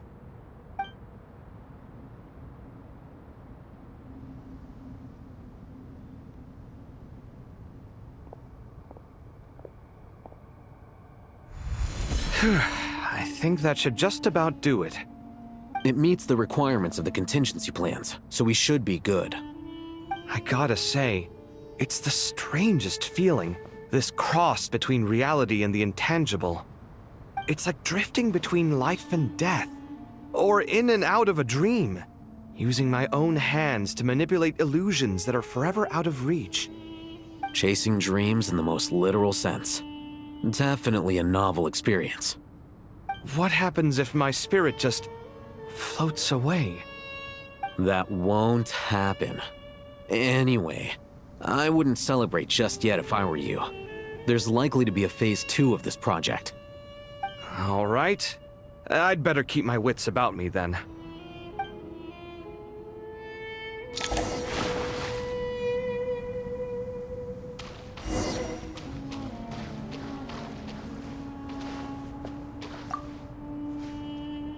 I expected that the outside world no longer respected the ancient gods, but even so, I do find the tone of these youngsters to be dreadfully impolite. It should hardly come as a surprise to you. I remember you saying the same thing last time. I assumed that was just a one-off. I did not realize it was the norm. Don't you think that young lad's matter-of-fact tone sounds familiar? It bears a rather uncanny resemblance to you, Goatee.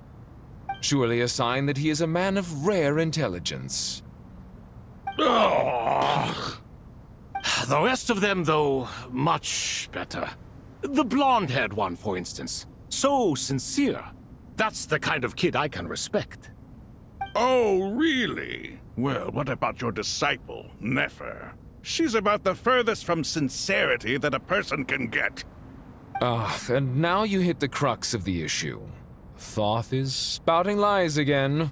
He cares nothing for sincerity. He likes Nefer simply because her personality is just like his. Thus, in giving his approval to Nefer, Thoth is simply validating himself. The rest is but smoke and mirrors. You have some nerve saying that. There really is no helping you two. Shut up, chess rookie. What nonsense is this? How dare you tell me to shut up? How can you engage in such banal chitter-chatter at a time like this? Aru has been opened. The glory and splendor of a bygone age is about to sweep over the earth like a flood. And you're here squabbling like petulant children. All three of you are insufferable. King Deshret was merciful, indeed, giving you a chance to be released from prison. I say, you should have been locked up for good. Ah, but Bennu, look on the bright side. Had they not been released, we would not have been awoken. Oh, you've been here this whole time. You should be scolding them along with me. I miss Hermanubis. It's not a real reunion without him here. And now you're avoiding the topic and talking to yourself. Why King Deshret designed your personality like this, I will never understand. Isn't this simply proof that our king supports my free will? Oh, look at those two rust buckets. Suddenly, you two do not seem so bad after all. Here, here. If being stuck together for thousands of years fosters no friendship, I cannot say what would. Naturally.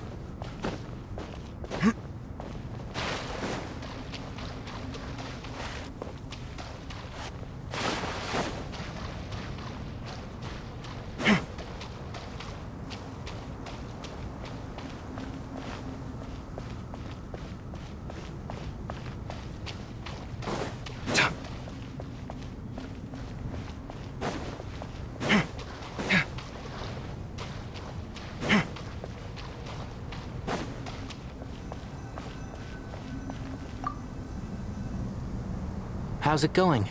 Are things progressing smoothly? Well enough, I suppose. You know how it is. The work itself is only half the problem. The other half is having to work with Al-Haytham. I'm sure the feeling is mutual. Honestly, though, I thought you two had already worked things out. As if! Turns out working closely together is the best way to expose any tensions lurking beneath the surface. Besides, I just think that some people never change. Agreed. Case in point, you didn't make sure I was out of earshot before you started complaining about me. Old habits die hard. Actually, this is for your own good. Maybe if you spend a little more time listening to what other people have to say, you might actually realize that you're the problem. Naivete is another old habit of yours.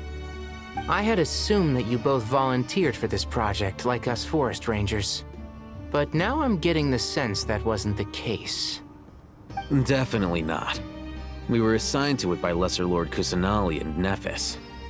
As much as I'd love to be doing normal work for normal clients, these Titan projects are all that's on offer right now. Though I'm sure they wouldn't be roping us in if they had any better options. Just goes to show how short-staffed the academia really is. I'm sure you've prepared yourself mentally, but I still feel the need to advise you to lower your expectations. It might make the process of working together a little less intolerable. I know! Same to you!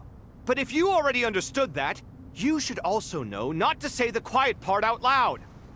Why don't you come help me with my forest patrols? Might help you avoid any further disagreements.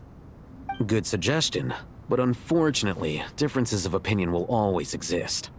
Changing the nature of the work won't get rid of them. For once, I actually agree. There is zero chance of us ever resolving our differences. Zero! But even so, the work must be done. Care for some coffee? I'm glad to see you making progress. Don't act so smug! It'd be nice if you made some too! I feel like even I've made some progress today. In the past, I never would have dared to try and mediate a conflict between you two while you're both right there in front of me. Apologizing probably makes it sound like I'm in the wrong, but I'm sorry. I was just kidding. Truth be told, I don't have any work to do at the moment, so I'm just here to kill some time. How's Kale? She's studying with Nicole. I'm not sure how she's getting along, but she seems to be in good spirits at least. I wouldn't worry. Angelic affairs are probably above your pay grade anyway. I know what you mean, but Sino and I are still a little concerned for her. He said he'd go keep Kale company after he's finished training the mercenaries. I'm planning to join them myself shortly. Kale will be okay. Have faith in her. Even we can see how much more confident and outgoing she's become in these past few years. Thanks to you and Sino being there for her and providing guidance every step of the way, she can finally stand on her own 2 feet. On her own 2 feet. Does it feel bittersweet? watching the younger generation grow up and move on. No, not yet, at least. I was just thinking, I wish there was more I could do for everyone. She'll be fine. Yeah, she will. Just try to relax.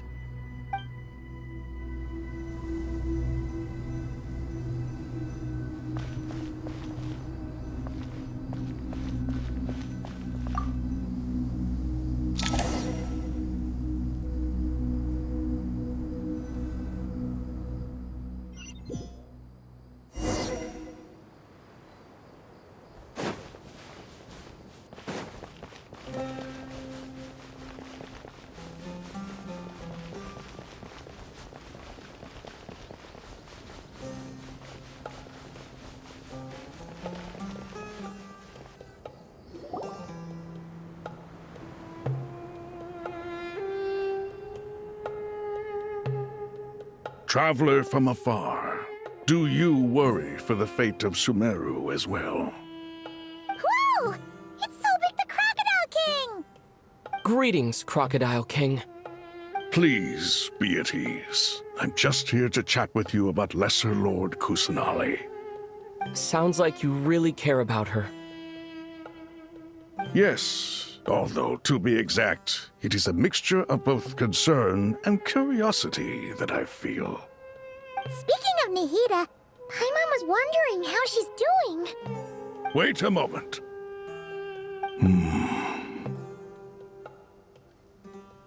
What is it?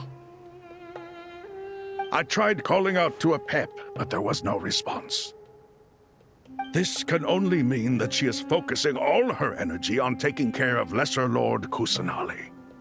All the gods who served King Deshret seemed super surprised to hear that apep agreed to help Nahida. Guessing she made a bad impression on you or something.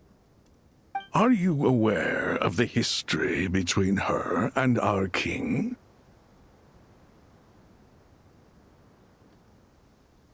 The story begins a long time ago. Al-Ahmar was always a wishful thinker where the Dendro dragon was concerned.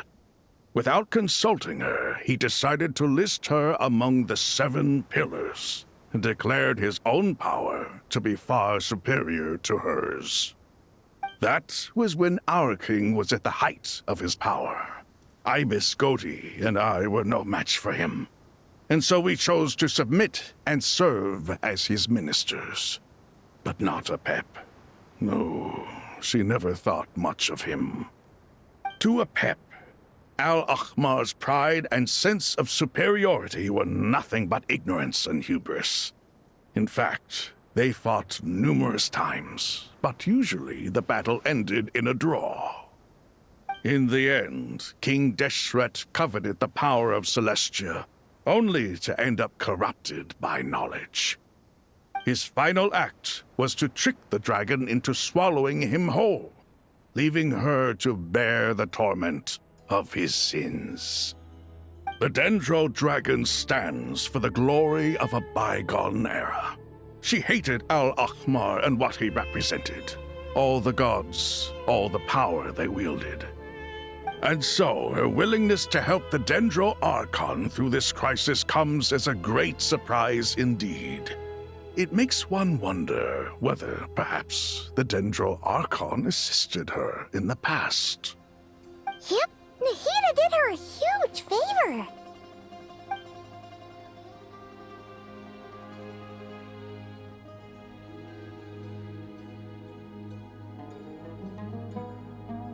So Lesser Lord Kusanali put an end to the Dendro Dragon's many long years of torment. As much as she loathes the 7, apep knows kindness when she sees it. No wonder she was willing to make an exception. Yeah, that's the sense we got from dealing with her too. She is not incapable of coexisting with other living things. Rather, she actively chooses to avoid coexistence. And this despite the fact that she symbolizes life itself. How ironic. All of this being said, I wouldn't expect too much from her if I were you. Nothing will change her hatred towards humanity and gods. We'll I'll keep that in mind.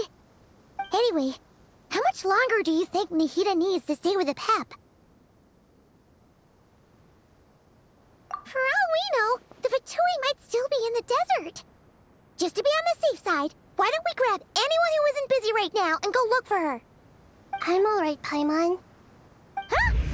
Was that Nahida's voice? It seems the treatment was effective. Since when do my deeds require your evaluation?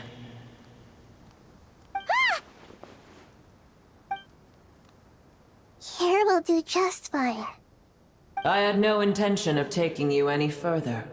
One ought not expect greater generosity than they have earned. You always hide your kindness away like an oasis within a sandstorm. Only those who make it through the swirling winds can know just how beautiful that oasis is, and how much hope it brings. You dare appraise my being? No, I'm expressing my gratitude. I want to thank you for sharing your precious life force with me.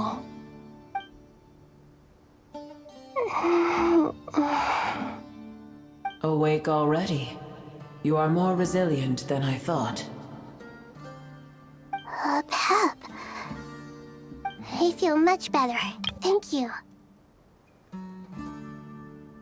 Gods and their gratitude mean little to me.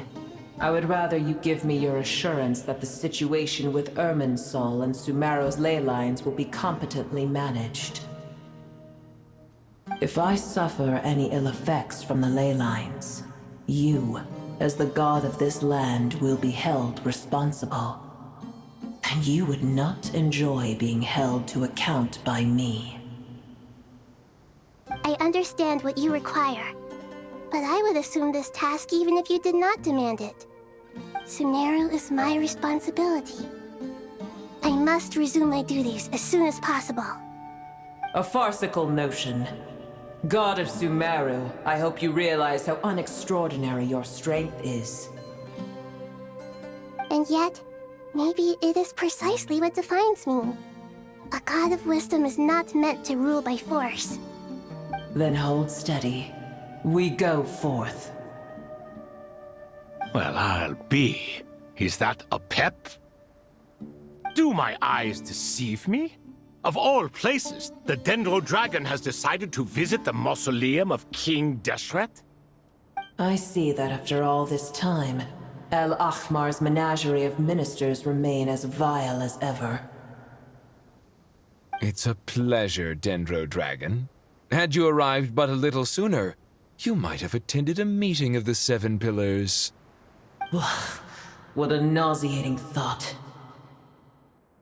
You are not the first insects I have had the displeasure of dealing with today. A swarm of them tugged on my tail on my way over. Goodness knows what hovels they crawled from. Why do all the creatures of this world remain so lowly after all this time? What did you do with them? I cast them away. What would you have me do? Keep them as trinkets? Booer, this is where we shall part ways. To be clear, I do not wish to see you or anyone else here ever again, unless absolutely necessary.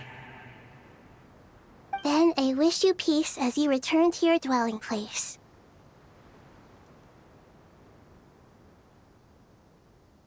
It matters not to me. Simply refrain from bothering me again.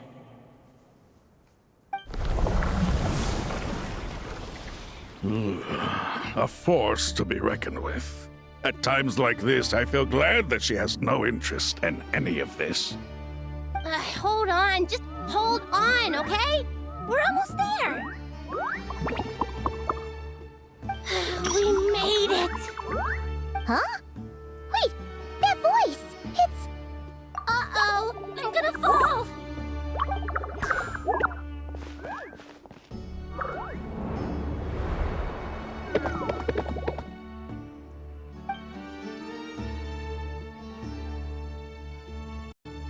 Well, that's a relief. A pair of safe hands indeed. The Dendro Archon's familiars. They are the last thing I expected to see here. Huh? Wait, what are the Aranara doing here? Don't you guys hate the desert? Obviously I was worried about the Dendro Archon. I've been supporting them with my Pari powers the whole way here. Oh, you seem pretty nervous. Is it because there are too many people around? Not just people. It's all these non-human beings, too. It's hard on them. I can't believe you made such a long and dangerous journey just for my sake. I appreciate your support so much. Thank you all. I'll have to ask everyone to wait while I help our new arrival settle in. Once I'm done, I'll gather everyone to discuss our next steps. Traveler, Paimon, shall we find a place for our friends to stay? Awesome! Let's go! Well, first I have some questions.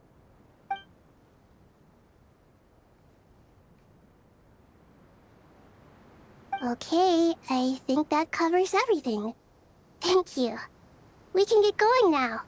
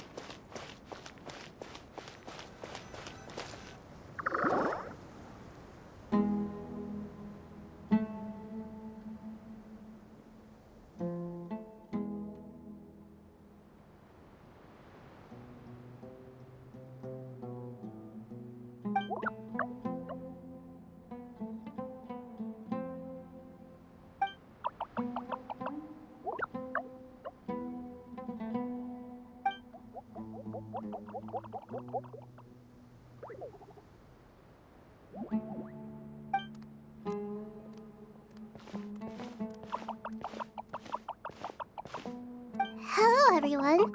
It's only us.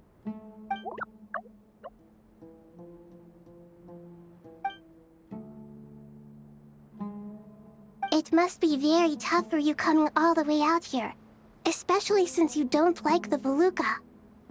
Is everyone back in Vanarana doing well?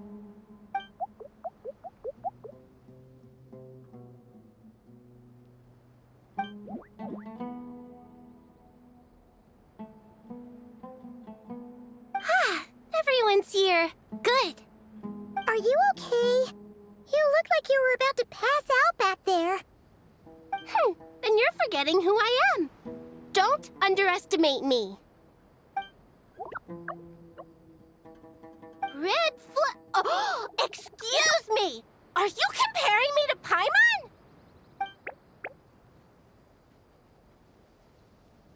I suppose everyone is gathered here because of me. As we can see, the situation is critical, and everyone is very busy with their various tasks, so...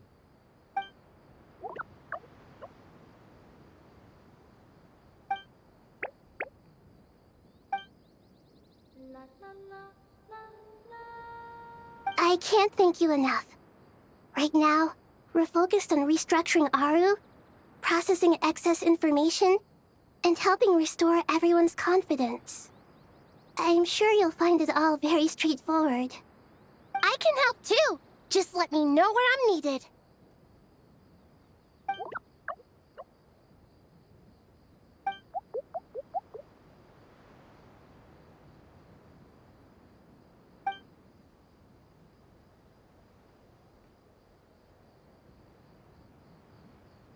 Up to no good?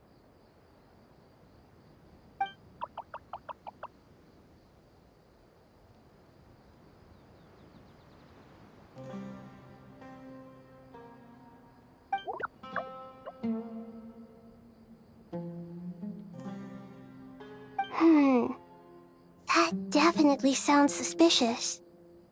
Traveler, Paimon. I have other work to attend to here that needs to take priority.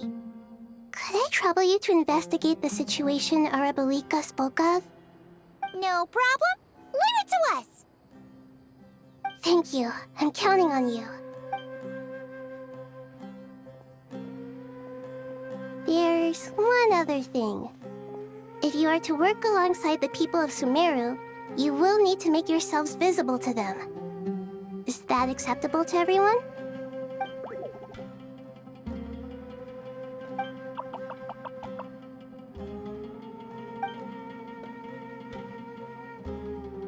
There's nothing to fear.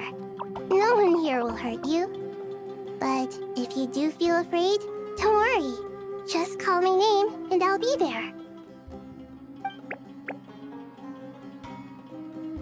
Very well. Now, I shall bestow a small blessing upon you all.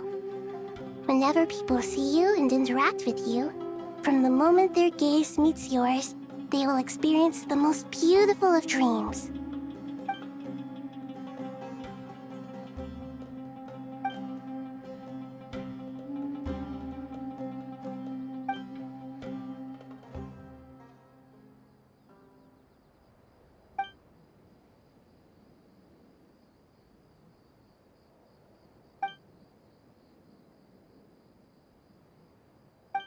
Do not fear.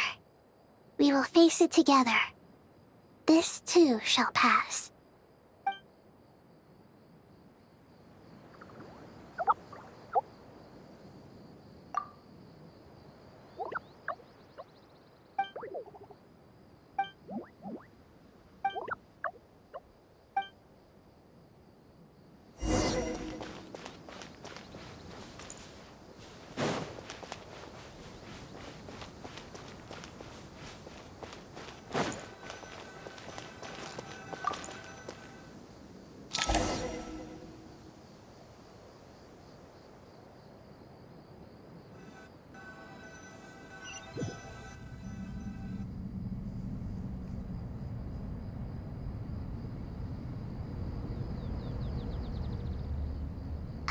Everyone's here.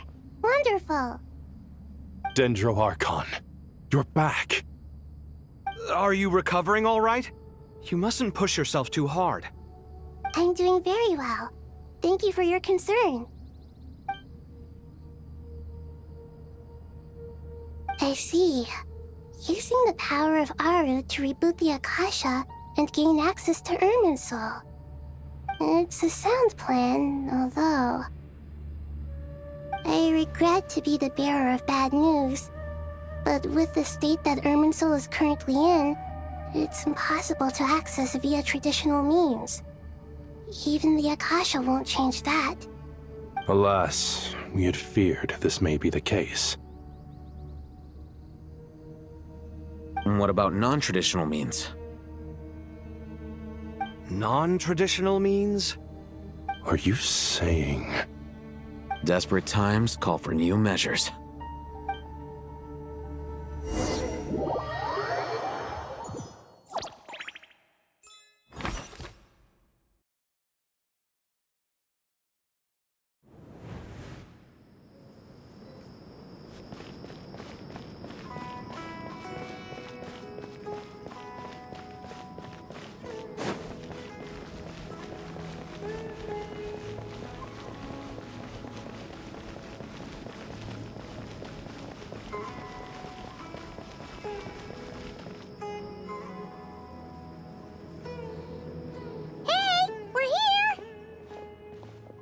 Ah, it's you.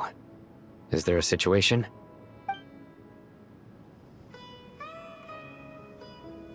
The Aranara have good intuition when it comes to people. In other words, there may well be a traitor among us. Given everything that's going on, I'd be more surprised if there wasn't. Miss Nefer, as a professional intelligence broker, I trust you have a solution? Not one that I'm willing to volunteer. What's in it for me? Let's say I'll treat this as a pilot project aimed at expanding your intelligence operations.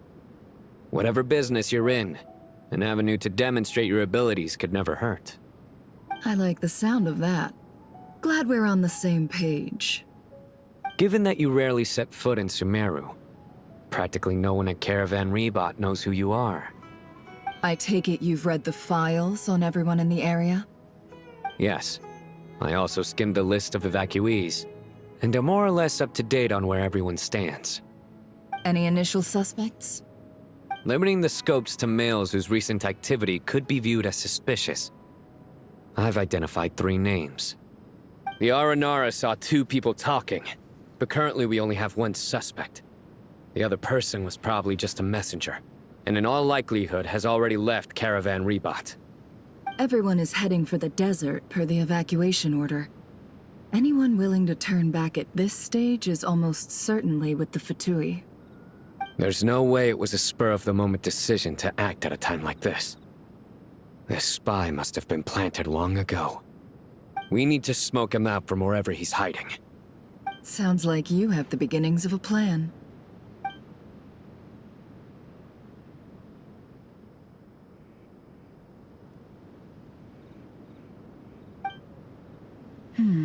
I see. Your suspicions are well-founded. I'd be watching him too if I were you.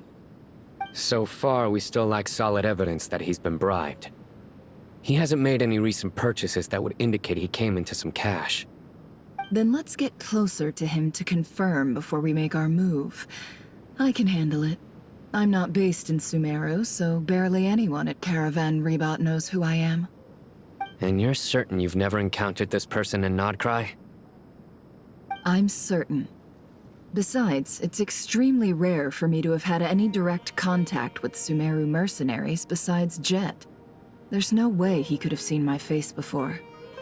Sino, stay out of sight and wait for my signal. If he raises any red flags, I'll bring him toward the main road. Understood. I'll take it from there. Excellent. Well, it's a pleasure working with you.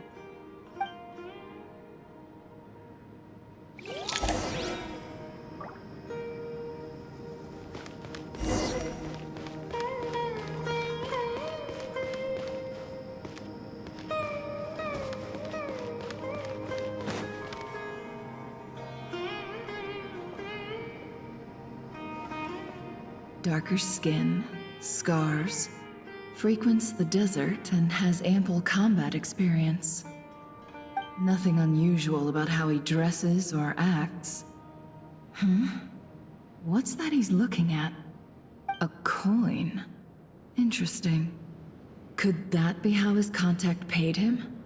Conveniently discreet for someone trying to hide any unexplained income. And yet it could be highly valuable.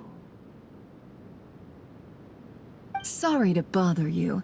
Has everyone here already left? I don't suppose you happen to see a lady wearing a hat? Ma'am, what are you doing in Caravan Rebot all by yourself? The main group evacuated some time ago.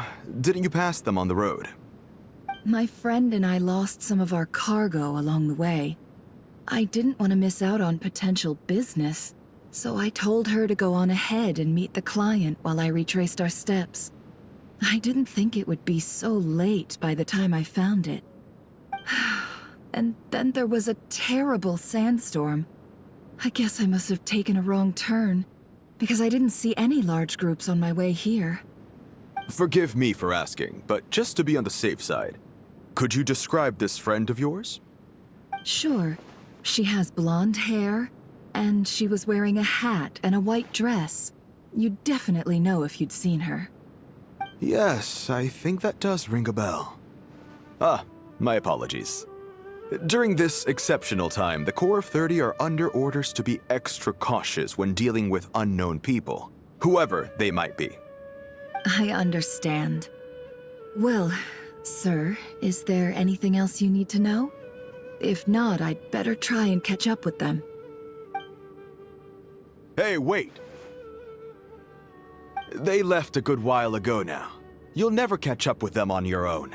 Why don't I give you a ride? I'm here to collect the last few people anyway. We have plenty of carts, so one more won't be a problem. That would be amazing. Traveling with a group will be much safer. I'll have to pay you for your trouble. Hey, let's not worry about the money for now. Wait here a moment. Once I'm done packing up, I'll take you to join the rest of the group. All right, thanks. Let me know if you need a hand carrying anything. No need for that. I'm strong enough for both of us. Okay. Well, I wish there was some way I could repay you. Guess it's my lucky day, running into someone who knows what they're doing here. You might have just saved my life, you know? You're not wrong there. I mean, what kind of cargo is so important that it's worth risking your life to get back? I hope for your sake that it's priceless. Actually, I suppose I can tell you, since you've been such a big help. But be sure to keep it to yourself, or we could both be in big trouble. Oh, really? Sounds mysterious. We're in the antiques business. You understand? Some of our goods aren't acquired through the most legitimate means. We have to be very discreet when we're selling them. That's why I had to go looking for the missing cargo alone. Ah, no wonder. Well, ma'am, in that case, it turns out that maybe there is something you could do for me. I'm all ears. But to be clear, our commission isn't cheap. Think carefully before you ask. We don't want to ruin our relationship before we even hit the road. I'm sure that won't be a problem. My issue is, I have something that's a little difficult to sell on as well. Take a look at this.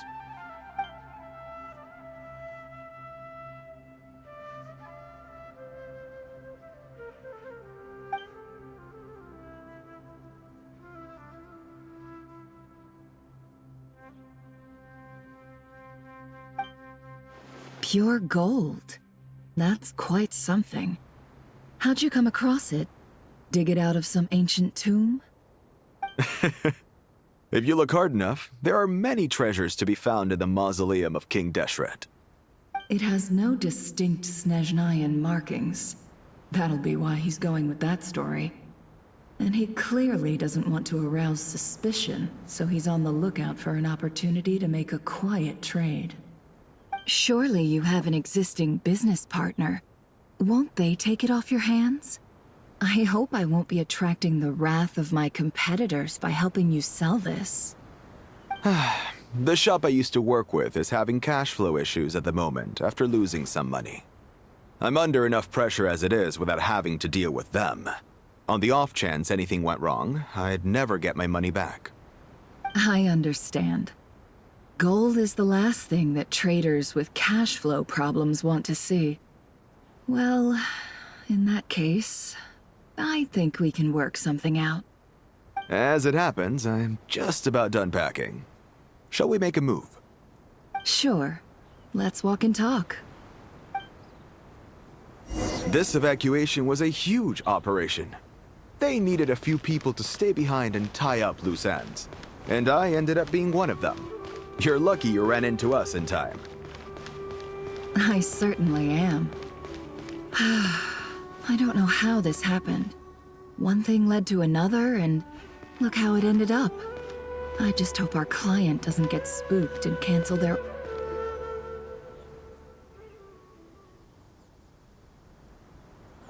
Huh?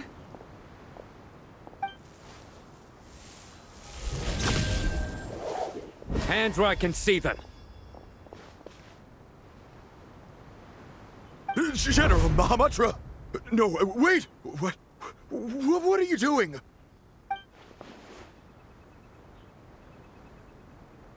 This is the coin? Good. Sadly, you won't have the chance to spend it. Nicely done. Looks like Sumeru's Matra are a well-oiled machine nowadays. Unmarked gold coins are quite difficult to trace.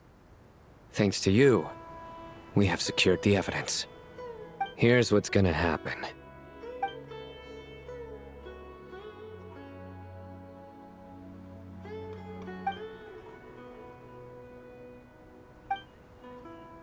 Southeast from here, leeward side of the hill.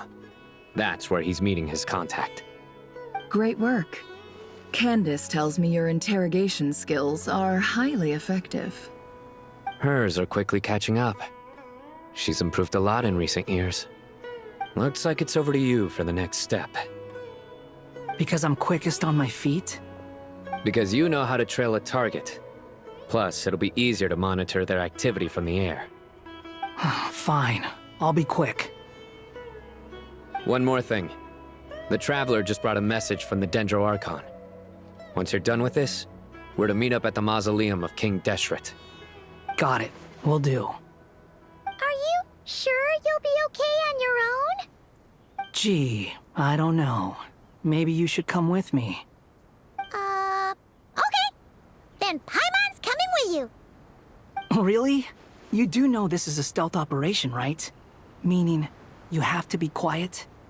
Paimon, are you sure about this? Well, Paimon at least wants to give it a shot. Like everyone says, if you never try, you'll never know. Besides, being the best guide into that has to count for something. This should be a piece of cake. Fine. Join me if you want. But be warned. If anything goes wrong, I'll have to gag you and shove you into a bush. No need! Paimon will be super careful. Promise! Good. Then what are we waiting for? Let's go. Ah! Coming! Coming!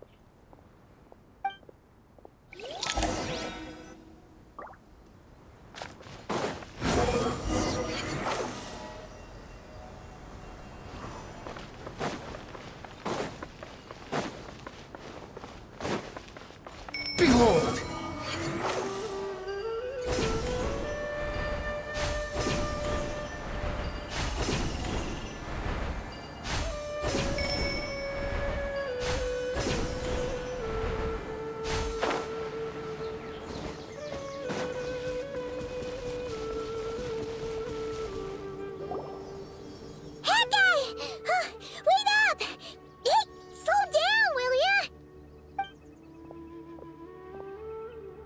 We're here. Now we wait. Okay, yeah, cool. Cool. What's on your mind, Paimon? Huh?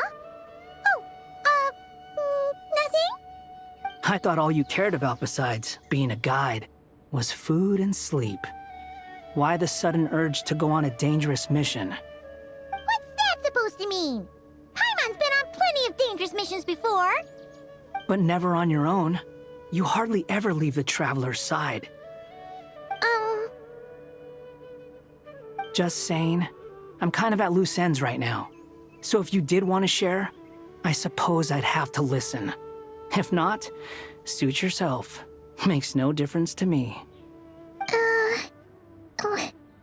Hat guy? Do you think Paimon is useless?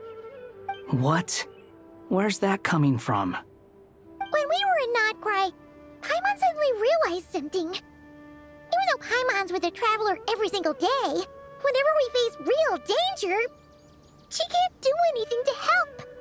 Paimon doesn't get like this very often. She just got really scared when the Traveler got kidnapped that time. What if he never came back? What would Paimon do then? And the more Paimon thought about it, the more useless she felt.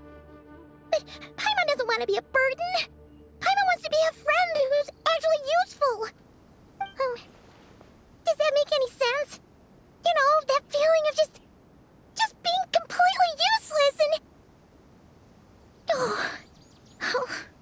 Paimon probably sounds so ridiculous right now. You asked the right person. Boy, do I know that feeling. Oh, that guy. I'm not gonna try and encourage you. What I will say is this. When you start doubting yourself, you have two choices. Give up or change. You have to make the decision to move forward. Otherwise, no amount of consultation from other people is gonna help you. So ask yourself, what do you want? To get stronger? To learn more?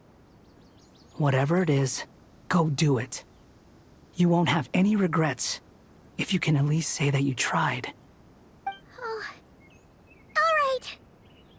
Something's not right. Shouldn't they be here by now? Paimon, is it just me? Or is it a little too quiet around here? Should Paimon take a look? We'll give it another hour. If nothing happens, we head back. Okay.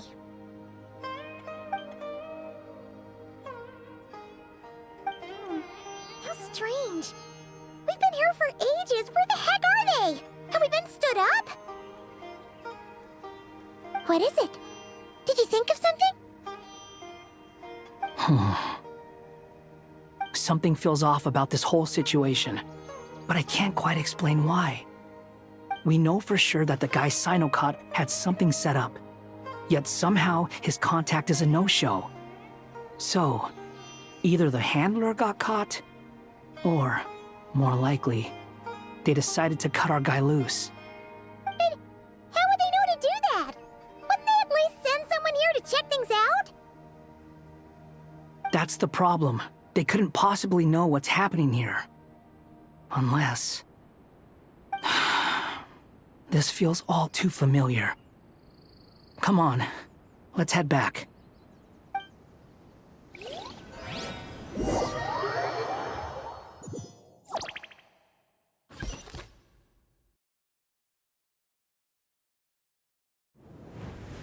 Even though this isn't a formal meeting, I'd still like to start by saying how grateful I am to each and every one of you.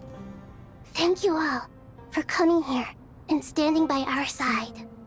Shesipank and Bennu are currently assisting the scholars with the maintenance of Aru. Please forgive their absence. As for Hermanubis, may he rest in peace. We remember him with great fondness. There have been times when I imagined what it might be like to meet you all. Now that it's really happening, I feel quite emotional. Time has taken many things away, but that which remains is all the more resilient. I must say, there is one thing that rather surprises me. You appear to be in good spirits, Lesser Lord Kusanali. But even so, I can sense that the life force given to you by the Dendral Dragon has far from fully resolved the problem of your vitality. Oh no! So even apep's power didn't work? Don't worry, Paimon. It worked very well indeed.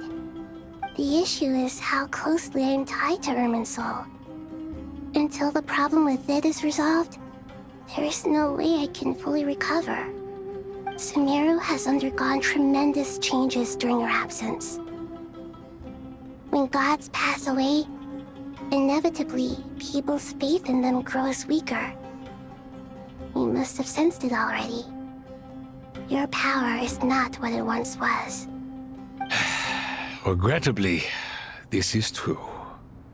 I too have grown weaker due to the effects of irminsul. Right now, we're all in quite a sorry state. Then what do you suggest? We take all the help we can get. Sumeru is our shared home. You and I, gods and humans alike. We must unite all our strength in this moment. Though Al-Ahmar is no longer with us, the alliance between the three gods remains in force. Regardless, as subjects of our king, we have a responsibility to support Sumeru through this catastrophe. Not to mention that it was the people of Sumeru who released us from this prison of Aru.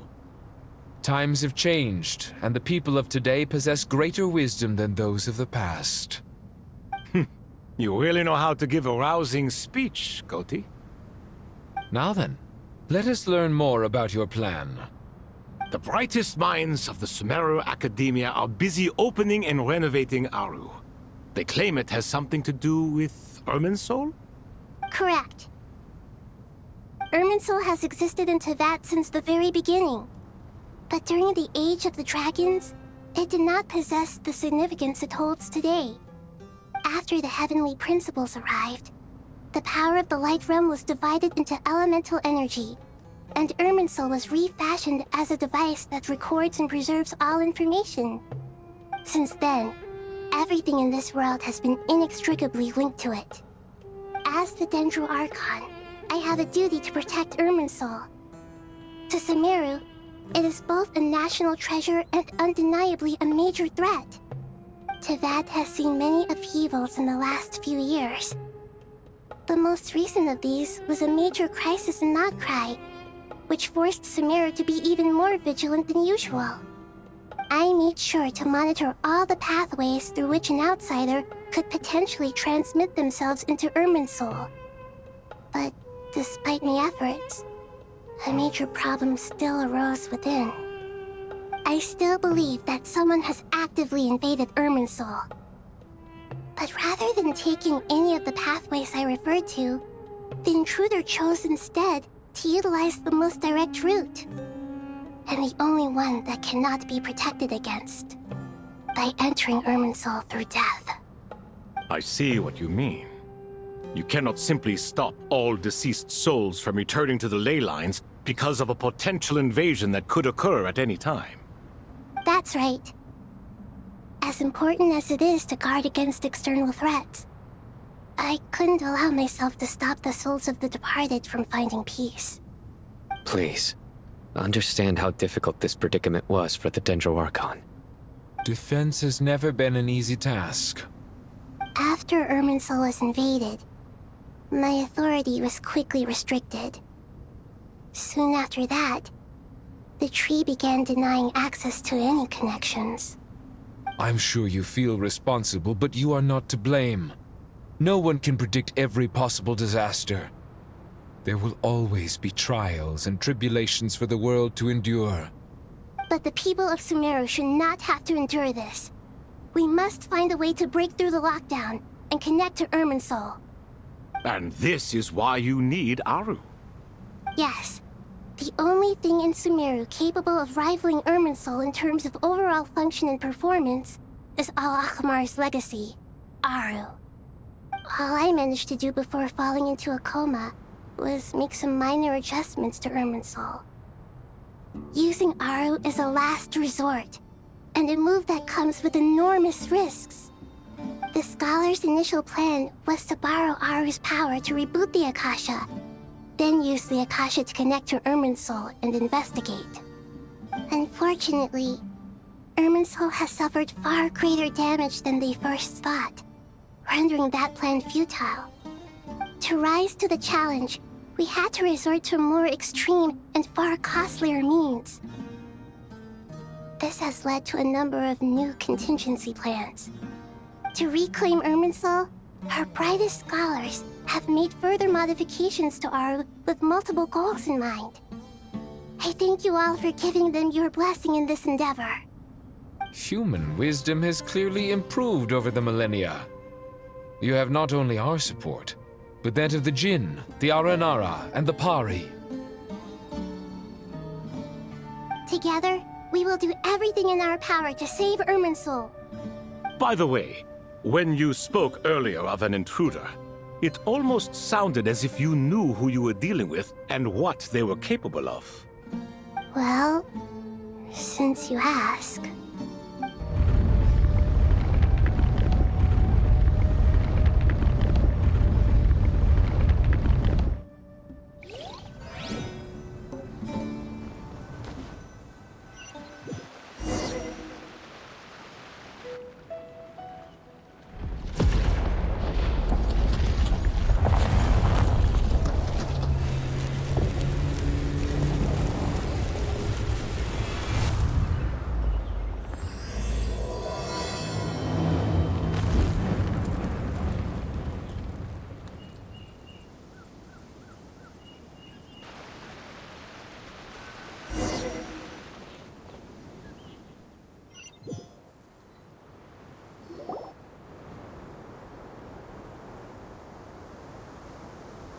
Master Tighnari!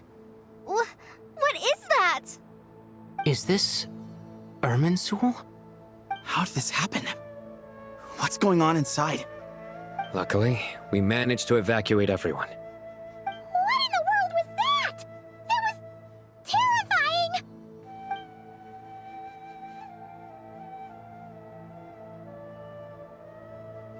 Oh my. I understand now, Dendro Archon. You make yourself quite clear indeed. Not once over the millennia has irminsul been so terribly afflicted as this. Please continue, Dendro Archon. Irminsul's root system is what comprises the ley lines. In the past, it has always been hidden away, going unseen by the general populace.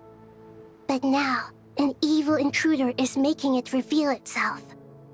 It has become a tree of unbridled greed. A clear sign that a deranged experiment has advanced to a new stage. Blasphemy. From where I stand, an experiment in the name of blasphemy sounds rather improper. But if we are to honor Dottore's will, this is what we must do. The birth of this tree proves to me beyond doubt that this incident is connected to him. But to explain the situation in full, there is someone I need to tell you about.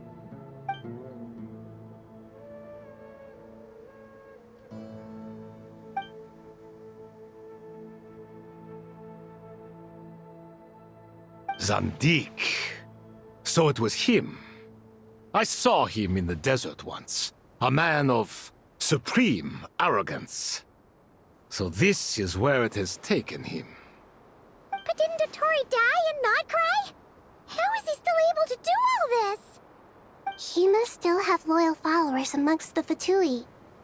Even so, I'm still unclear as to how he has been able to wield such a profound influence over irminsul. I can confirm that Fatui forces have arrived in Sumeru City. Furthermore, irminsul seems to be undergoing some kind of mutation. Evil branches are beginning to grow.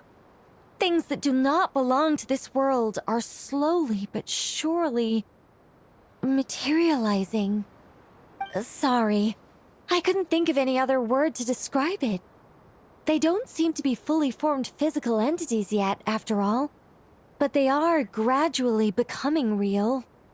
A baleful tree climbing up into the heavens. Speaking of dottore, I have some information on that front as well.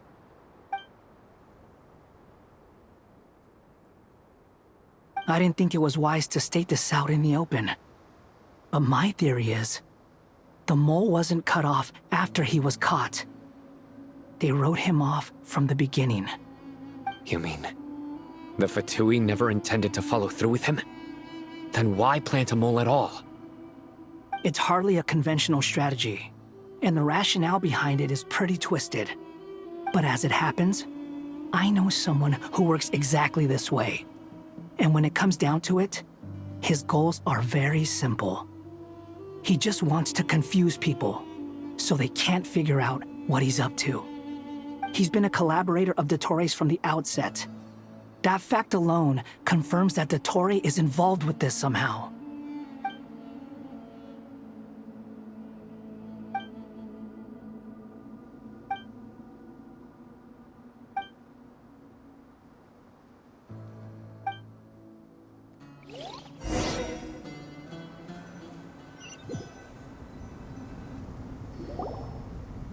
There is still much to be done.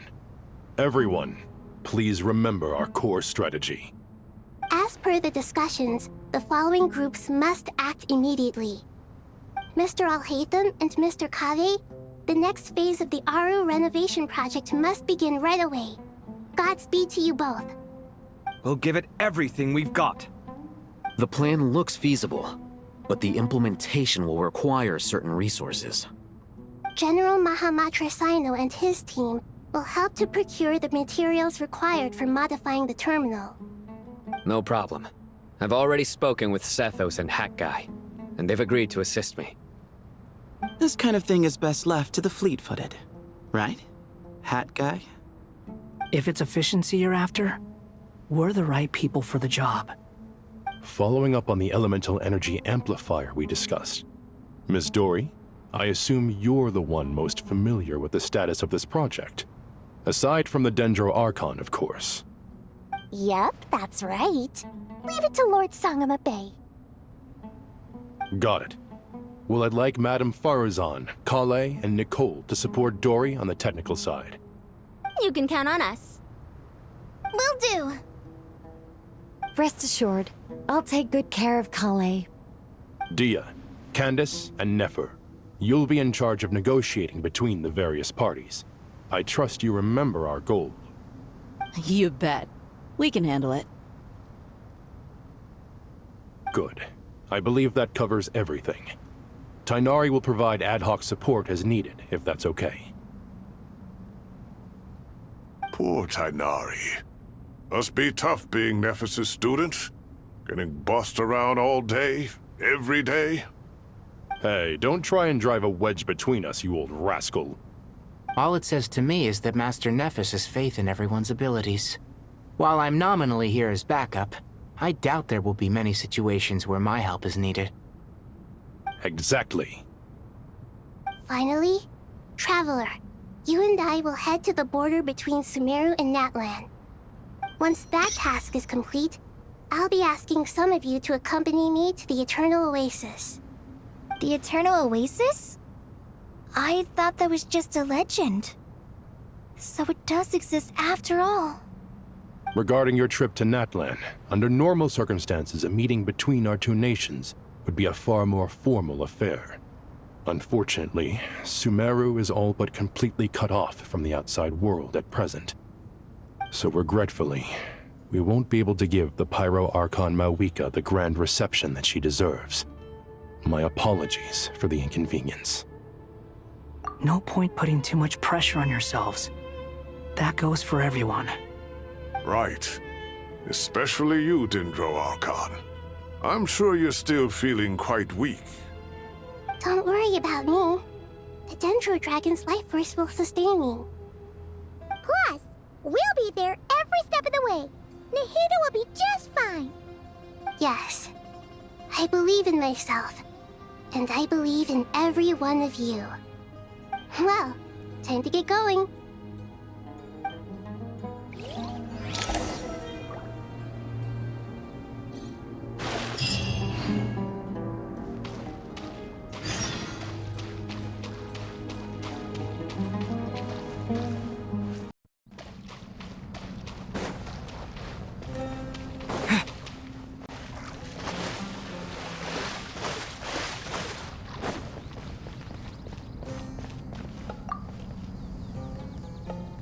To what extent we can implement the final plan depends on how successfully the Akasha can be modified and configured. And to make sure the configuration works, Aru will also need some further optimization. Yeah, no surprises there. Once we roll this out, any Sumeru citizens who already have Akasha terminals can simply continue to use their existing devices. This still leaves us with a significant equipment shortage, though. Many groups of people were never issued Akasha terminals, including mercenaries, the desert folk, and many others. We'll need a supply of rare materials for the renovation of Aru and the production of new terminals. Right now, the best place to source these locally is from the primal constructs within King Deshret's mausoleum. Time is not on our side here. It's gonna be a race against the clock. The Aru merge and renovation project will have to be carried out by you two. Everything's riding on this, so failure is not an option. Best of luck to you both. As discussed, General Mahamatra Sino and Mr. Hatguy will source the required materials. Mr. Sethos is quite familiar with the layout of King Deshret's mausoleum. With him accompanying them, things should go quite smoothly. I have every confidence. In the meantime, we may as well take a breather. Makes sense. There's not much we can do until the materials arrive. Get in formation and stay close. What is this, boot camp? Knock it off. It's just Sino being Sino. You know what he's like. Everyone clear on our mission objective. Look at the excess primal constructs, dismantle them, and extract the required materials. And King Deshret's 7 pillars agreed to this? If they're just sitting there doing nothing, we might as well put them to use. Thoth's words, not mine.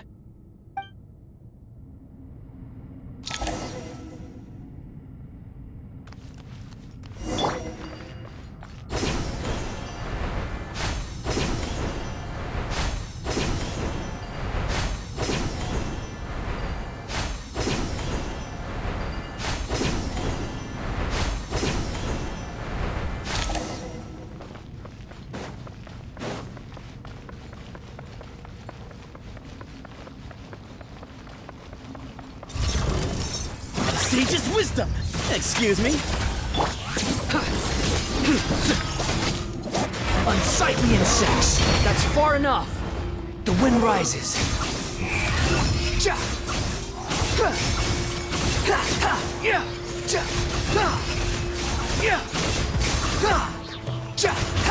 Your sins weigh upon your soul!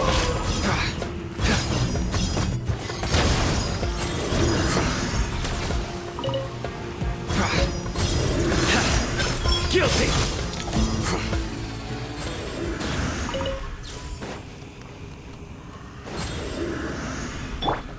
Behold!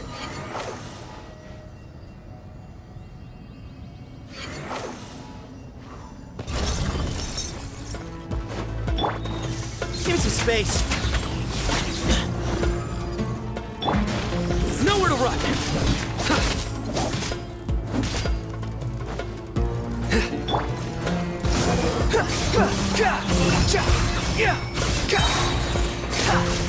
Know your place! Excuse me?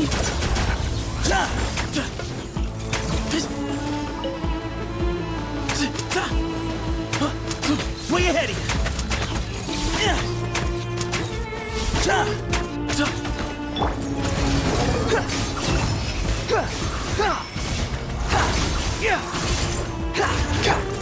Surrendering! Give some space. Move or be moved.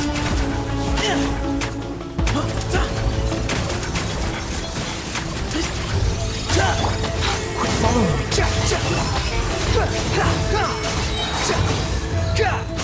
You dare to gaze upon me?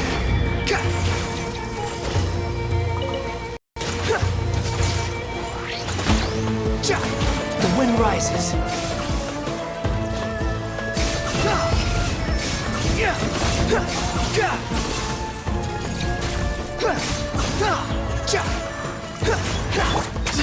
Way ahead of you.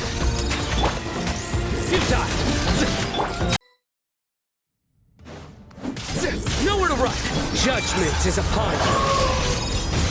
You stand condemned. These devices should still be usable even though they're broken down. Let's take them back for the others to review.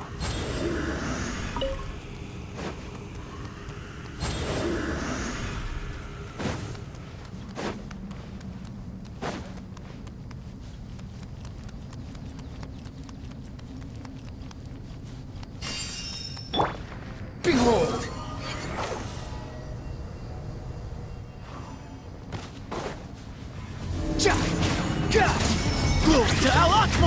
Excuse me? Wretched vermin!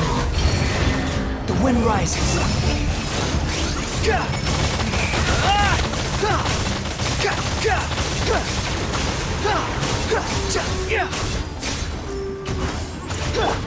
Give me some space. Your sins weigh upon your soul!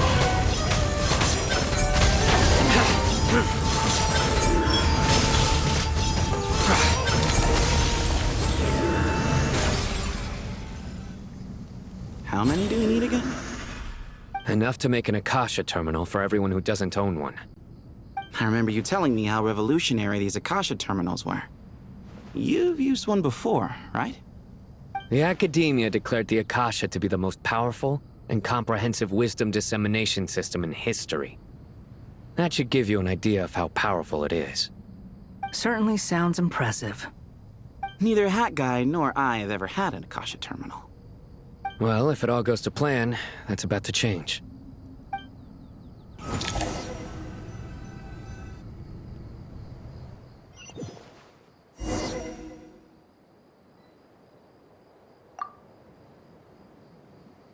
Oh, goody! Thank you so much for handling the delivery. What a long way it was. You've really outdone yourselves. I'm well aware what a bumpy, dangerous journey it must have been. Now, I would have loved to oversee the process myself, but of course, those of us who know the plan can't leave the mausoleum. Oh, trust me, I'm patting myself on the back for my assembly work here. Simply flawless work. But will you really be needing all of this? A According to our plan, yes, this is the quantity required. I have no complaints about the quality either. Only the price. So expensive. I heard you covered a lot of the funding out of your own pocket. Oh, that's an exaggeration. The academia provided most of the funds. I just offered a small token of my goodwill. Of course, the real tragedy is how little profit I'm making on this. You know, it's a serious crisis when you can't even make money out of it. It's really quite a beautiful design. And I'm intrigued by how such a diminutive device is able to output the power of the Light Realm. Did you attend the lecture on Light Realm energy, Madame Farazan? I don't believe I saw you there. Of course I attended. I was just a little late, so I had to listen to the whole thing from outside the back door. Anyway, I have a perfectly good understanding of Light Realm, elemental and abyssal energy, as well as the relationship between the three. Good to know. Master told me in private that the conversion process between Light Realm energy and elemental energy involves highly classified knowledge that shouldn't be disseminated too widely. But even so, the scholars still shared said information. Well, you can't enforce a rule that everyone breaks. Is that the idea? At first, the Dendro Archon was reluctant to explain it in great depth for safety reasons. Later, she came to terms with it, and simply informed my master that we would all have to face the question of survival together. To protect someone from such dangers means keeping them in the dark, but for someone to know and embody the wisdom within, they must understand its very essence. It's an information hazard. We're exposed to danger just by knowing the facts, and just like bait, it lures us in by offering us the solution to our problems. But if you're not careful, you'll end up pursuing it down a dark path. A tricky problem. But today, this big problem has been broken down into many smaller, more trivial ones. What do you mean? I get it.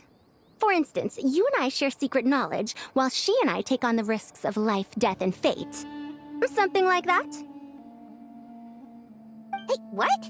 That is not what I call a trivial problem. Well, as they often say in Bahumana, an event that is monumental to the individual is negligible in the grand scheme of history. Generally, the fate of the individual is an insignificant affair. Being from Amorta, where the subject of our research tends to be a lot more personal, I have to disagree. It's hard to dismiss the individual as insignificant. In other words, the big problem of survival has been broken down into many small, interconnected factors, and each one of us represents one of those factors. When the same secret is shared with a group of people, the same fate binds them together. Most people would find this unimaginable, but to us scholars, this is the path that has always beckoned to us. Sharing knowledge is a good way to fight against fate. I will always believe in that. All right, I think that's everything. Thanks a lot. But don't go anywhere just yet.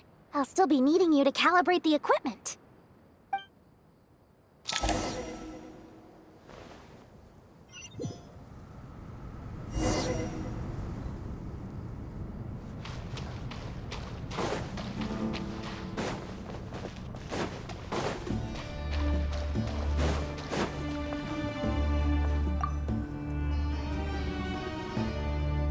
Okay, the materials are ready.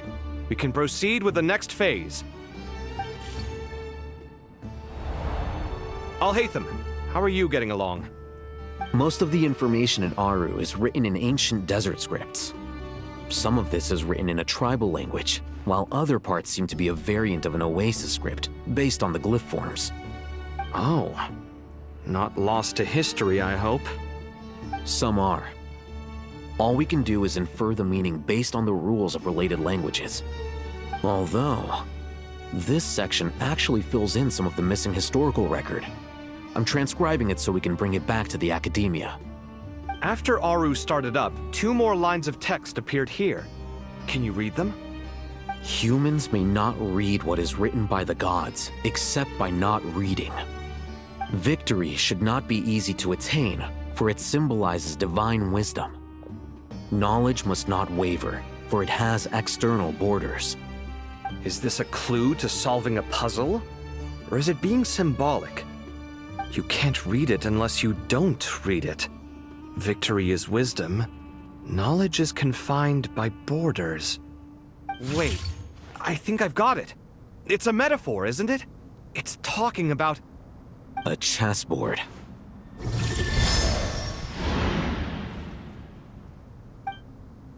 You were right.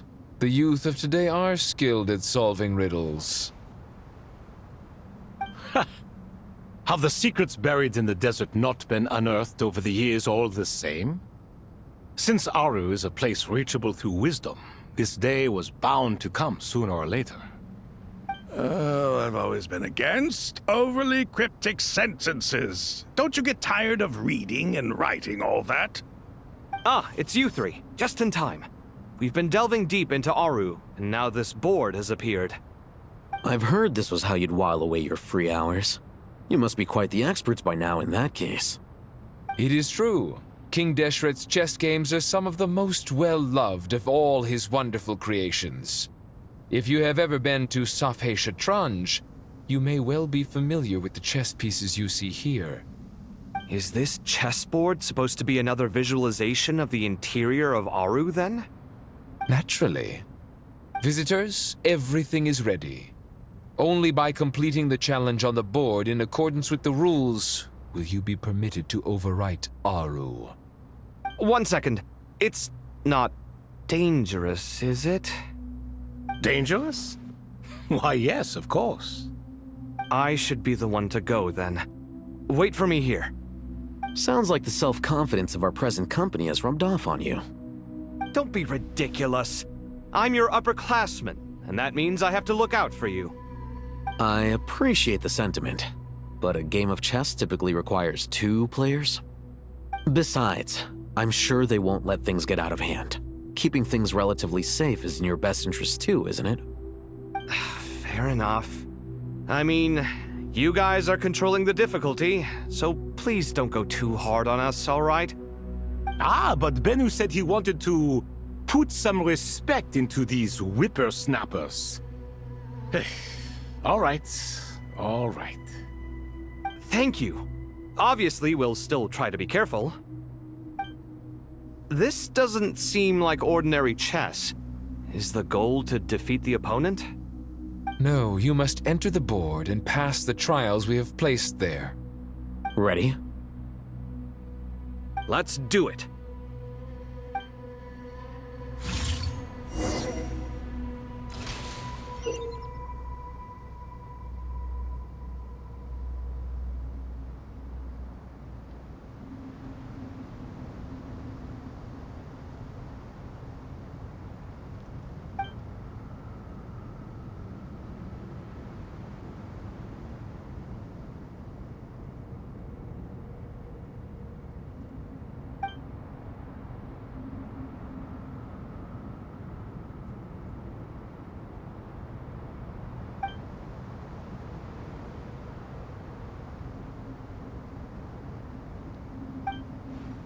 The first trial is posed by me.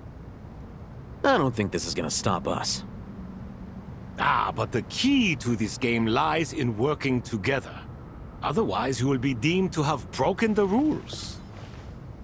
Looks like it's up to me. Marak, can you open it? King Deshret's favorite primal construct. Living on in suitcase form, of all things. Amusing. Ho ho! Excellent work.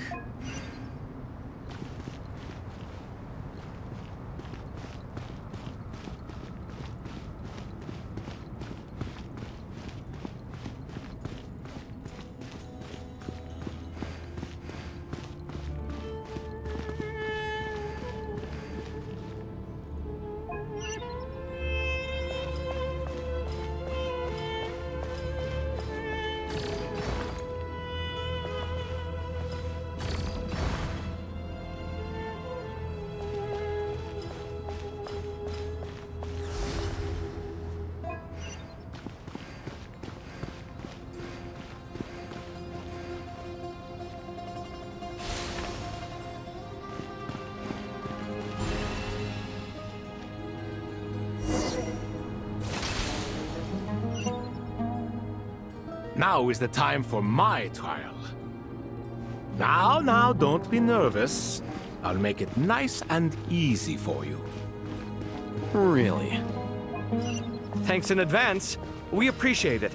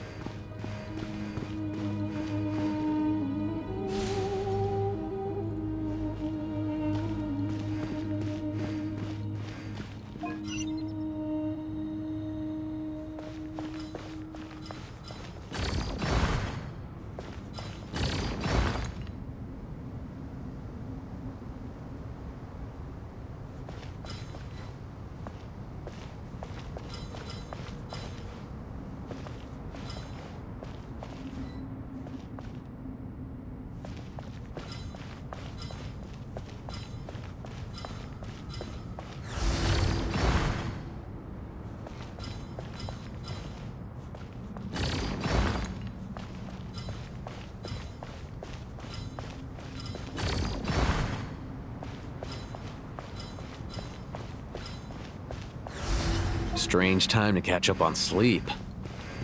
I'm not sleeping, I'm thinking! It's not that... Ibis King, don't you think this all rather inappropriate? You may as well be handing them victory on a silver platter. Do not expect me to follow your lead. Ha! Suit yourself.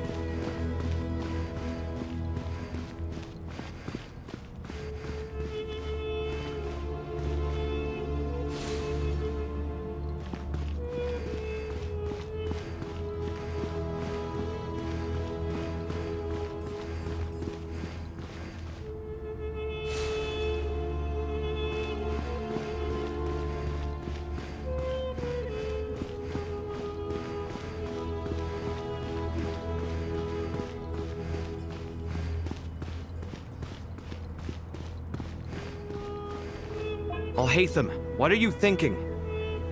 If you don't want to wait, you're free to leave. I never wanted to wait in the first place! Chessboard gave me no choice. If you say so.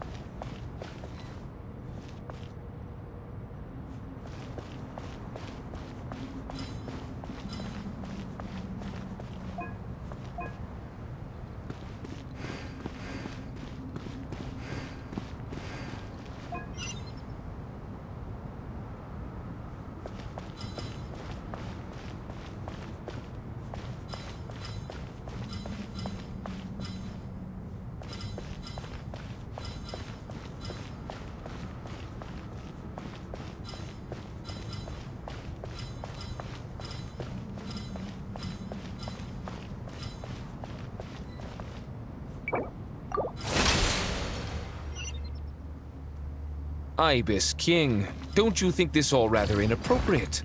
You may as well be handing them victory on a silver platter. Do not expect me to follow your lead. Ha! Suit yourself.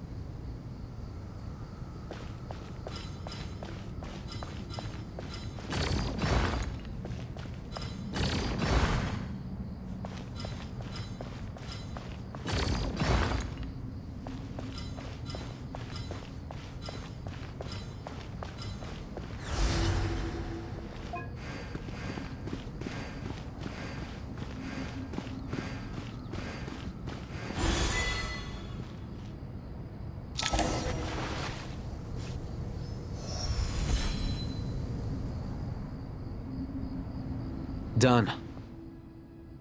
Finally. It's over. But seriously, that was incredible! Standing on the chessboard felt completely different from standing on solid ground. And also... Oh, sorry. I'll save my thoughts for later. Thanks to the three of you for helping us out with this. Is it just me, or were you giving us quite a lot of guidance along the way? We made but a humble contribution. You lived up to our expectations. Bravo! Our aid was not given for naught. In addition to the existing functions, I'd like to ask you for another favor. Since Aru's interference shield can cover the entirety of the mausoleum, it should be possible to extend its range even further. Perhaps you can find a way. So, building upon the existing functions to... Ah! I'm with you! Imagine for a moment. What would the ideal outcome look like if this function were compatible with the devices? I agree. This is the best solution possible. Please, everyone, we beg you to help us. Me, oh my!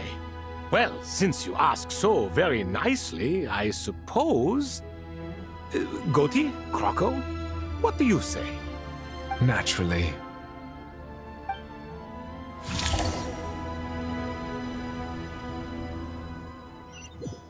Time to go! Let's go find...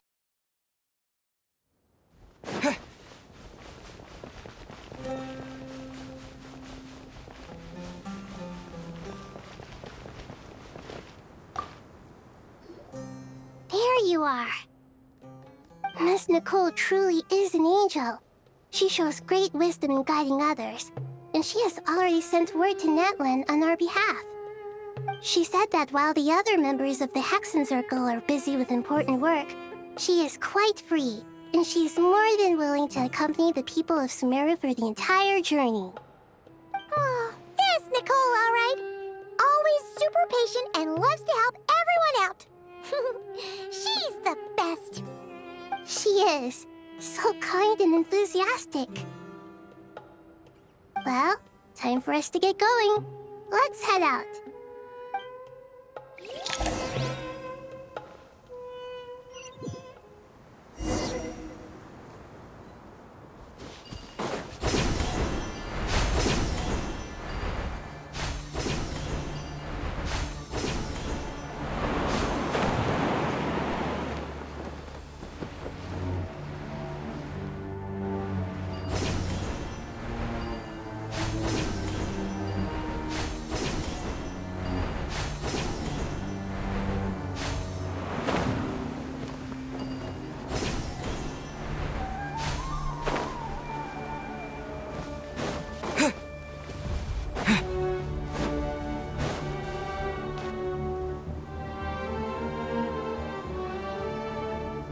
This should be one of the closest places to Natlan in all of Sumeru. There's the barrier Nicole and Nefer mentioned. It completely cuts this nation off from the others. But why? Why separate you from the rest of the world now, specifically? And if I'm not mistaken, Irminsul was polluted once before, wasn't it?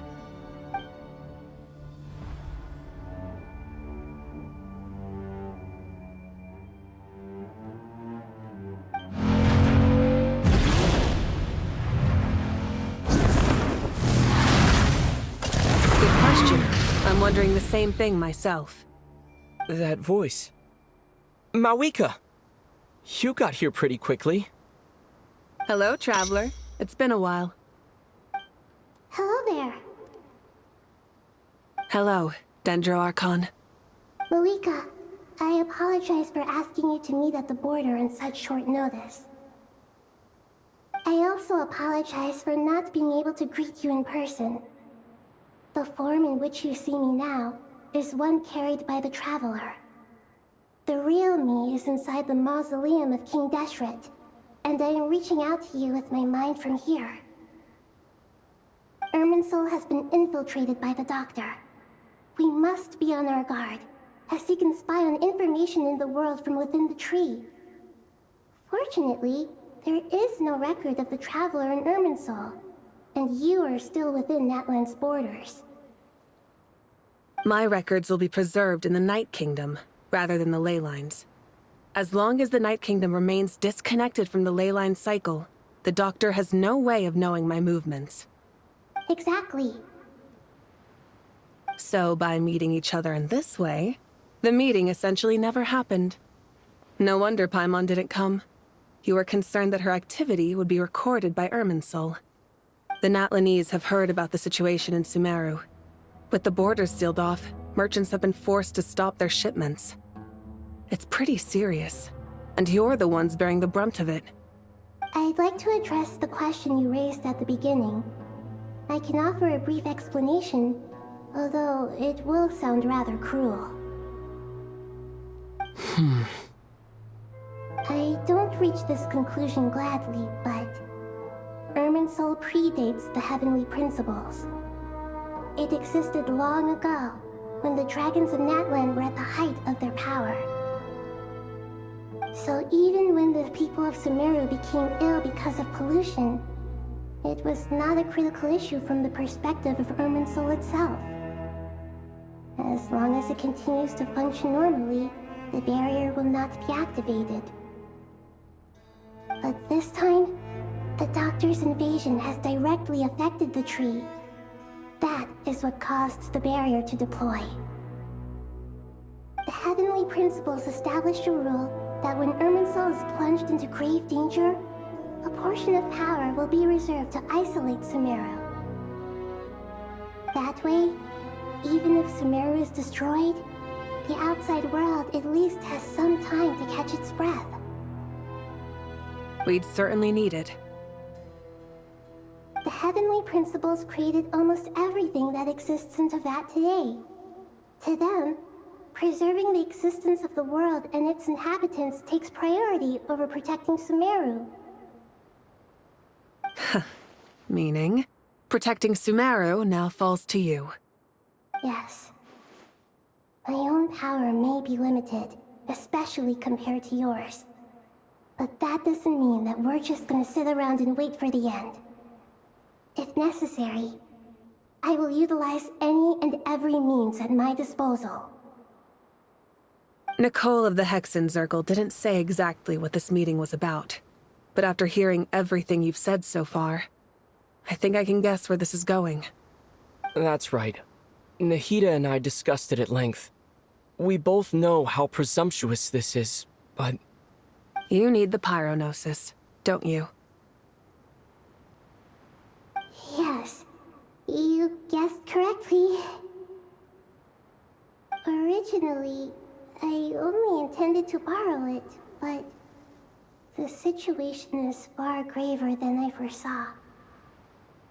So instead, what I ask of you is to please give the pyronosis to Sumeru. Why do you sound so nervous? There's no need to be shy. Surely a gnosis is pretty important to a god. I guess, but it's not as if losing it would suddenly render us powerless. But I'm sure you don't need me to tell you that. With all the nations you've traveled to, and all the gods you've met, you must have realized that by now. As far as I'm concerned, a gnosis is basically an elemental energy enhancer. But I don't usually use it. You know me. I like to think I'm pretty strong without it. Yeah, not about to dispute that. So you see, you don't need to sweat it. Here, take the pyronosis. Huh? Just like that? Uh-huh, just like that. To tell the truth, I've always toyed with the idea of giving it to someone who needs it more than I do. I know you accompanied Nahida here to try and increase the chance of success. It's a good thing you did, because your involvement is one of the main reasons you've managed to persuade me. Are you sure about this? Handing over your gnosis just because of me? I won't try to quantify it, but trust me. Handing over the gnosis to Tumaini is far from the craziest idea I could think of.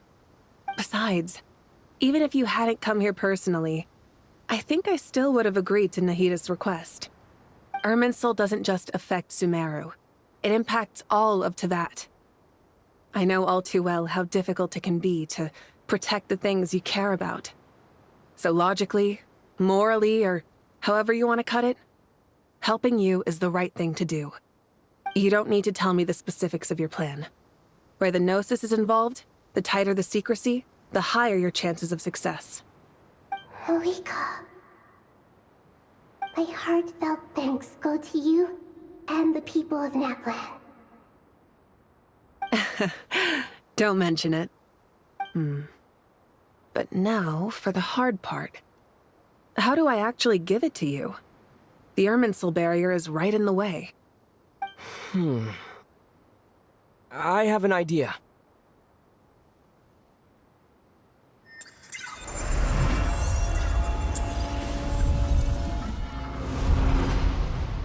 Just as I thought. Incredible. What did you do? Just made a lucky guess. This seems to happen quite a lot. Things that apply to everyone else don't seem to apply to me. I figured the same might be true here. Irminsul usually produces effects based on the records it holds. Since the Traveler is a Descender, Irminsul contains no records of him, and thus has no way to impede him. Is that right? You really are full of surprises. Catch. Whoa! Thank you, Mavuika. Thank you for trusting us with something so important. All right. No need to get so formal. It's not like we're strangers. Besides, there's still one problem. You might be able to pass through the barrier, but I don't know about the gnosis. Any other surprises for us, Traveler? Let me try something. I have the pyronosis in my hand. It feels strangely ordinary. Not particularly heavy, And yet, this tiny thing symbolizes the mighty authority of a god. I need to think hard about my memories of Pyro. My memories of journeying through Natlan. All those important experiences I've had. The gnosis disappeared. Traveler, are you alright? I'm fine. The pyronosis disappeared into my body. Just like phlogiston. Maybe it resonates with you because you've mastered the power of phlogiston. You might not be recorded in the ley lines, but you're still Artumini. Whew.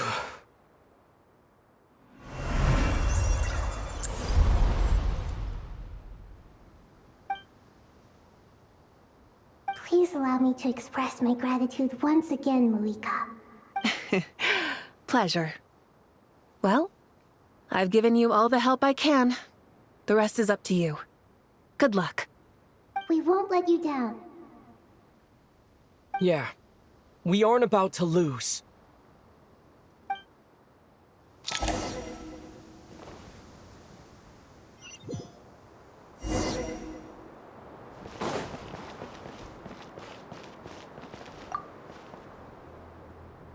Traveler, Paimon, how are you feeling? Paimon's a teensy bit nervous, but only a teeny tiny bit. Seems like she's gotten way braver over the last few years, huh? Of course. After all the adventures you've had with the Traveler, I'm sure you've gained a lot of experience and grown as a person. I'm doing all right. What about you, Nahida? How are you holding up? With the negative effects of irminsul, I'm a bit like a piece of fruit that's been burrowed into by hungry insects and left to rot. I'd be lying if I said it was nothing. But please don't worry. We all know what we're getting into, and we've prepared as well as we can. I believe in everyone. I believe in you. And I believe in myself. Stoking the fire inside oneself is certainly one way to live. But knowing when to rely on one's companions is also a form of great wisdom. I've been quietly learning little things from everyone, like plucking tufts of fur from a sumpter beast. Me too. With the constant traveling, I'm always learning and growing. That's the journey of life. I think there's someone else here who would share that sentiment. Don't worry about what I think. I was just passing by and happened to overhear your conversation. What are you talking about, Hat Guy? This is the top floor. No one passes by the top floor. Says who? You can fly just like I can. I would have thought it makes sense to you of all people. I don't know why, but I feel a little more relaxed now. It shows that you feel comfortable laying down your burdens in our presence. It means that Sumeru is a place you can trust, where you know we have your back. And we feel exactly the same way around you. That's what it means to be friends.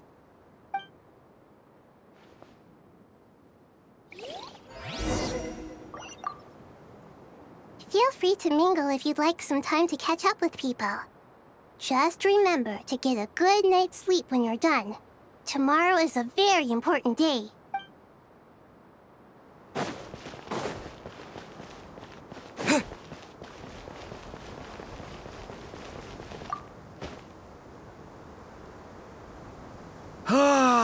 It's finally done.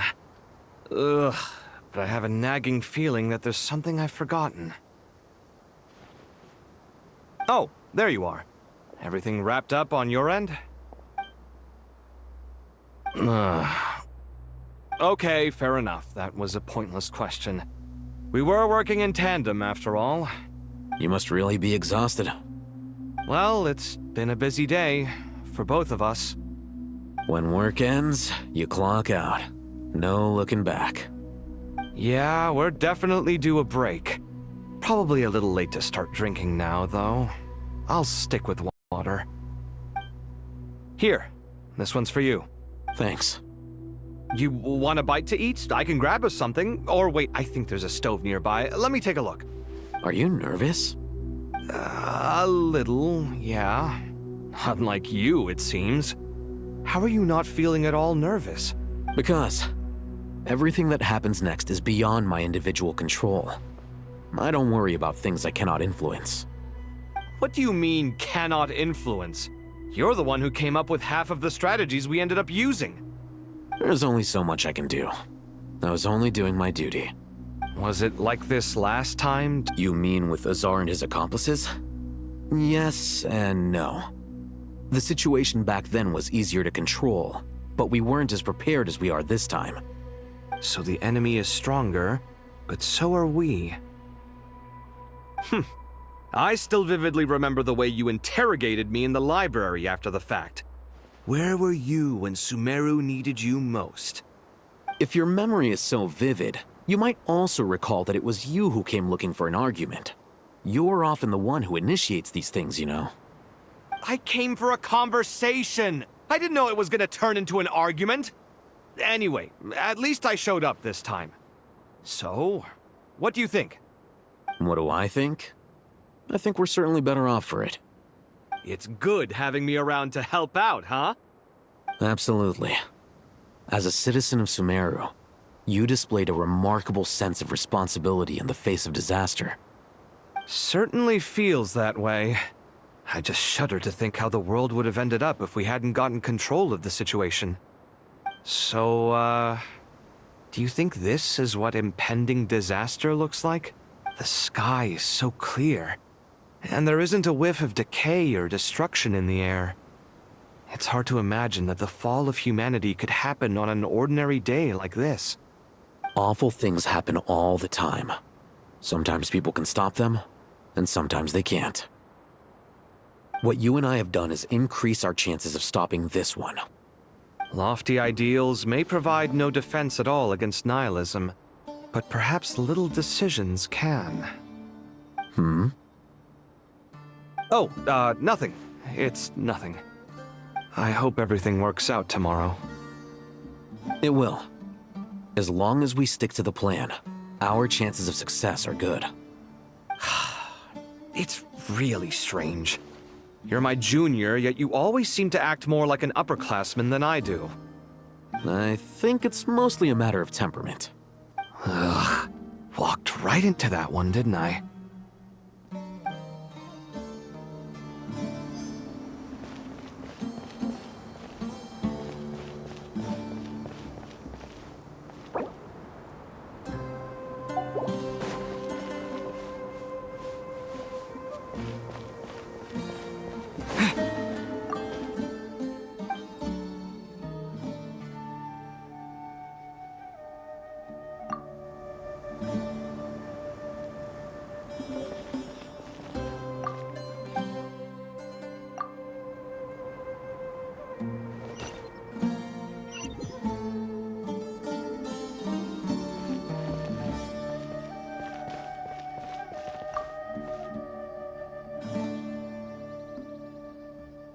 We'll make our move after sunrise tomorrow.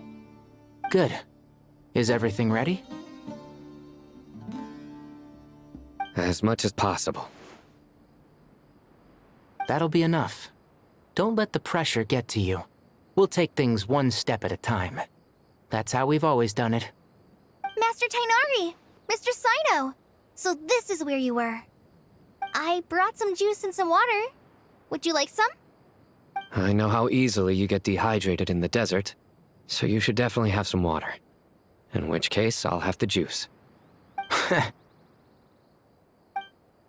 I gotta ask, though. Who's on juice-making duty at a time like this? Madame Farazan said she was feeling a little nervous, so I told her about the automatic juicer my friend invented. She took it right off me and started making carton after carton of juice. A juicer?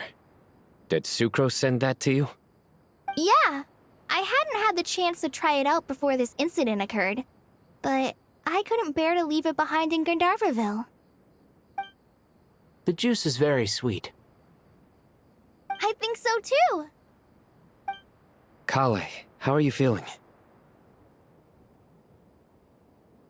Physically, I'm okay. But it just still feels strange to me. Why would a great power like this come to someone like me? I know the feeling well. That same question ran through my mind every day as a kid. At least now, you have someone who can relate to you. All the more reason that you should apply for Spontamod. Tighnari fiercely opposes the idea, though. Those two things are completely unrelated. What are we all chatting about, Would anyone like any juice? Oh, you have some already. I had some earlier, ma'am. Maybe give the extra to someone else? Very well, very well. I shall be off then. There's this enormous power, and then there's little old you. You feel like there's no connection between the two. And that sense of dissonance is difficult to get used to. Yeah. But after all this time, I can't believe this stuff still gets to me sometimes. Makes me feel a little childish. Kale, just because we normally keep the conversation light doesn't mean we can't discuss deeper issues. I don't think it's childish at all. You were the victim of a terrible crime. It's normal to struggle with the fallout from it. You have absolutely nothing to be ashamed of. My professor once told me that no incident can be considered truly resolved until the victim says it's over. Your rage and your pain are completely justified. Thanks. Miss Nicole said that the same god remains which were once used to inflict so much pain upon me have now become a weapon with which I can protect everyone. It's like my own personal kind of evolution. Every innocent person who's been hurt needs time to realize that it wasn't their fault. I was the same. But it's all about to be over. Tomorrow, it ends for good. I don't know if you've noticed, but you rarely stumble over your words anymore, and your outlook has become much more positive. It's a big change from how you used to be. And since this isn't over, you can settle the matter on your own terms. It's time you seized back control. I believe in you. Yeah. Sumeru is my home. And it's so important to me. I have to protect it. No. I will protect it. And once you're done, how about you come back and apply for Spontamod? Stop it with the sales pitch, would you? Hey, excuse me. There are still 3 unclaimed cups of juice here. Why don't you take one each? Ugh, my arms are getting sore from carrying them around everywhere. Madame Farazan, why are you... Here, let me take them off your hands. Thank you, Madame Farazan. Drink up and enjoy my handiwork. I think I'm going to make something else now instead. Please, try to relax, Madame Farazan. Your nerves are starting to get the better of you.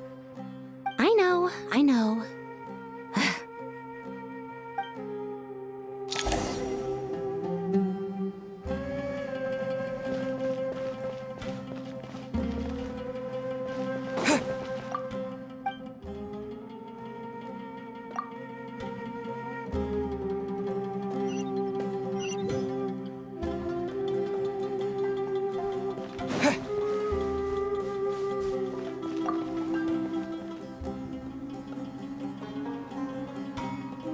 Something on your mind, Miss Nefer? Nothing in particular. It's just... right now, the future feels strange and unfamiliar. But the future has not yet arrived. How can you say how it feels? Some people know that there's an impending disaster. Others remain blissfully unaware. Each group is imagining an entirely different future while walking towards the same one. But when they get there, they'll still find they feel differently about it. People are shaped by their circumstances. Different circumstances create people with different perspectives. I've always found the perspective of the Vahumana Darshan to be a particularly incisive one. Even at the height of the crisis in Nodcry, people held diverging opinions. But things are different this time. Indeed. Regardless of faith, gender, wealth, skin color, or eye color, everyone in Sumeru knows what will happen tomorrow. The world has never been an especially fair place. Yet now, against all odds, a moment of unprecedented unity and equality is about to take place. It's fascinating. If only my father could have lived to see this era. Era. To me, that term represents a much greater span of time. It can be an unsettling word. I would even say I'm afraid of it. Do angels even feel fear? Yes, at least I do. I fear the gap that grows wider with each passing day, and the never-ending flow of time. Time renders all memories insignificant, and reduces all splendor to nothing. But those memories are the one thing I do not want to lose. You're very human in that regard. If angels draw too close to humanity, our wings burn away in the bright flame of awareness, and we fall to the earth. After spending so long among humans, I have lost much of my former glory. Maybe that's a good thing. You're more human than some humans are. I've been talking to Kale a lot in recent days. We seem to be in completely opposite situations. I suppose that makes us good case studies for comparison. Case studies for who? Myself, I suppose. After comparing the two of us, I suddenly discovered that I desired more than before. It was a gentle, pleasant sensation. Just as most people pursue glory and miracles, I too am pursuing miracles of my own. Guiding humans to make the miracles in their hearts a reality. That is my miracle. It doesn't sound so bad, does it?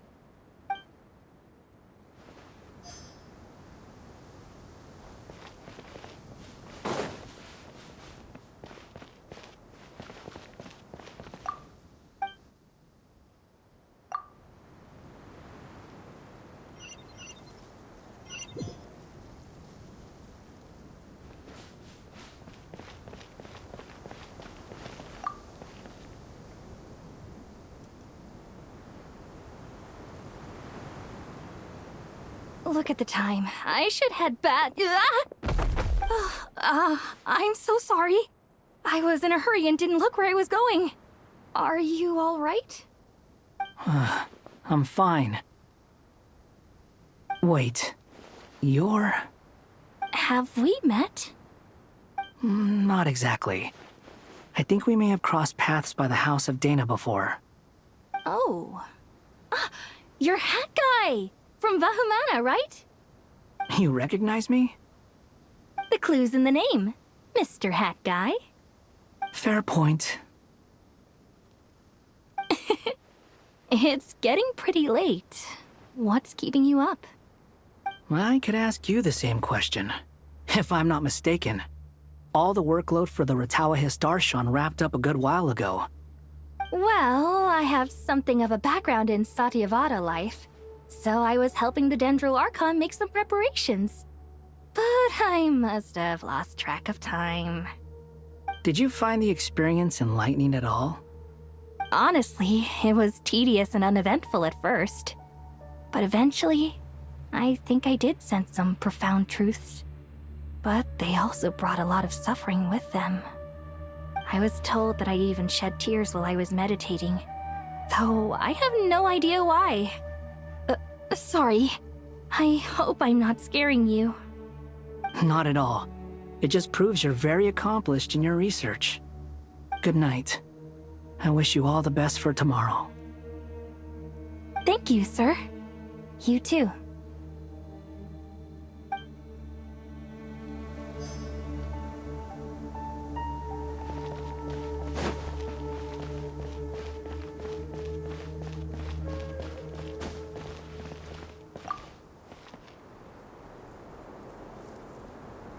Too bad we've got a fight tomorrow. I could really do with a stiff drink. Let us pray instead. Prayer. How nostalgic. Lord Sangama Bay. Came to get some fresh air too, did ya?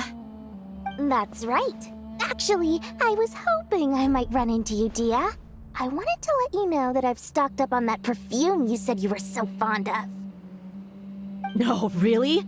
I'll take 2. Any chance of a friends and family discount? I knew you'd ask that. And I'm afraid to say that...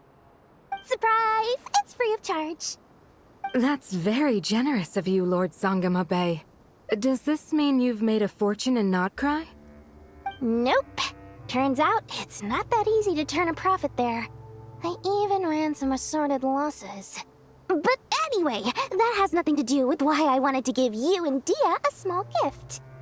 Remember that merchant caravan you two rescued in the desert last month? That was transporting my goods! No way! I had no idea that was your shipment. Explains the, eclectic mix of goods, though. Lord Sangama Bay's investment in the desert and generous stockpiling of goods has helped many people over the years. The shelters you funded especially have made life a little easier for the children and the elderly. Wait, how did you know about that?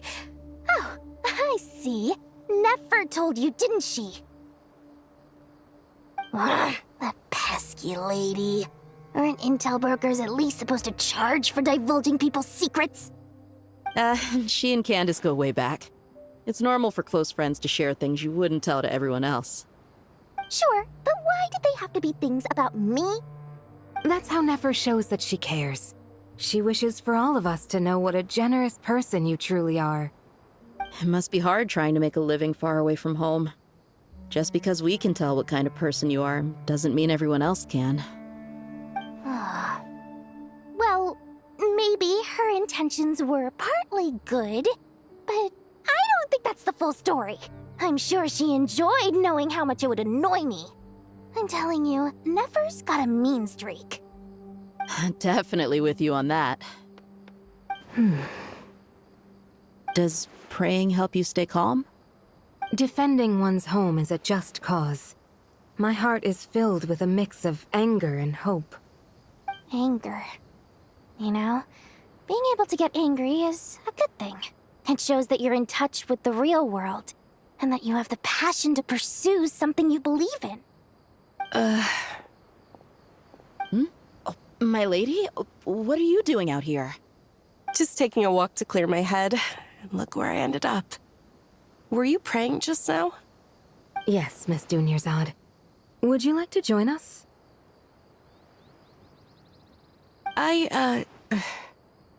Come on, it's fine. She won't mind who you pray to. Oh, then sure. I remember you, Miss Dunyarzad. You visited my shop before. If I recall correctly, the god you worship is the Dendro Archon, correct? That's right. She is such a gentle and kind god. But to me, she's more than just a god I worship. I see her more as a friend. And so do many others. She's not some almighty god who reigns on high, but a genuine friend. Agreed. She's a wise teacher and a good friend. I spoke with several people during the evacuation. Everyone's aware that tomorrow's battle is one that ordinary people can join too. A battle to fight for our friends and our homeland. Oh, it makes me glad. I can finally do something for those who protected me. You've grown so much since we first met. Oh, a compliment? Ooh, more please. Thank you. My lady, you've always been a remarkably strong and ambitious person. It's indisputable. And that's not just a compliment. It's a statement of fact. What are you praying for? Our beliefs may not be entirely the same, but we both wish for the same thing. I pray that everyone will rise to the challenges ahead and return safe and sound. I pray for the safe return of all my companions.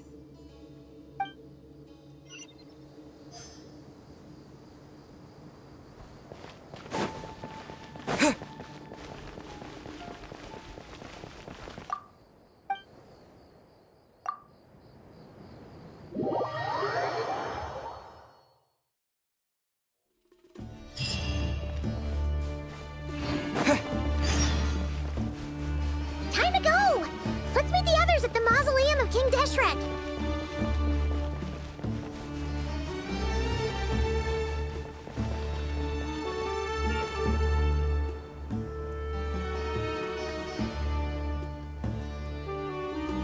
I have not felt this way in a long time. Standing up high, gazing out at the rolling dunes.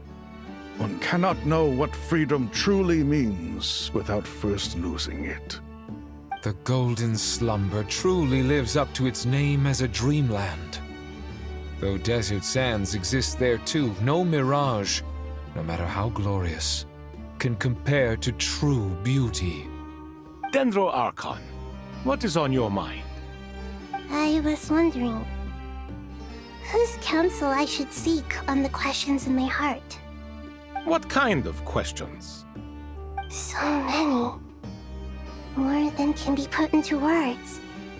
As I once said to a friend, we look, we see, and we comprehend. But the question still troubles us. What are the many disasters that this world faces, but the sum of all irresolvable questions? The biggest question you should be asking is how to seize victory. Yes. Although, I would express it differently. I must not fail. And so the question I am most curious about now is whether the path to victory will be an arduous one. What we declare to be a young sapling, we may, in fact, find to be a towering tree, if we would only cast aside our ignorance and look beyond the veil of time to see her true form. Nahida! We're here! Just in time. My preparations are almost complete. Ready when you are.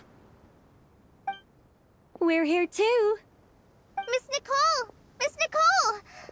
You run so fast! I thought I'd get a lot of exercise as a forest ranger, but I can barely keep up with you.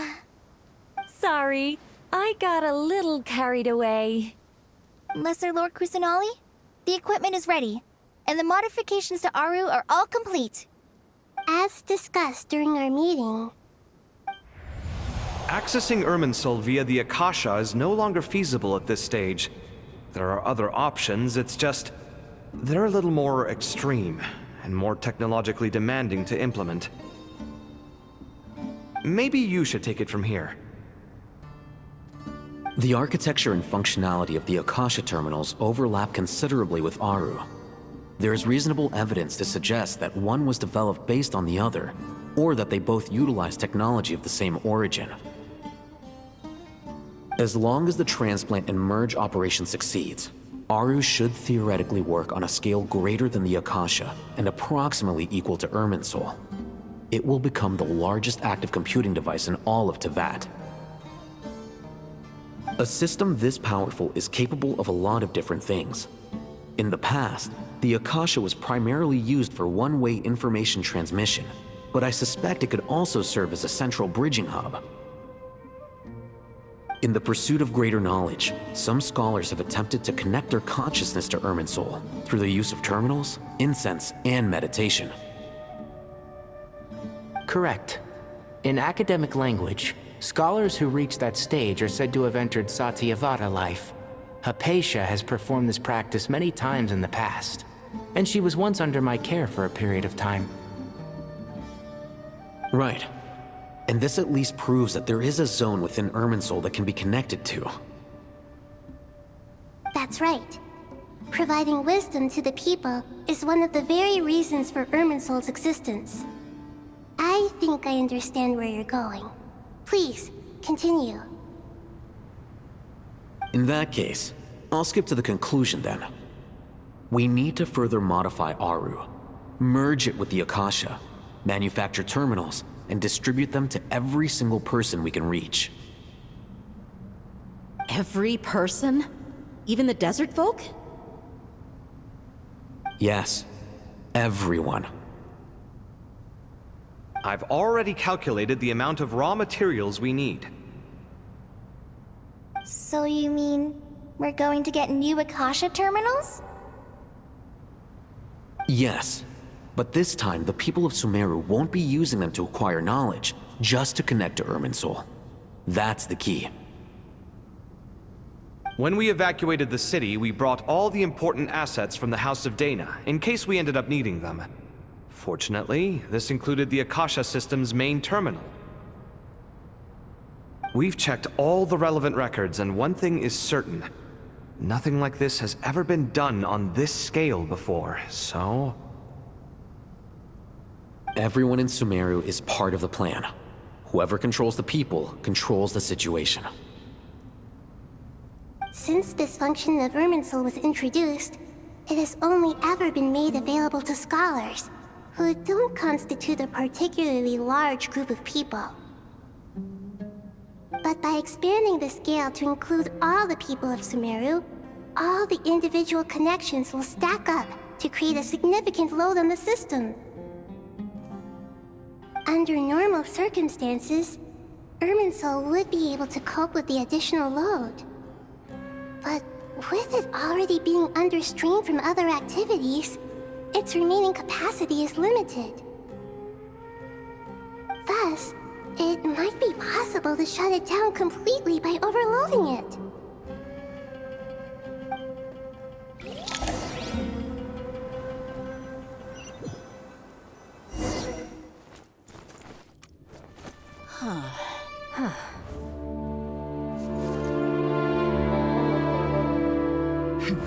Counting down.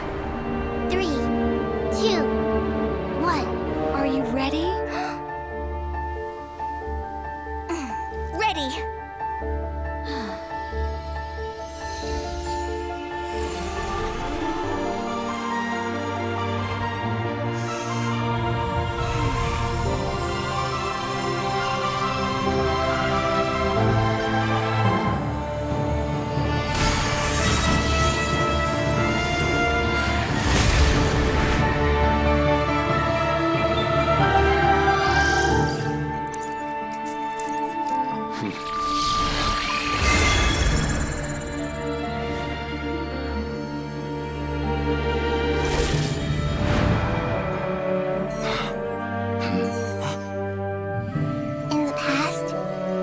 People sought knowledge, they turned to the Tree of Wisdom.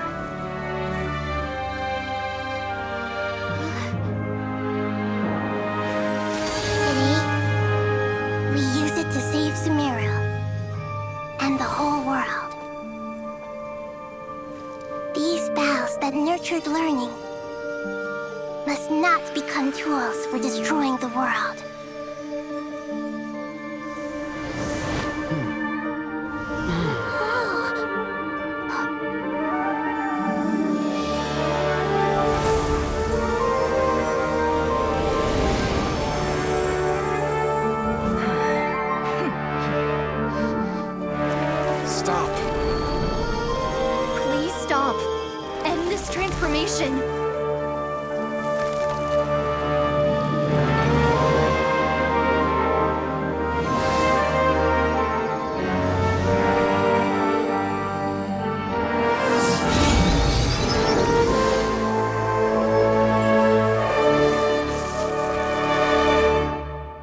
Shut down irminsul just to stop me? You fools.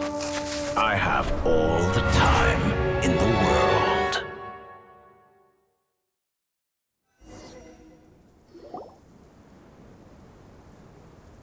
Success!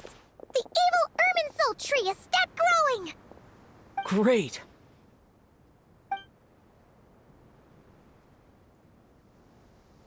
What a display of true courage! The courage to think and the courage to act. I never thought I would witness the shutdown of Irminsul with my own eyes. Perhaps this is human wisdom in action? Indeed, only humans could do such a thing. Gods are few and far between. What was once created for spreading knowledge is now used for another purpose. A rather ingenious plan. I am grateful to you three for your help. Only thanks to you were we able to extend Aru's interference capabilities to cover all terminals. Now, nobody who wears a terminal will have their activity accurately tracked by Irminsul. No matter how many eyes dottore possesses, he will not be able to see us clearly. Now for the next step. I will need the help of your supreme powers once again. How might we be of service, Lord of Dendro? I need to reach the Eternal Oasis immediately. Right now? In that case, Ibis King, would you agree that this is a fine opportunity to dust off our old tricks? Never. I assume you have that chess set with you? You mean the one you gave to me as a gift? Asking for it back, are you? How could I? You misjudge me. I just wanted to show you another way you can use it. Connect to Safei Shatranj.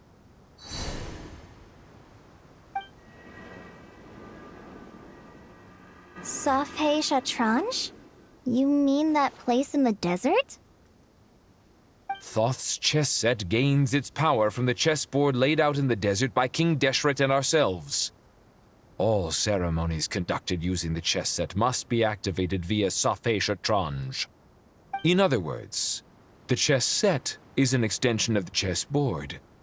In the past, moving a chess piece was a sacred and momentous act. Transfer initiated. Entering live combat mode.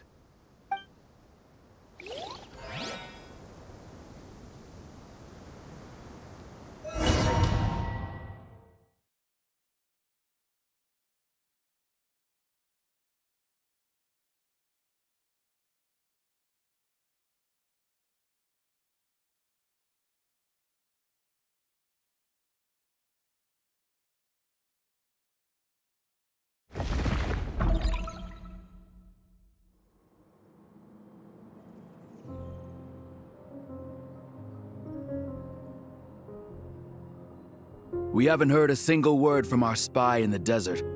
I'm afraid he might have been captured. Never mind. But we spent years turning him. And a lot of Mora. Nothing comes for free in this world, but the loss is not without its purpose. For a small price, we have wasted a precious amount of the limited time they have. Quite a bargain, if you ask me.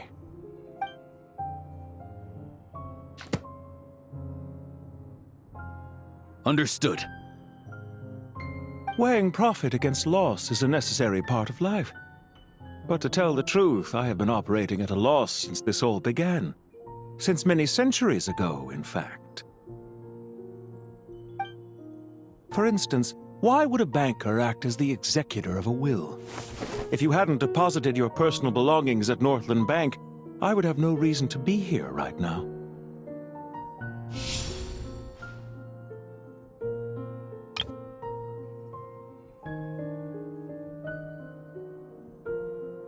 Dottore, I've placed your final data backup into the ley lines as per our contract. I trust we are now square for the safe deposit fees you paid. Is it not a little petty to split hairs like this, given our amicable relationship? I consider sound bookkeeping a matter of principle. Do not forget that you only live to see this day thanks to me. In fact, every day of your life since you met me, you've been living on borrowed time. Why, that's hardly a fair assessment. I will concede that my survival was perhaps at your whim, but I became a harbinger on my own merits. Managing money is not like other professions. Mine is not a role I could have acquired based on your recommendation alone, and certainly not one I could have lasted so long in without genuine ability. The information stored in the ley lines is quite comprehensive. Rest assured, I have not forgotten how strong your pride is. Well, I presume you have no sense of fragmentation while talking with me. How could anything possibly go wrong with such strict measures in place? The remainder of your soul was split in two, with one half sent to Nodcry and the other stored in the most secure vault of the Northland Bank.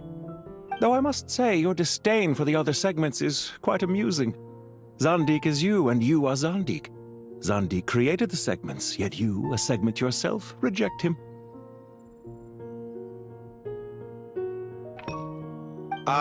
That is, Zandik, created segments of various ages in his later years. To achieve this, he had to freeze time and part with a portion of his soul. But as constructive as it sounds, it erases my uniqueness. If each segment is equally me, then by the same token, none of them are truly me. A soul living forever in the past inevitably holds different views than he did in his later years. The same thing that completes me also restricts me. You too might ask yourself which stage of your life you want to be preserved at. The day your business failed? Or the day you were framed by a gang and sold off to a medical lab as a test subject? We needn't dredge up the past. This undesirable plan was eventually scrapped. Lesser Lord Kusanali was quite right. I needed an opportunity to eliminate myself. And after that, I concluded that there was no more effective plan than directly splitting the soul. Once the soul is transferred out, you will find that creating a physical body is far simpler than creating a puppet. The other half of your soul suffered a crushing defeat in Nodcry, you know. And yet in the process, I obtained the information I always wanted, did I not? Because now we finally know where the best testing ground truly lies. I once thought your ultimate goal was to ascend to godhood. But as it turns out, that was merely one of your experiments. Experiments take many forms. Most people are too eager for success, too fixated on the end goal. They forget that the experimental process itself is just as important. A suspiciously vacant seat, a new face. I trust you can put two and two together. The reason it doesn't exist is because someone tampered with the record. What can I say? After all your efforts, you really did uncover the world's secrets. So, is the new world you promised a lie? No, it never was. I am glad to be able to control irminsul from within. Now I shall attempt to create a new world inside the existing one. Almost everyone faces the prospect of death, but not a single person has ever been able to experiment unrestrained in the afterlife through sheer force of will. I am the only one to have overcome this enormous challenge. Would I not be letting the world down if I didn't make the most of the opportunity to experiment? Clearly, the dividing of your soul did not affect the magnitude of your ego. Out of all the versions of you that have ever existed, this you is the most insane and the most radical. Is that why you chose to work with me? Which was it then? My insanity? Or my radicalism? Could I call myself a venture capitalist without a suitably ambitious plan to invest in? Yours happened to fit the bill quite perfectly. Well then, I must say, while I am surprised enough that you showed up at all, what surprises me more is that you chose to present yourself as my former subordinate, and not as the banker Pantalone. Why make things harder than they need to be? Exposing my true identity in a situation like this would only serve to destroy diplomatic relations between Snezhnaya and Sumeru. I daren't imagine the consequences. Showing up in the name of the original antagonist gives you the recognition you rightly deserve, while also being sensitive to Snezhnaya's predicament. It was an easy win. As for why I'm here, if you're suggesting that your credit is in the negative, I won't argue with that. Many people say that about you. I'd argue that a significant factor in your willingness to cooperate is the fact that you have but a few years of life left after my death. Living and dying together has a way of binding two parties together rather closely. Is it not true that a relationship should be judged by both the positive and negative returns it yields? So some of what I said actually made it into your head after all. It's true that I hope you don't die too soon, but don't you find that a strange thing for me to say? After all, you've already had quite a long life, especially for a human being. Let's not pretend that you're any more innocent than I am. Are we not the same in this regard? We both despise the existing laws of this world, and neither of us enjoy being under anyone else's control. Is it really so greedy to want the world to operate by a new set of rules? Of course not, my dear friend. And as I've said before, mutual interest is the foundation for the most reliable of relationships. You can attest to that. I just hope there never comes a day when I have to work too hard to prove that. Regrader, sir. People have been spotted approaching Sumeru City. How strange. Despite your access to Irminsul's data, it appears the soldiers noticed before you did. They must have found a workaround. Well, dottore, I trust you know what this means. The fact is... They're coming.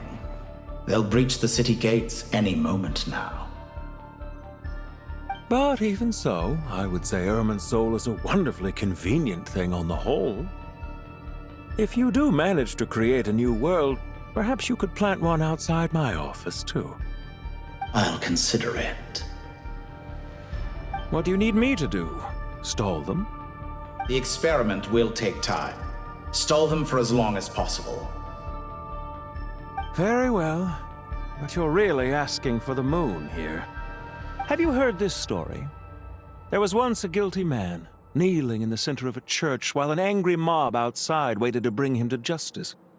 He pleaded with the gods, begging them to grant him one final request, the chance to finish confessing his sins before he was sentenced. Many suns and moons passed, seasons changed, and still his confession continued, as if he intended to speak until the end of time. Are you suggesting I worship you as a god? Or were you hoping that I might confess my sins to you? Certainly not the latter. That would make my life miserable indeed. For someone who despises them so, you never seem to have any objections to me creating or becoming one. At first, I thought you'd be furious. Concerned I would terminate our partnership, were you? Not at all. You had reasons why our partnership must continue. Don't you find people's attitudes toward gods amusing? A god descends from the heavens and people worship it unreservedly, blindly following whatever rules are given to them. And yet, when they see an ordinary person gain godlike levels of power by virtue of their own hard work, they treat him with nothing but suspicion, even if he is a compatriot. Is that supposed to be a compliment? No. I was just thinking. I pity the man who would call you a compatriot. There's no need to be so self-critical.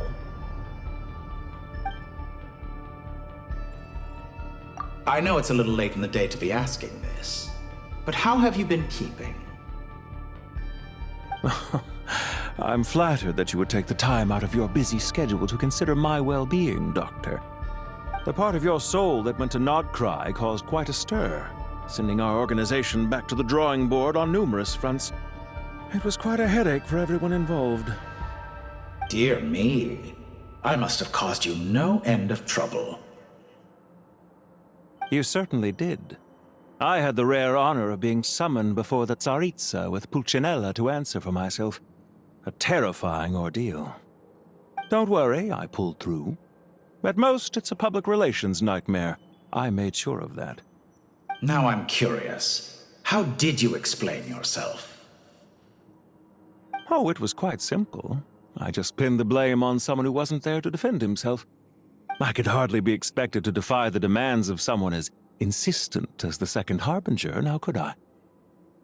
How you slander me. You know full well that I am perfectly amenable to reason. There's no question that you are partly to blame for the ruin of my reputation over the years.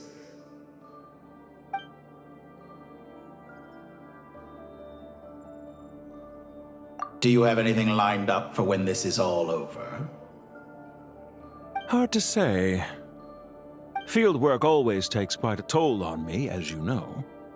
Once I'm back at Snezhnaya, I'll start with a well-earned cigarette. Why are you so eager to ruin your lungs after I went to the trouble of replacing them for you? If you have an issue with it, feel free to try to stop me.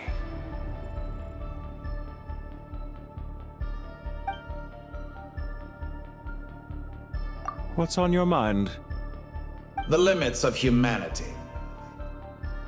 It's a pity. Despite running countless calculations, I find there is simply no way to reduce any further the amount of one's soul required to sustain an individual. It's rare to hear you admit to being unable to achieve something. I beg to differ. For instance, as I've told you before, the original me was prone to motion sickness and couldn't make long train rides. Ah, yes, of course. One of the reasons you often sent yourself out on errands. What are you thinking about now? A new experiment. In the event that my soul was depleted, say we extracted my data from someone else's memories, yours for instance, and then combined it with your intact soul as the base material, what would we create? Such a scenario would be impossible. Oh? As long as your current soul survives, there will be no need to create a new individual. Don't forget, you were the one who approved of the present situation wherein only one dottore remains. And if you ceased to exist, who would be capable of performing this experiment?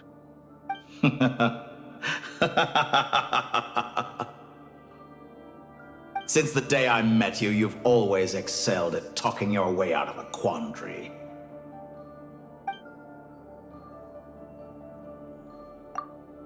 Isn't it a little too early to be saying goodbye? Not that I wish to keep you from your business, of course. Very well. Let's leave the conversation there for now.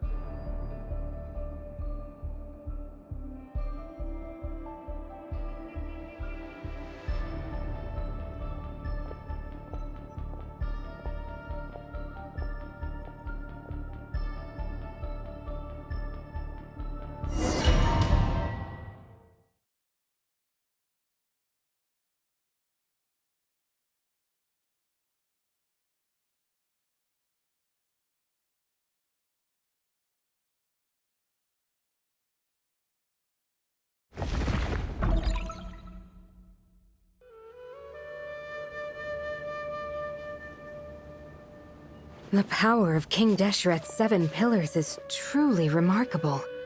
With just a chessboard, you can move an entire unit across the material plane. Yeah, sets us up for a much easier fight. Really makes my day. The last time we stormed the city, it involved a lot more running around. I wonder how many people can say they stormed a city twice in their lifetime. I was just thinking that. I've definitely had more than my fair share of unusual experiences in my life. This is my first time here, actually. We never usually leave Gandharvaville. I hope this will be my last time. Does everyone have to chime in? Can't we just fight? What an amusing comment, my dear lady.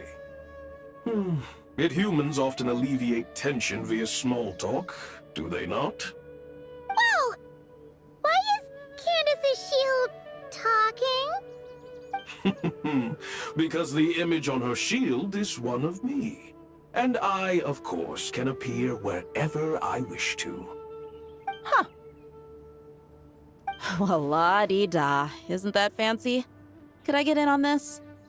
You wish for your gauntlet to speak? Why, certainly. Ahem. I think you'll find that it is I whose image is carved hereupon. Thanks. Definitely feel stronger now.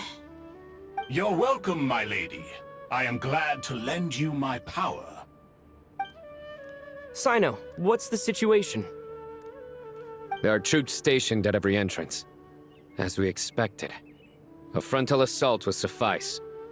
Everyone, stick to the plan. We'll take the main entrance. You head for the House of Dana's side door. Move out.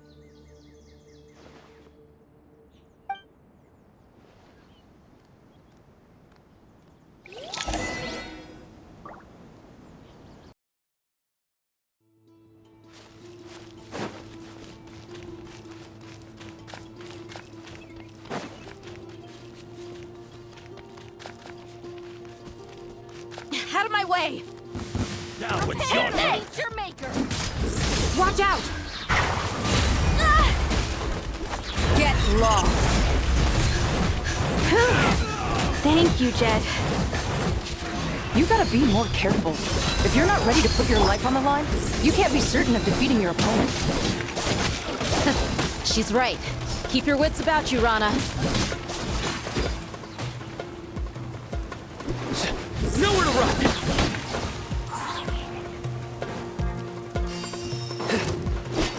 Pay your dues. Yield! Through me, justice is served!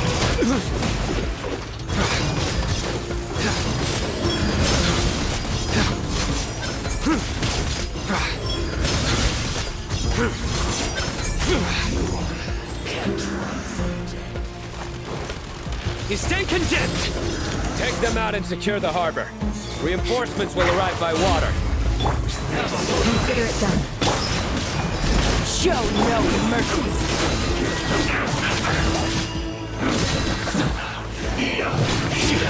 You need to hurry. Do your work! Nowhere to run! You're dead meat!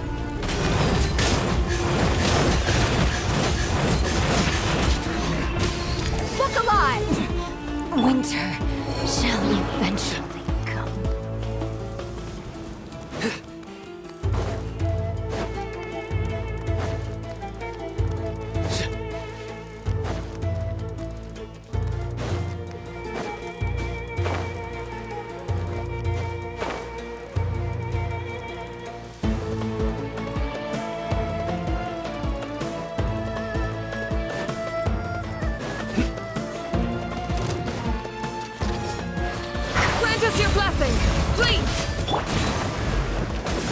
Let's get it off! Your sins weigh upon your soul!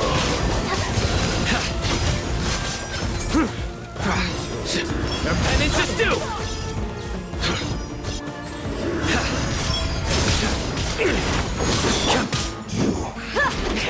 Use your force. This time, tough fight. Buckle up! Fire! This ought to Yield! Resistance is futile. Save yourself the pain. Hear my prayer! It's bleach! You asked for it!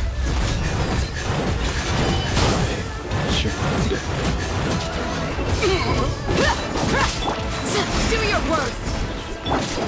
Surrender! Zinto! Send.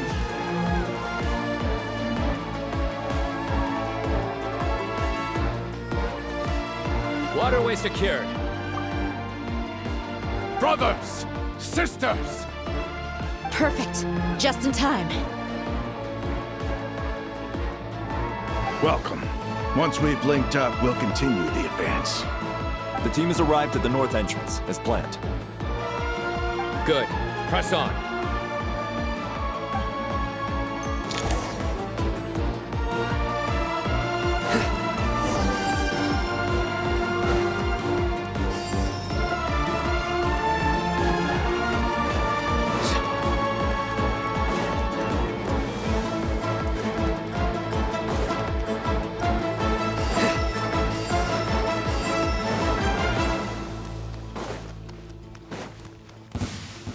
are you? Here to play with me? Too easy. Look alive! Through me, justice is served. Guilty.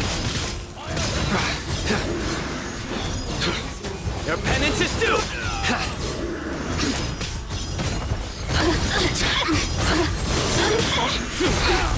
You stand condemned. Gloves off.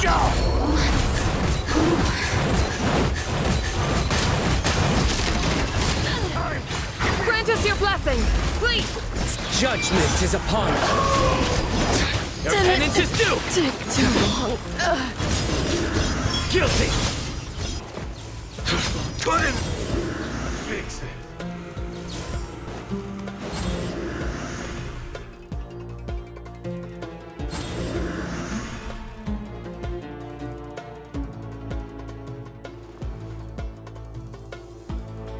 Look out! It's an ambush! Finally. We need to hurry. Take the middle road now. Mahamacho Sino, area clear. Don't relax just yet. More Fatui approaching from the right.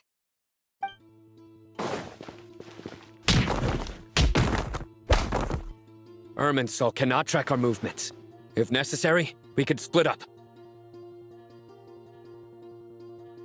Don't worry. We'll wipe them all out. As you can see, our people came raring to go. Good, good. How are things with the Traveler? Can Tainari keep him safe? Don't underestimate Tainari just because he's a forest watcher. He can handle it. All right.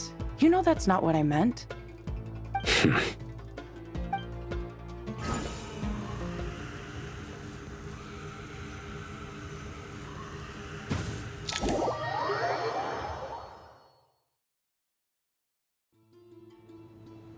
Sino and the reinforcements have drawn the Fatui's fire away. It's our turn. By using a cluster leaf of cultivation, we can pass through certain terrain silently. Good luck with that. We'll just fly up there. Huh? Oh, yeah. Paimon forgot she could fly. Ready? Ready.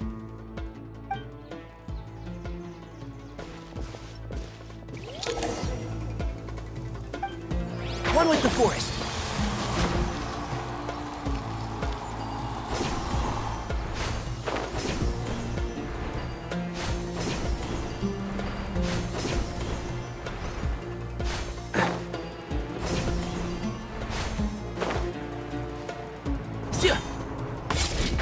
Can't see?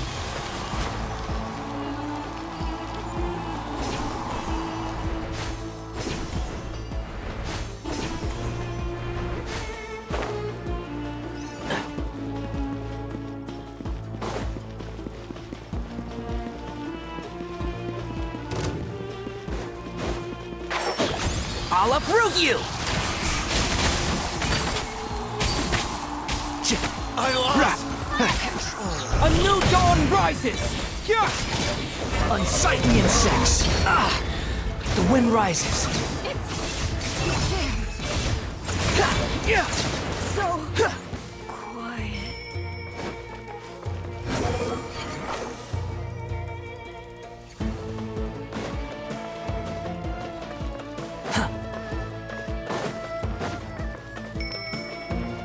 Squall and fury.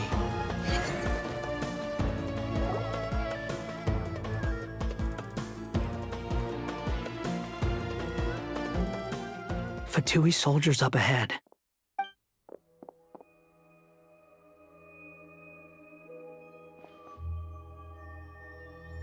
Careful. Prepare for battle. Hey! There's people over there. You have some nerve showing your faces here in the center of Sumeru City.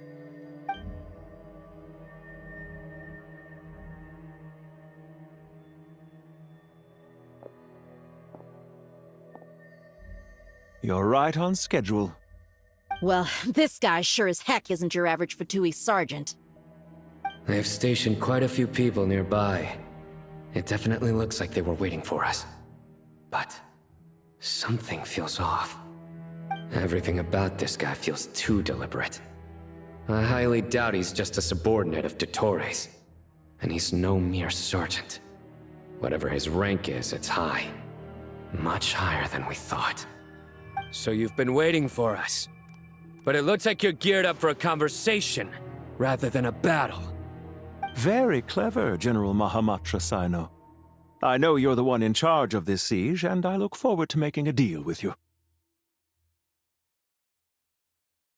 A siege?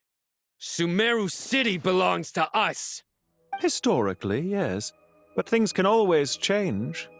We have quite a sizable force with us, you know. For instance... There's a Fatui ambush at the north gate. Can you handle him? We can for now. Yes, I'm quite sure both sides can hold their ground for the time being. The battle has not yet reached its climax. But what happens next? Do you enjoy watching bloodshed? Surely some of those here are people you count as friends. Once a war begins, some people must die. I doubt you wish that fate upon anyone you know. Wait a second. It's a trick. He's not even there. Silence! He disappeared. What was that? A ghost? Curses! He was never there to begin with. That was just a shadow projected there to lure us in. Enough talk! Attack! I apologize for being unable to accompany you at this crucial moment, but I am compelled to leave for reasons beyond my control. Please excuse me. Sumeru's General Mahamatra is quite ruthless. It's a good thing I wasn't there in person. Your illusion held them up for a time just fine. But now that they have seen through it, they will realize you were just a decoy. Decoy or not, what matters now is that they will be heading your way imminently. Not imminently. They are already here.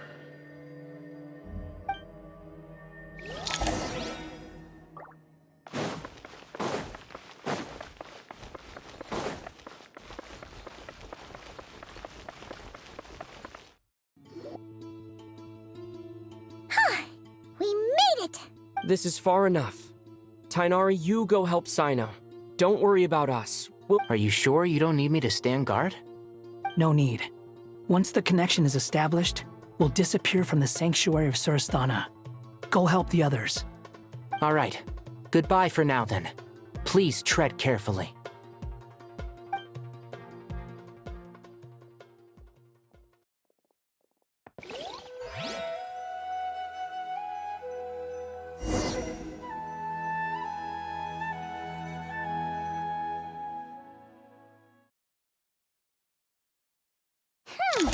Now where's the interface Nahida mentioned? Come on, where's it hiding? Found it. It's over here.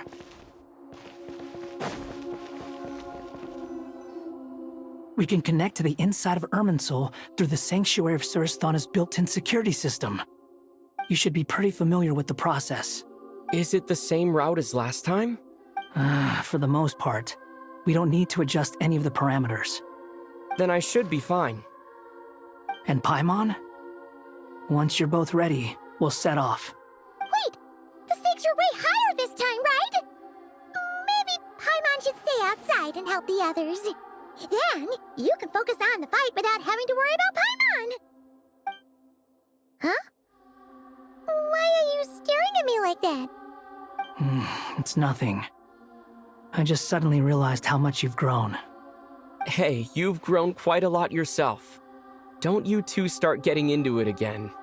Well, anyway, Paimon thinks she's pretty knowledgeable. Who's the best guide in Teyvat again? And don't forget, Paimon's a college student now. If we say Alhatham's not a weirdo, it's hard to explain how he came up with the idea of you applying to the academia. But for all that he counts, you're doing surprisingly well in your studies. Just goes to show how important it is to have someone supporting you. And Paimon's not the only one. Let's not forget that you only became a student because of Nahida's personal recommendation. That's fair. I have learned a lot in Sumeru. Oh yeah. Did you ever come up with that ugly nickname you promised me? What? No way! We're friends now! Paimon gave up on giving you one ages ago. Anyway, isn't Hat Guy enough of a nickname for you? Fine. Suit yourself. We need to go. Paimon, if you're staying, look after yourself. Will do. Paimon's gonna link up with Tighnari and Sino. You guys are the ones who need to be careful. We will be. Bye for now.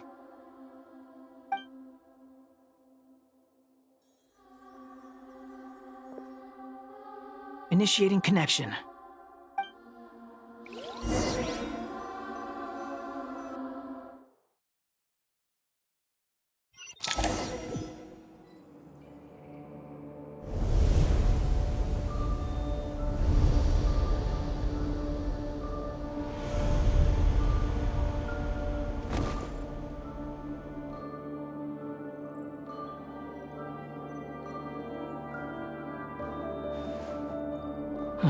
Well, here we are again. Come to think of it, I still don't even know where we're going. Thanks to our terminals, it should be impossible for irminsul to read. I can... Don't tell me. Only you need to know. That way, whatever happens to me next, it won't affect your progress. Listen to me. Your safety is just as important as mine. Don't even think about sacrificing yourself for the greater good. We came here together, and we're leaving together. All right, if you insist. I won't argue with you.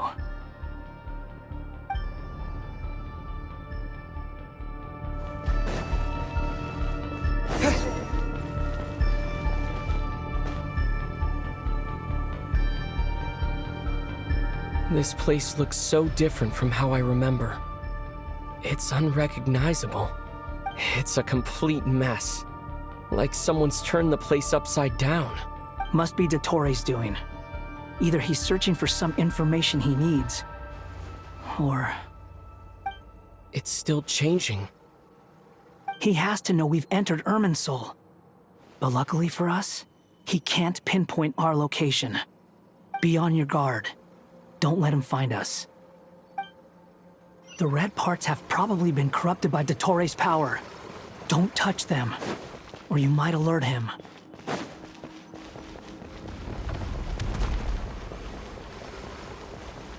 He's looking for us.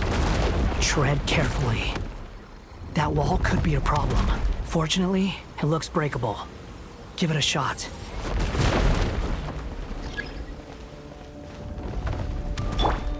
The wind rises.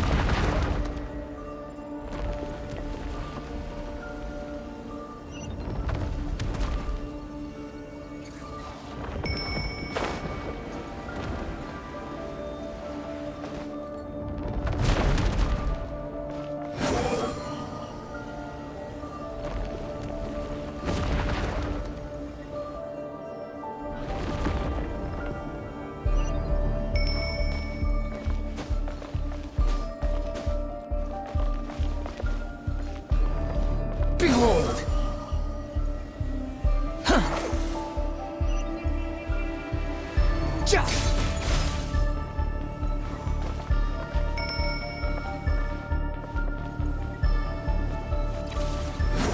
Search for it.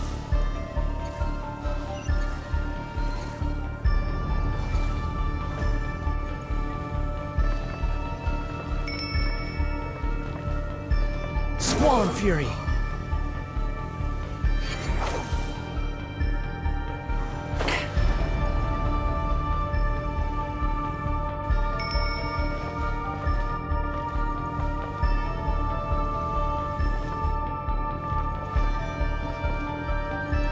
Rises. The same old trick again? Are you kidding me? Let's handle it just like we did before. This cheap trick isn't gonna stop us.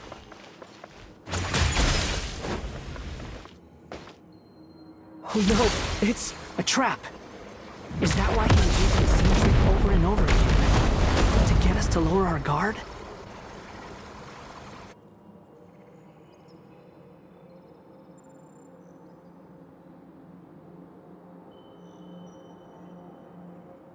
I'm trapped!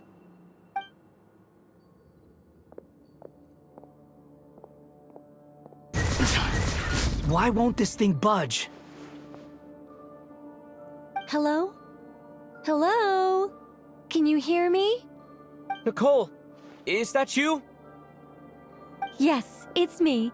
I'm monitoring your progress from inside the Eternal Oasis, and I have to say, this terminal is simply marvelous. It makes tracking you so much easier. I couldn't see anything at first, but now that you two are inside, I can use your location with support from the terminals to get a partial view of the situation inside irminsul. It's not the clearest image, but it's better than not being able to help at all. So, here I am. I can't intervene directly, but I can help to guide you out of the jam you're currently in. So please, just follow my lead. Dottore in his current form is a blight upon both irminsul and the ley lines. Pay attention to your surroundings. There must be sources of his contamination. Is that one of them? Precisely. Take it out. Good work. But we're not done yet. Stay close, and let's see if we can find any others like it nearby.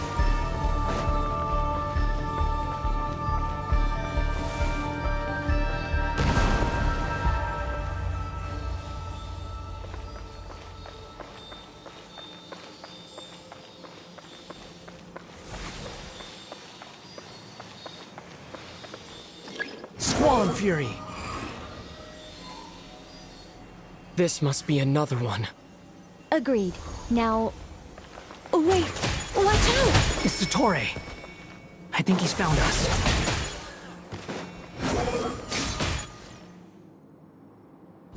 The seal is broken.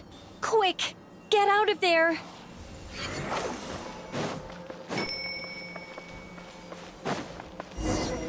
And where exactly do you think you can run to? What is that? Pursuers! That's gotta be it! Run! Don't let that thing touch you! Dodge that attack!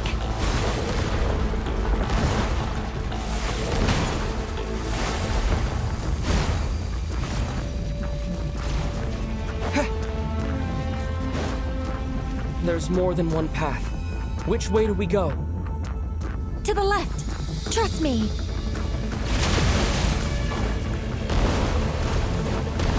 Fleeing like vermin. What a pathetic sight. Hey! Watch yourselves! Stay focused! There's a cliff ahead. Jump!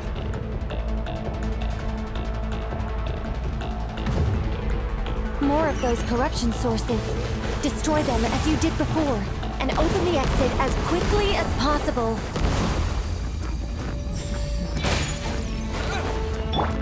Squall Fury! They're relentless. Is he trying to wear us down? You'll just have to destroy these too.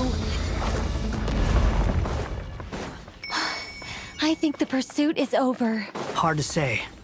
Stay alert.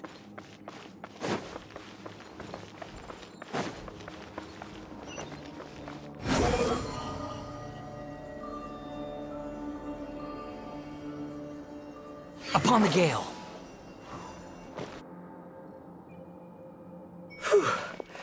I think we've made it to relative safety. Phew, goodness. That was tough. You doing okay? I'll be fine. Don't worry. Take a short rest, and then... Nicole? Nicole! The connection's been cut. But that means... Look at you supporting one another. How very touching.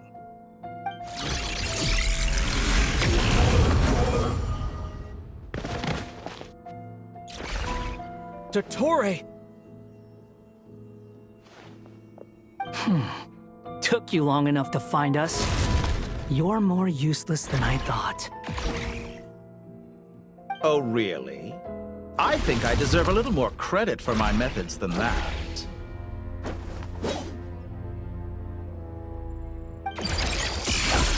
Rather than hunting you down, I chose to let you roam free. I indulged your presumption that I was unable to track your movements, played along with your clever little plan. Fleeing is for animals, but I rather enjoy watching you flee. Some things lose the will to run altogether as soon as you put them in a cage. If that's true, then why did you come looking for us? Because I wanted to observe you up close, of course. Don't misunderstand me, I'm not here for a fight. Is it so unusual that I wish to greet my old acquaintances in person? After all, it's been a while. Scaramouche.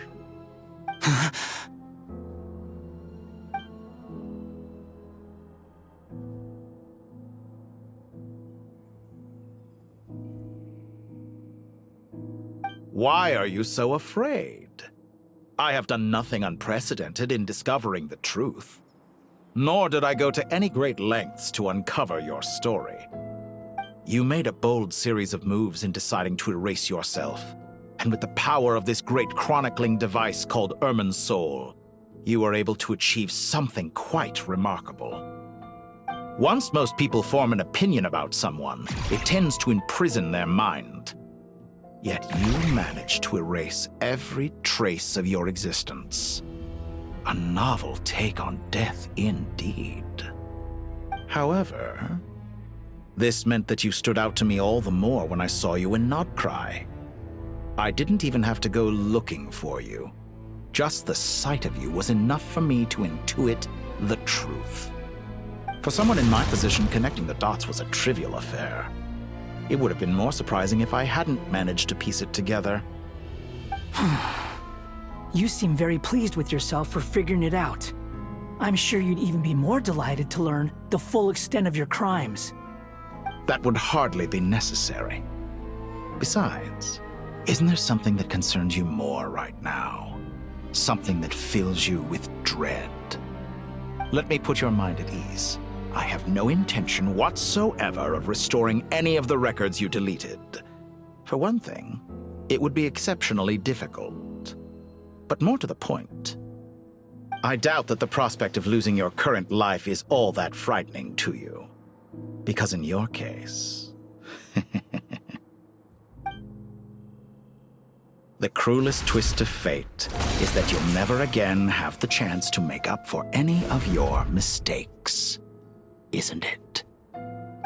dottore?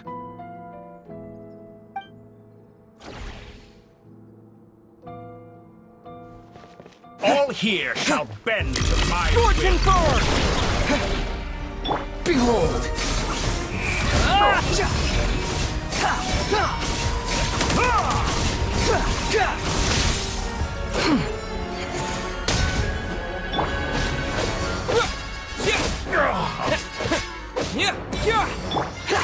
Squall Fury!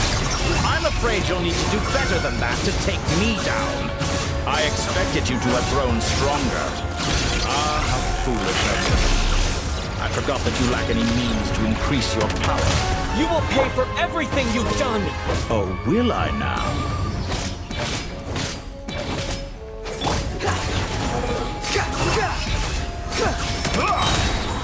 You dare to gaze upon me?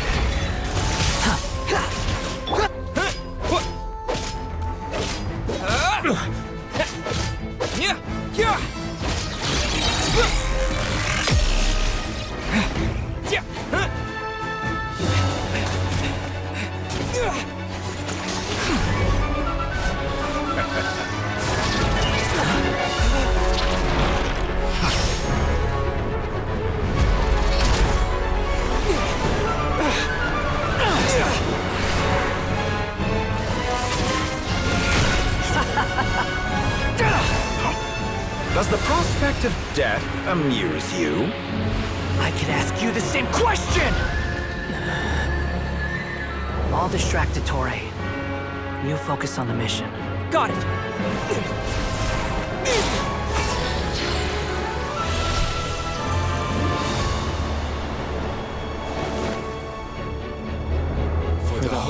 and dreams of the masses. Open the secret door on this enchanting night. May wisdom's light eradicate ignorance and darkness, and hereby fulfill our ancient vow. Commence data extraction.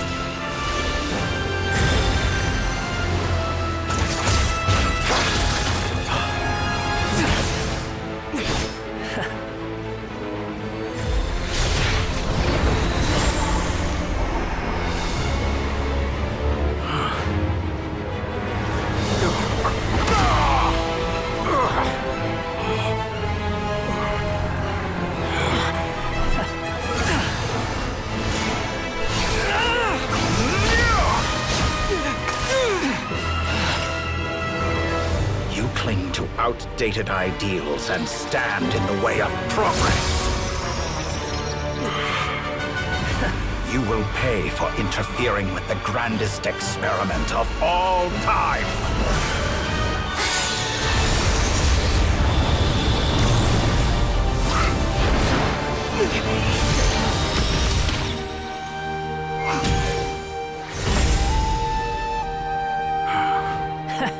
Good timing. Dottore, as clever as you are, you fail to understand wisdom. Wisdom takes many forms, but the path you have chosen eschews them all. Huh.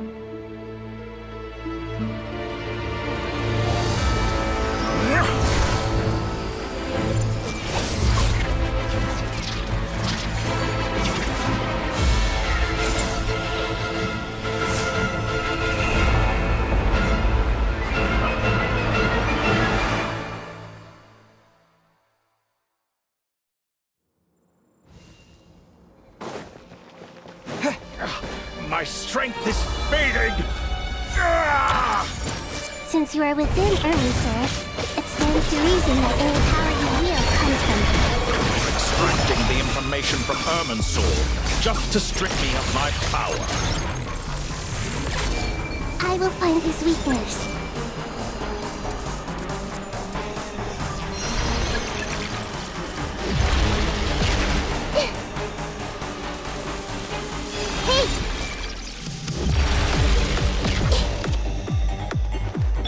Squall Fury!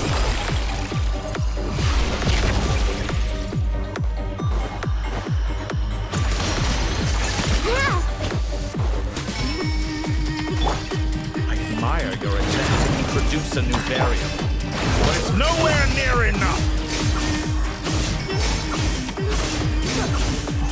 Just like a little buzzing fly! You're dead! Time to ignite!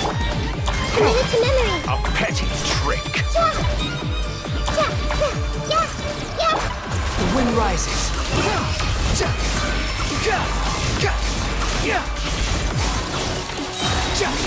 Bow your head!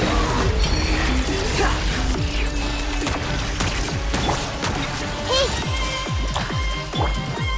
Scorching burn!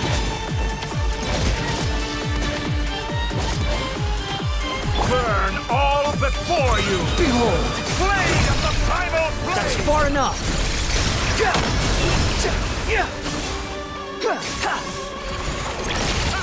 You won't just... We're so close! Just hold on a little longer! I'll hold him up. Traveler, Hat Guy, the rest is up to you!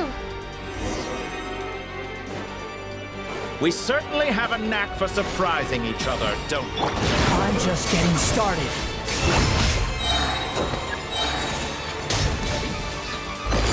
It's time! Say your prayers! Stay on the offensive and watch your back!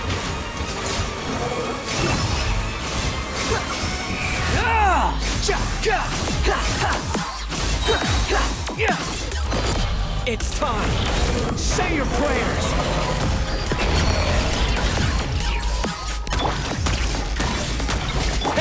The wind rises. Let's try this! Muso no Hitotachi! It's time! Say your prayers!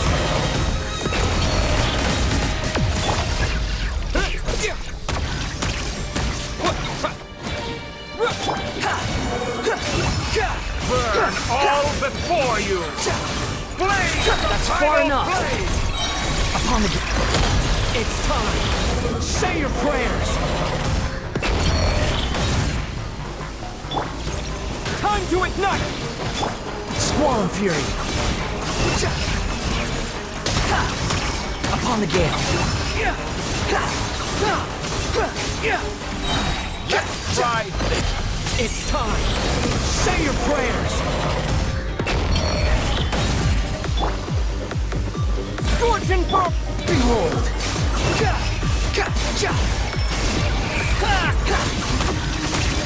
Finally!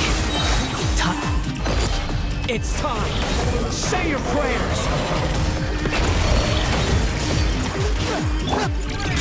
Final play! Time to ignite!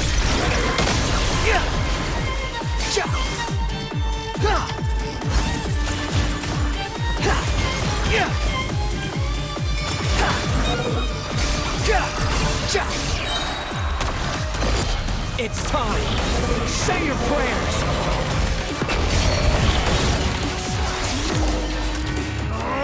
That's enough!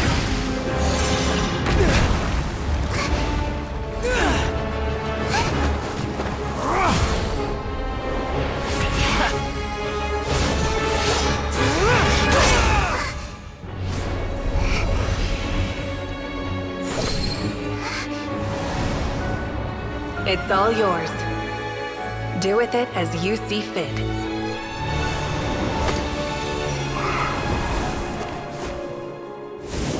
Just as you say, this world is home to some archaic things. And as you suppose, you are a formidable opponent. You have long coveted the secrets of wisdom. So now, I will demonstrate true wisdom in action. I invoke my supreme authority as the keeper of irminsul. Commend me or condemn me, but give your verdict now!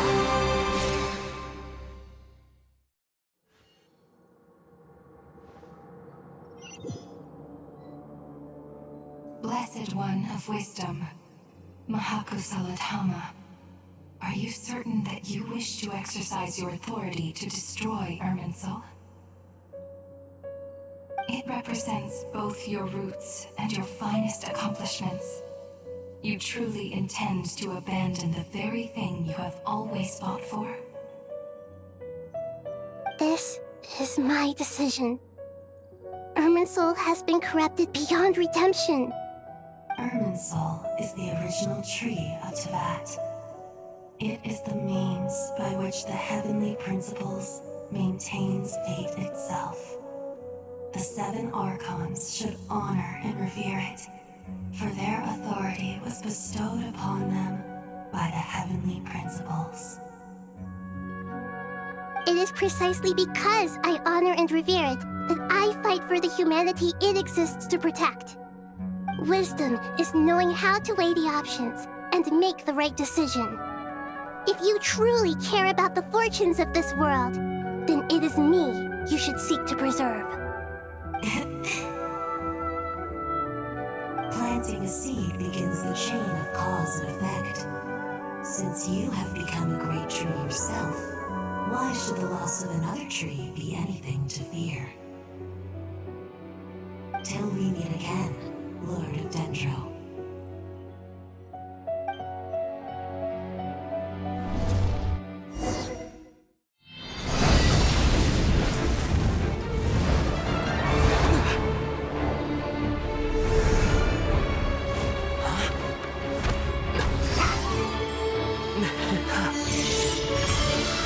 The first flame.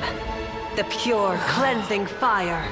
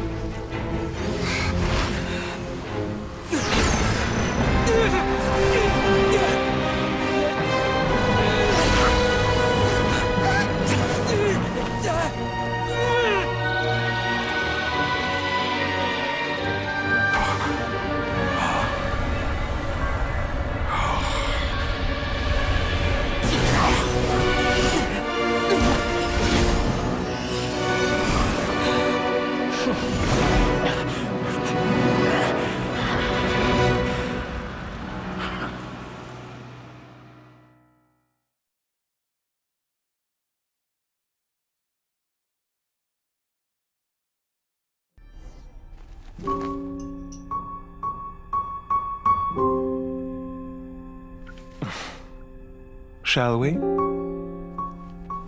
Where were we? I was suggesting that you needn't perform when signing a contract. You're only sitting here because your bank demanded an evaluation of the trustee. So you told a story about a young scholar from a merchant family in Sumeru? I told a compelling tale, didn't I? The post-expulsion story is far more captivating. The human experiments or the elixir of immortality? The part where you die. Ah, yes. My favorite part. The 35-year-old Segment thought of himself as dottore, reserving the name Zandik for the original specimen. Of all the segments, he was the most selfish.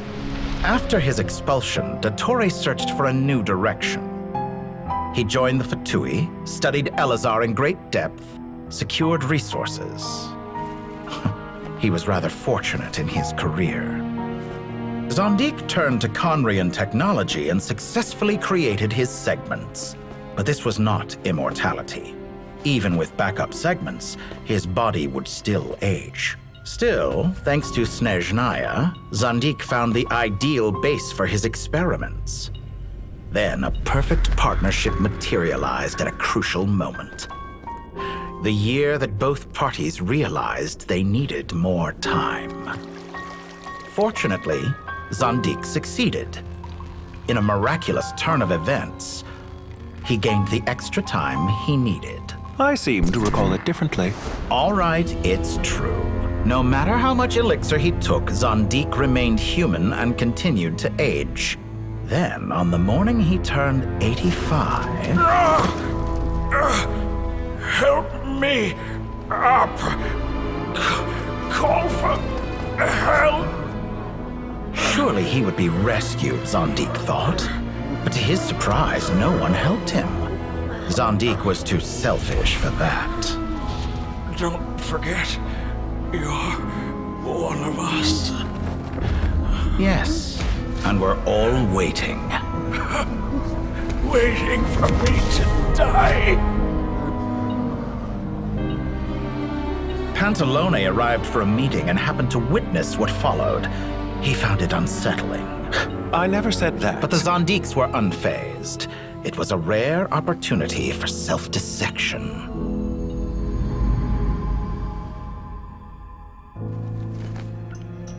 What does all that have to do with you depositing your data at Northland Bank? It has made me cherish my time in this world all the more. Fair enough. So you do have a sense of self-preservation.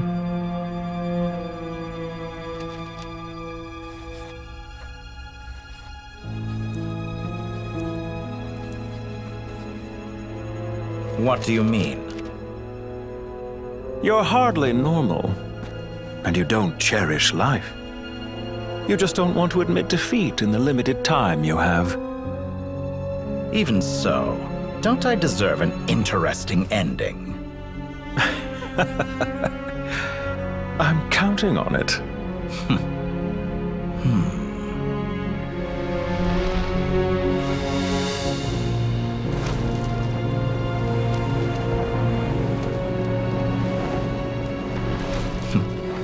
If nothing else, I expect my funeral will be a grand affair indeed.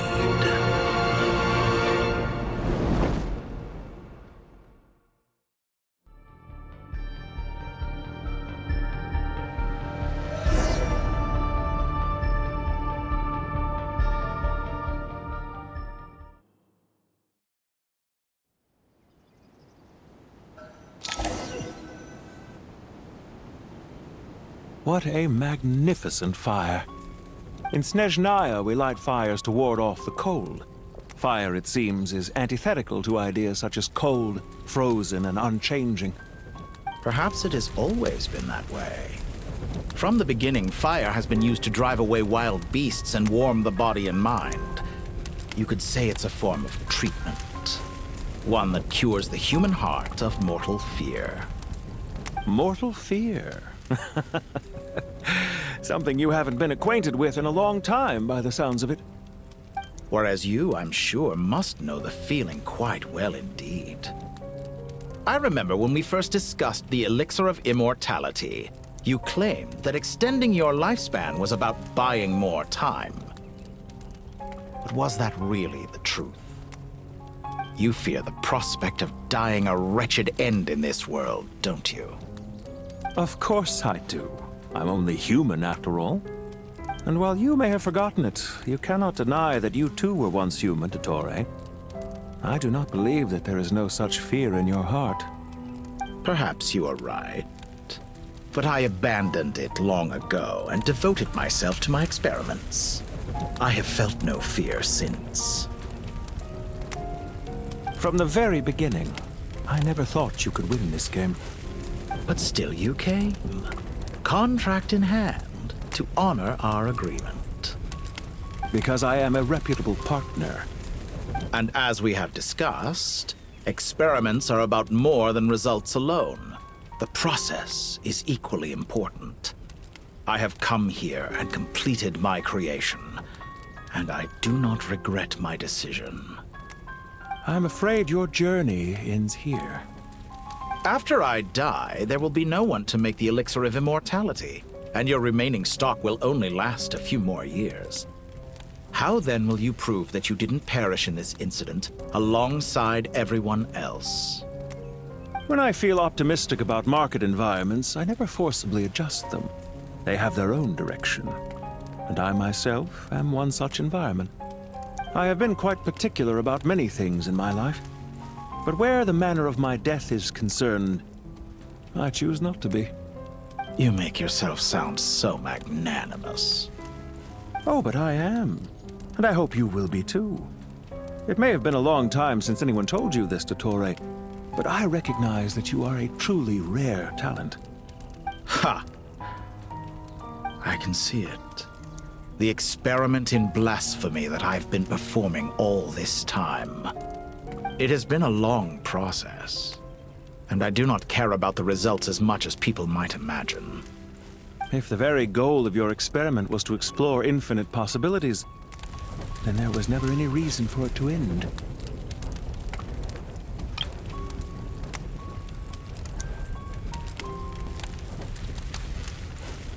Indeed.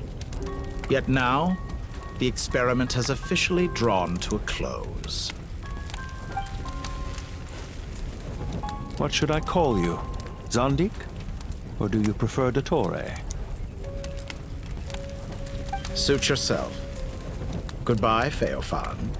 This time, that's what it truly is. And don't I know it? Goodbye, Zondik.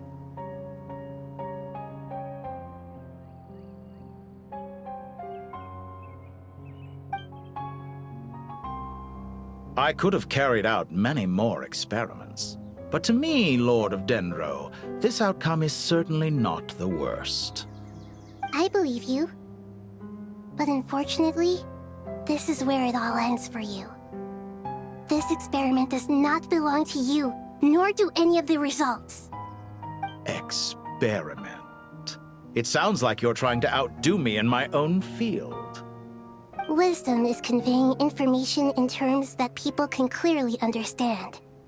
You know exactly what I mean. Indeed. I can see no further outcomes. Ha. You have a formidable mind, and you are braver than I thought. Setting fire to the very thing your survival depends on. Your previous threat was empty, but this time, it is real. When necessary, wisdom can be as fierce as an inferno. Some of the flames that incinerate you come from within yourself. Perhaps you are right. You see what lies at the bottom of the human heart, and that is your wisdom. Here is where your journey comes to an end. All that is yet unknown belongs to those of us who will carry on living. It seems I have unwittingly been your arch-enemy all along. But now, it's all over. I do not deny your intelligence. But what you refer to as experiments, I would never describe in those terms. They are events that take place in the real world, and they are so much more than mere data. Goodbye. We will never meet again.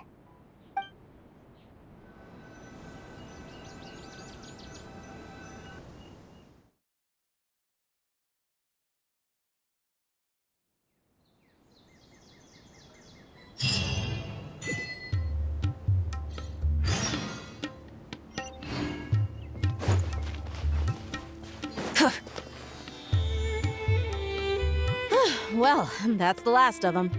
Everyone on the list is already back where they should be. It was a long, hard road, but we finally finished escorting everyone back. I just pray that we'll never need to leave again. I hope we can stay here forever in this peaceful paradise of our own choosing. Paradise. In the annals of the Temple of Silence, that word carries great significance. It represents the hopes and desires of the gods. Their longing for a place to rest. I wouldn't think gods need such a place. People always think they're the only ones who can lose their homes. They forget that gods too need a place to reside. As the Goat King once said, "A god without his people shall cease to exist." Gods need their believers every bit as much as their believers need them. Only we can truly understand how much the desert faith has faded over the centuries. But we still talk about the gods as though they're part of our lives. Given the myriad ways in which gods and humans interact, I'd say they really are. How else could Dunyarzad consider the Dendro Archon a friend? Well, that sounds about right to me. Describing them as friends sure makes us feel a whole lot closer. If you told me a few years back that I'd have this many friends, I'd have called you a liar. Belief is a choice, just like friendship. We've made our choices through battle. The right ones, wouldn't you say? I'll be heading back to the Temple of Silence. I heard the Goat King and the Ibis King decided to pay us a visit. How about you? It's back to Aru Village for us. Still plenty of supplies to distribute and people to help. Until next time, old friend. As long as you can find the time, you're always welcome to visit us in Aru Village. Right back at you. Make sure to drop by the Temple of Silence the next time you're free. Or it is that two of the other 7 pillars, Shezapang and Bennu, might also be dropping by. Since you're wearing the symbols of their power, it'd only be fitting if you came to see them for yourselves. Dropping by? That makes it sound like they're visiting a neighbor's home. Well, the temple was founded by Hermanubis, so I guess to them, that's exactly what it is. Guess that's true. All right. We'll make sure to find time to stop by. Stay safe on your journey home. I will.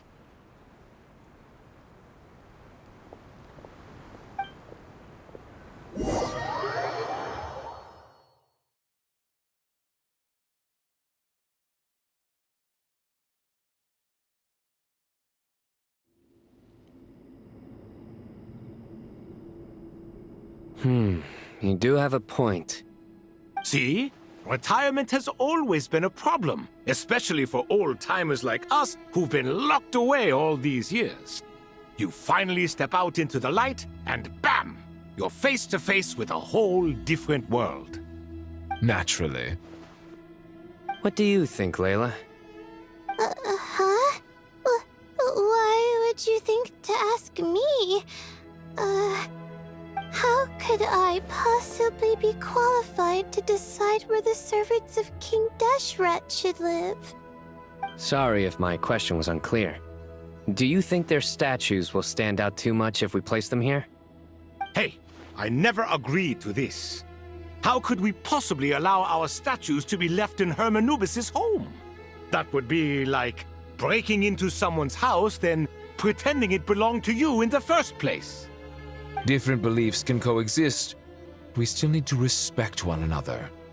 By which you mean, you two plan to stay at the Temple of Silence, for a while at least, but you have no intention of relocating your statues here. So, you see this as sort of a family visit? Is that correct? Family. Huh. You could say that. In a sense, Hermanubis would view this as his home. Just look at this place. Magnificent, is it not? The sad truth is, in the past, all three of us invested so much into misguided ventures. We failed to build what we should have, and wasted so much time instead. And what do you mean by that? I mean that for the most part, time spent associating with the likes of Sobek, and, let's say, Thoth, might reasonably be considered wasted. Why does that not surprise me? Go on. Anyway, given how much time we'll all be spending together, I'd say that the bonds we built will end up proving to have been a sound investment. Once Sethos, the current leader of the Temple of Silence, returns, you can discuss the matter of staying here with him. But judging by the expressions of everyone here, I imagine you'll receive a very warm welcome. This sacred ground houses untold knowledge, after all. What better place for the servants of King Deshret to appear in the mortal world? How about we share a meal together first? I imagine it's been many years since you last tasted fresh food. Oh, that sounds wonderful! After so many hundreds of years, I can only surmise that desert cuisine has become a lot more varied. Are we having a get-together? If you'd like, I can help prepare some food. After all, Lord Thoth, you helped me so much in the desert, and I still haven't properly thanked you. Oh, my, that would be wonderful. I'm touched that you still remember. How the times have changed! To the people of today, it seems the Ibis King has become a kind and passionate god. And you, Mr. Herreshoff? What kind of god do you wish to be? To be honest, I haven't given it much thought. How about you, Dendro Archon? Do you have any hopes for your future? Me? I'm very happy with my current life. Forgive my bluntness, but you do not seem to derive your authority from majesty and might, like Lord Al-Ahmar. Clearly your approach has its advantages, but also its dangers, don't you think? I do, but projecting a majestic front doesn't really suit me. Besides, my relationship with others isn't simply one of a god and her people. Not putting on airs might earn you more adoration. Exactly. Besides, I really like parties where everyone brings their own food, and we all come together to share. You should join us. I'm sure you'll find it fun. Last time when we got together for a picnic near the Avidia Forest, it was quite the occasion. Seeing as you're already here, how about we hold the next one in the desert? Can we do that? Wouldn't Tighnari have to transport a ton of drinking water? Don't worry, I can help out. Layla, would you like to join us next time? Me? Sure. The more the merrier. That way we... Don't take this the wrong way. I just think you should know. When it comes to passing the time, chess is more our thing. In that case, Dendro Archon, what do you say? If I were to compete against you, I can't say with certainty I'd win, but I certainly wouldn't mind giving it a shot. Where's Sobek? I'm sure he'd be good for a few rounds. Cards, cards, cards! I'll always prefer chess. I wonder what variant of chess we're talking here. Mr. Thoth, is there some sort of astrological significance to this game? Oh, I'm glad you brought that up. As long as the leader of the Temple of Silence agrees, we can search Hermanubis' place for books to teach you how to play.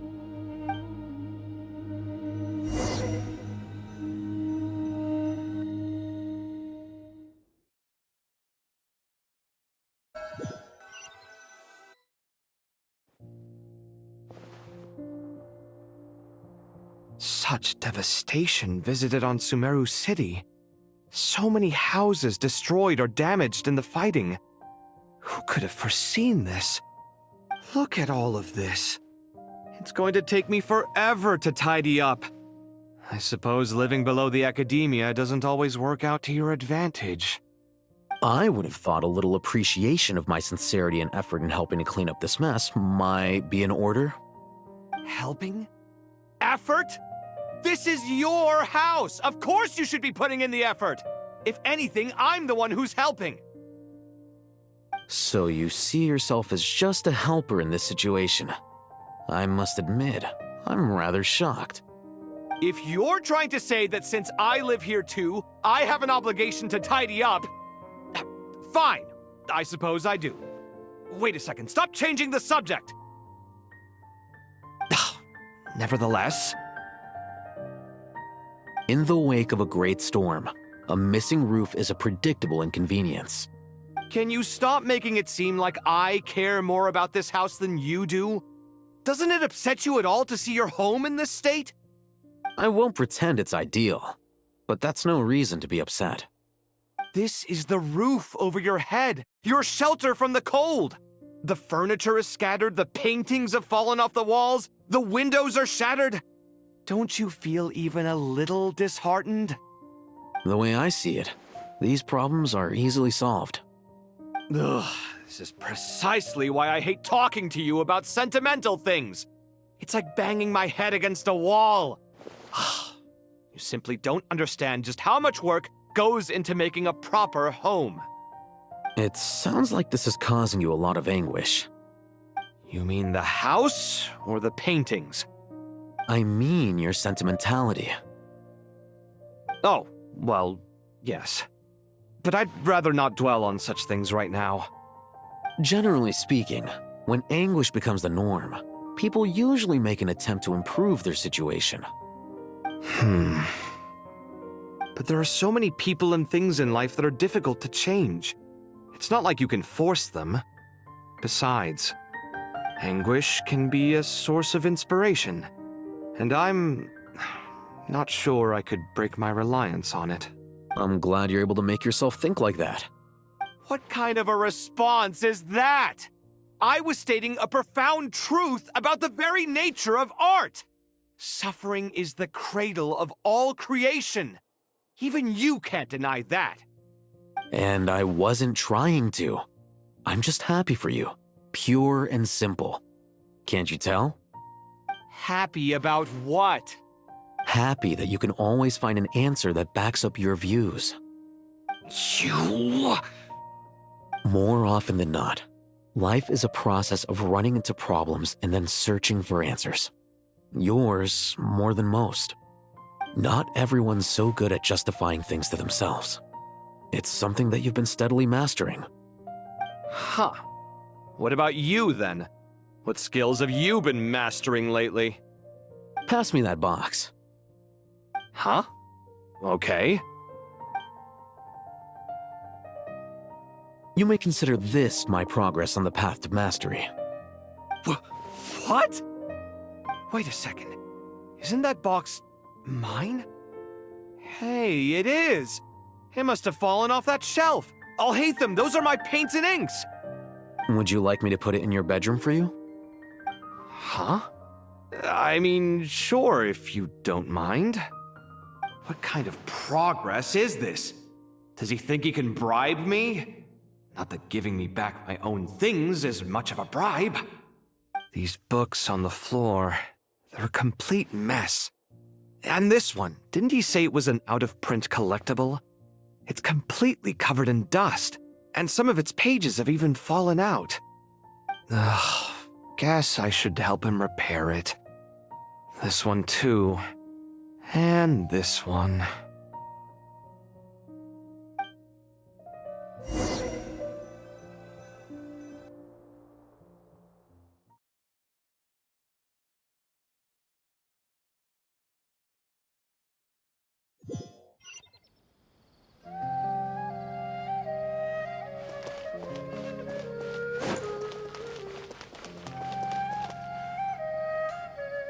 Local subterpiece. imported goods. Such a bright future ahead. I can picture the Mora just rolling in.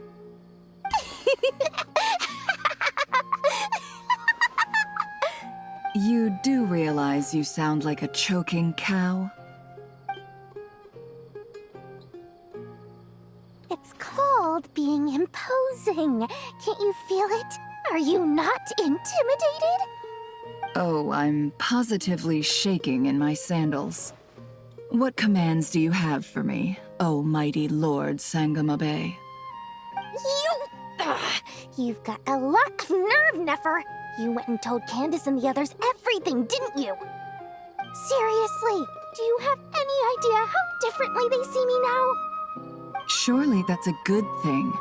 I presume they're more disposed to actually like you now, maybe even view you as a friend.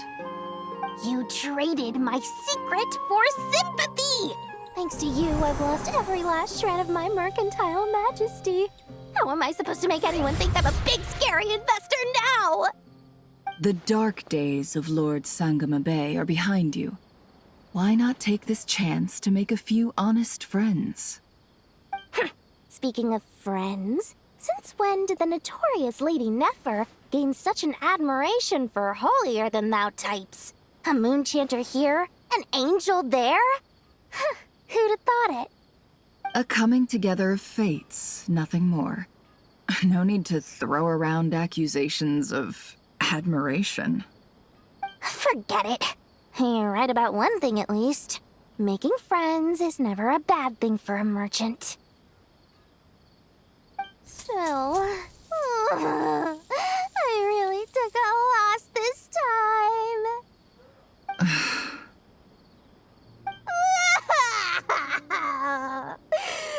What are you looking at?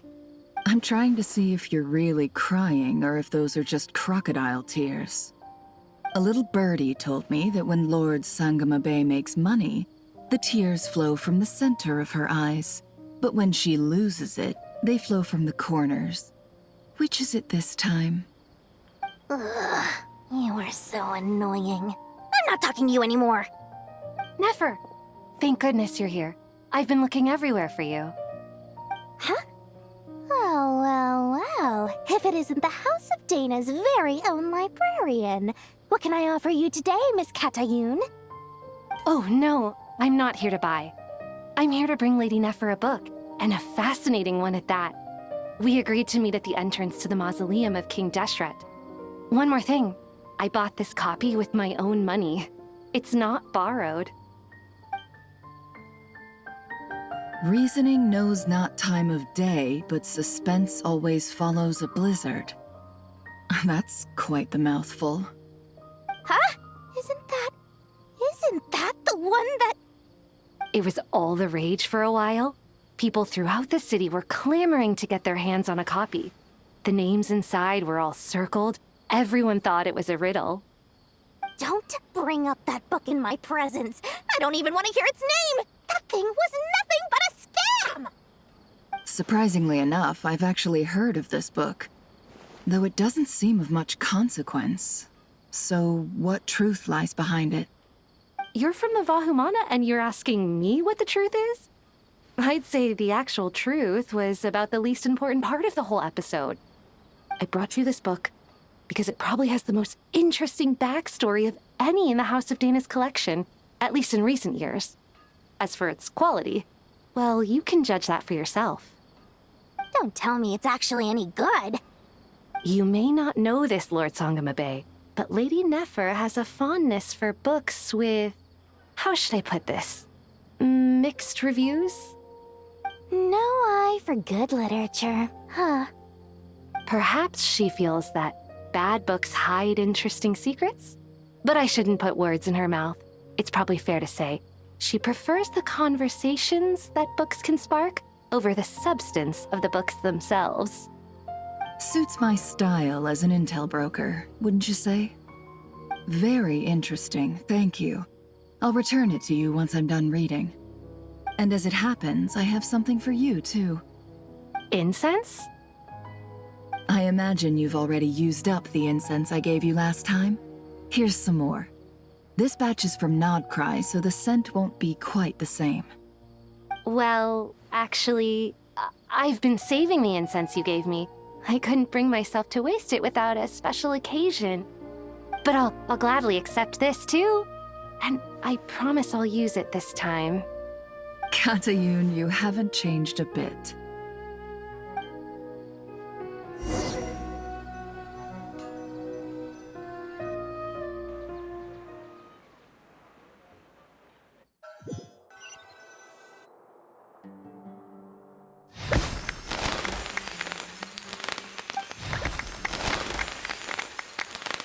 Congratulations, Kale. Well done, Kale. After studying for so long, you finally become a full-fledged ranger. Sure hasn't been easy for you, huh? This really is fantastic news. All grown up. No longer a trainee, but an official forest ranger. Oh, the next step is to secure tenure in the academia. Thanks, everyone. It's true. I'm an official forest ranger now. Master Tighnari, thank you for your guidance and support. I wish Mr. Sino were here so I could thank him too. Sino had a matter to attend to at the Temple of Silence. I don't imagine he'll be back for some time. But don't worry, we can celebrate together once he's finished. I'm afraid the party will have to wait. Kale still has some matters to attend to first. Kale? Is everything all right? No, it's not what you think. There's nothing wrong with my health. I just have a few things I need to deal with. I've made plans with the Traveler and Paimon to visit Mondstadt. Master Tighnari and Mr. Sino will be accompanying us too. Well, that's a relief. Let's get together when everyone's back. I'm sure you'll be doing even better by then. Of course. I have a feeling you're right.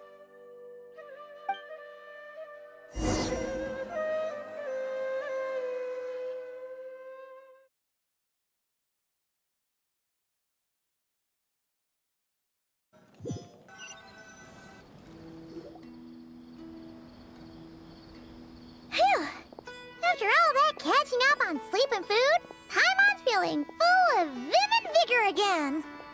For someone who spends so much time resting, your recovery routine is surprisingly simple. Hey! Paimon's been working her butt off too, you know. She flew all over the city helping everyone out. Don't worry, I saw how hard you worked. Alright, we all know you're the most hardworking person in Tevad. As long as you're rested and full, that's what really matters. Paimon's been looking around the place, and it seems like the city's already on the mend. But Paimon's been wondering how Nahida's doing. We should check in on her.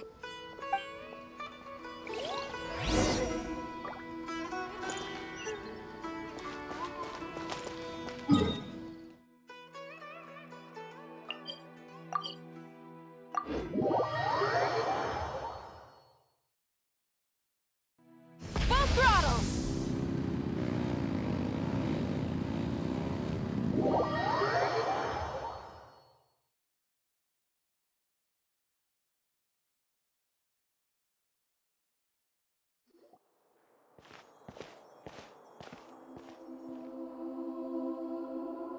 Hey, Nahida! And Hat Guy's here too! Traveler, Paimon! What's going on here? Nothing much. Nahida was just expressing concern for my physical and mental well-being. Oh, the Traveler told Paimon all about that. We've both been very worried about you. Are you feeling alright? You make it sound like I'm on the brink of some kind of breakdown. Truth is, I'm doing much better than you might imagine. If we can just get to the bottom of Dottore's intentions, we can minimize his negative influence. That's the sort of thing I excel at. Just listen to that newfound optimism. It seems like having you enroll in the Vahumana was a truly inspired move. I can really see the positive influence. Observe, a classic sumeru specialty. Chalking everything up to education and learning. To be honest, even I can sense the change in you.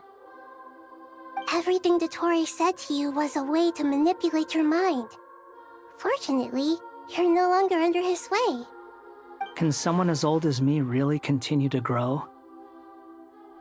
If it helps, just think of yourself as a late bloomer. It's all a matter of phrasing, and it comes down to what standards you measure yourself by. For a puppet, developing at such an age is perfectly normal. But if you choose to call yourself a late bloomer, it sounds more like you consider yourself human. However you see yourself, well done. All right, I see what you mean. Anyway, what's your next step? What else can I do but complete my current courses? Everything else can wait. Anyway, that's enough chit-chat. There are still things in the city I need to help out with. I'll be heading there now.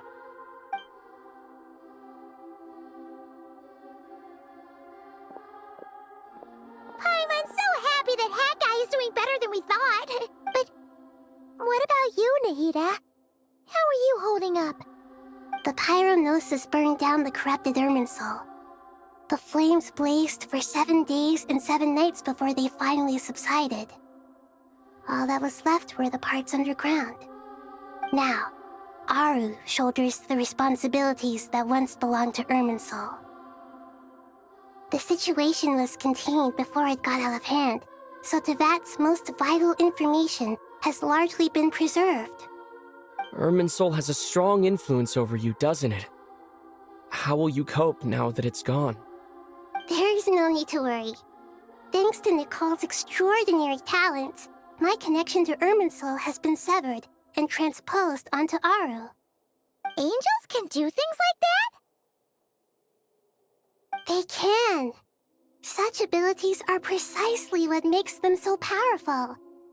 The goddess of flowers, Nabu Malikata, once claimed that she too could perform feats beyond the reach of mere mortals. In my eyes, much of what she went on to achieve reached such transcendent levels. Her and Nicole really are both fascinating and magnificent. So, does that mean your situation is stable now? Correct. Just imagine that Aru has become the new irminsul, and the essence of my existence has been bound to it. The wisdom of Sumeru has ultimately converged into a single, unified entity. Should we ascribe this all to fate, or is it merely fortune? Whatever it is, the important thing is that you're okay, Nahida. Dendro Archon, Lesser Lord Kusanali. Oh, thank goodness you're here. Greetings, Traveler and Paimon. Sir Nevis, do you have something urgent to say? Yes, there's something I need to report. We've received a message from Snezhnaya.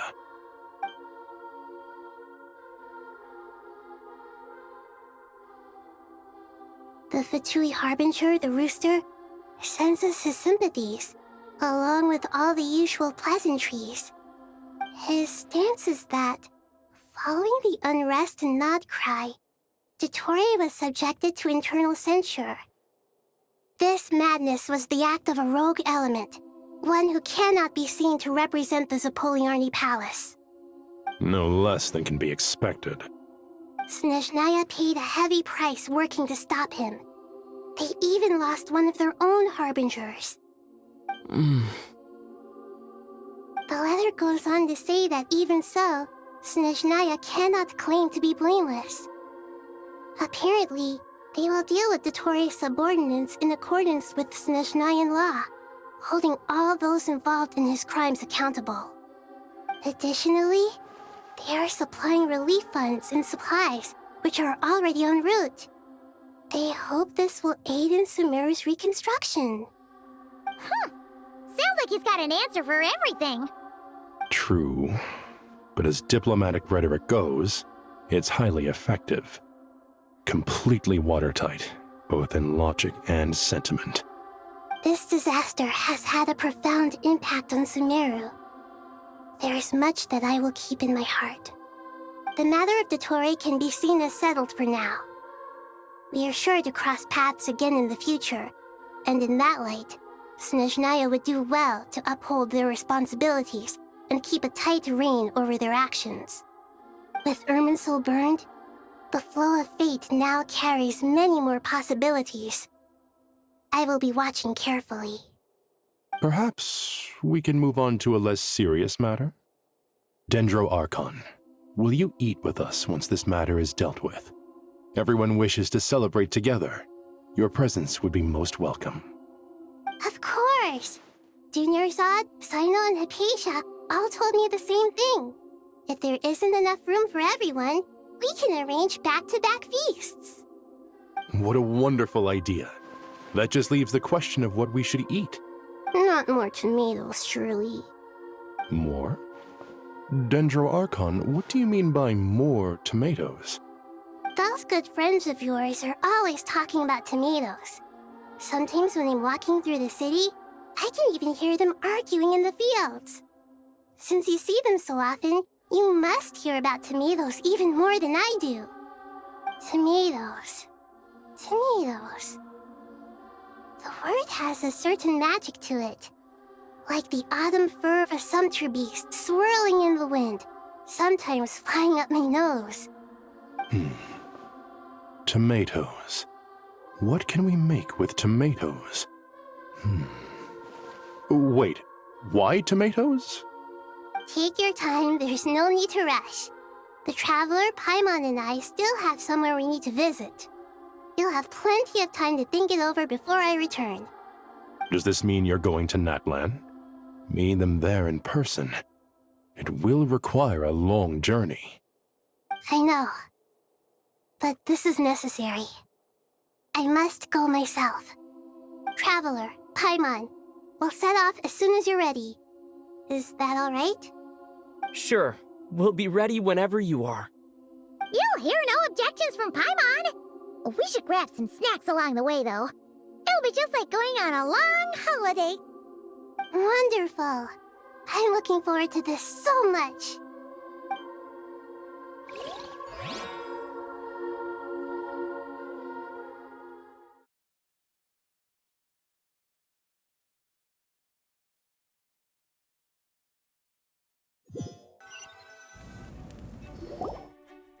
Natlan is such a lively place. It's super cheerful and positive, too. I can see that. There are people outside exercising at all hours. Such a healthy way of life. You came. Welcome, welcome. You must be hungry from your journey. Would you like something to eat? Oh, thanks, but no thanks. We've been eating the whole way here. We had a mushroom platter, Sab's meat stew, butter braised chicken, hot asara pudding. Paimon's positively stuffed. All right, all right. No need for all that detail. I'm starting to get hungry myself. Maybe later then. We can wait till everyone's got an appetite, then I'll head out for a meal together. Sounds like a plan. Let's find somewhere to sit down.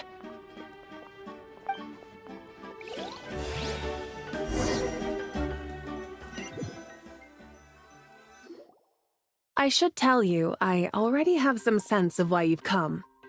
Why's that, Mavuika? To say thank you. Your senses are spot on. But on top of that, we also feel guilty. Because the pyronosis has vanished? I sensed its loss. Despite scouring through the remnants of irminsul, we couldn't find any sign of the pyronosis.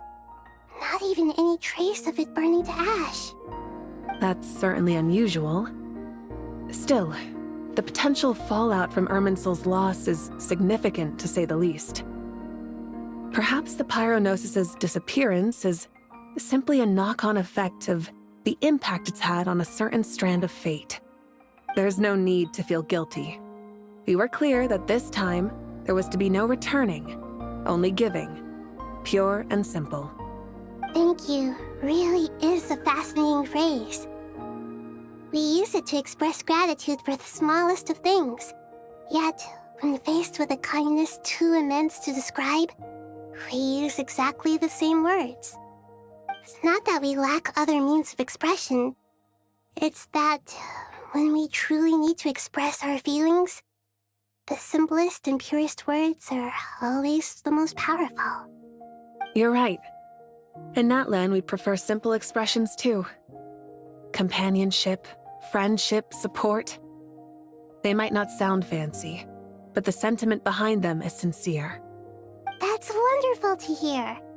Sincere feelings are often a vehicle for the deepest wisdom of all. Irminsul's destruction doesn't seem to have done you much harm. I'm glad to see you're doing well. There's still a lot of work to do, but before we begin, we felt it was important to come here and speak with you. Partly to express our gratitude, but also because we felt that seeing you, in a sense, is like basking in warm sunlight. That's a nice way of putting it. I like that. To tell you the truth, though, I'm not a fan of somber meetings. So, since there's nothing more to say, why don't we go bask in some actual sunlight? The weather's beautiful today. What a great idea! Paimon's gonna lie back and soak up some rays.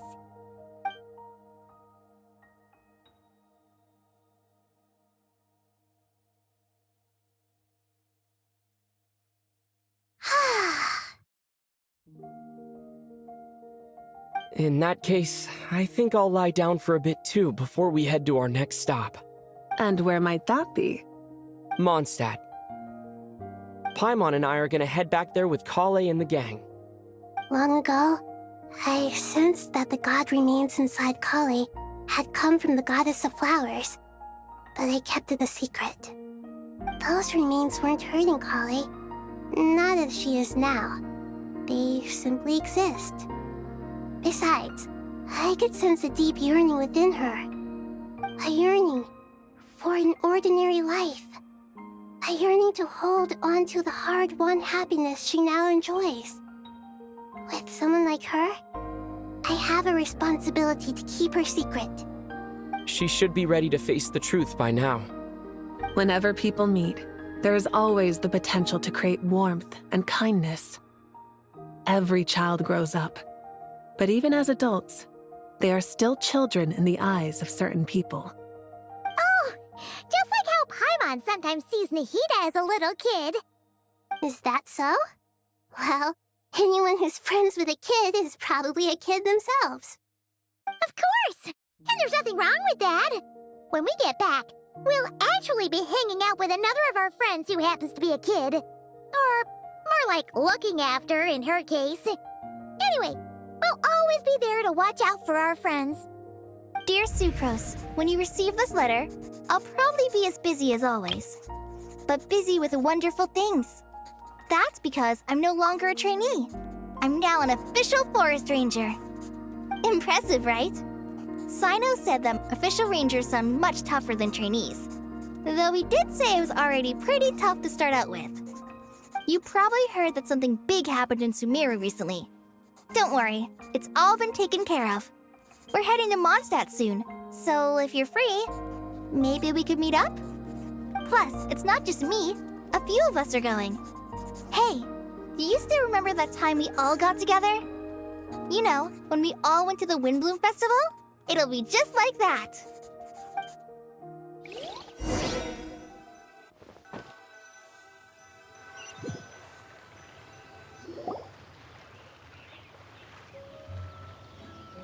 Tainari, is that... Don't you say it! Is that the great Vayuvyastra? Behold, the great Vayuvyastra, General Mahamatra. How times have changed. I wasn't expecting you to beat me to the punchline. You've changed. You've really upped the aggression in your battle against Sino's jokes. Kale, how did you know what I was going to say? For the love of... Hey! Traveler! Paimon! You're right on time! I hope we haven't kept you waiting. Kale! Sucrose! It's been so long! How have you been? I've been well. Everything's going great. What about you? Are you still busy? Not at the moment. Oh, right! right! That juicer you gave us works amazing! Farzan loves it. Seriously? That's wonderful. I don't suppose you drew up a detailed test report. Oh, what fruits did you use? How's the texture of the final product? Sucrose, you might want to try asking your questions one at a time. Albedo! Paimon didn't see you there! It's been a while since all of us were together like this.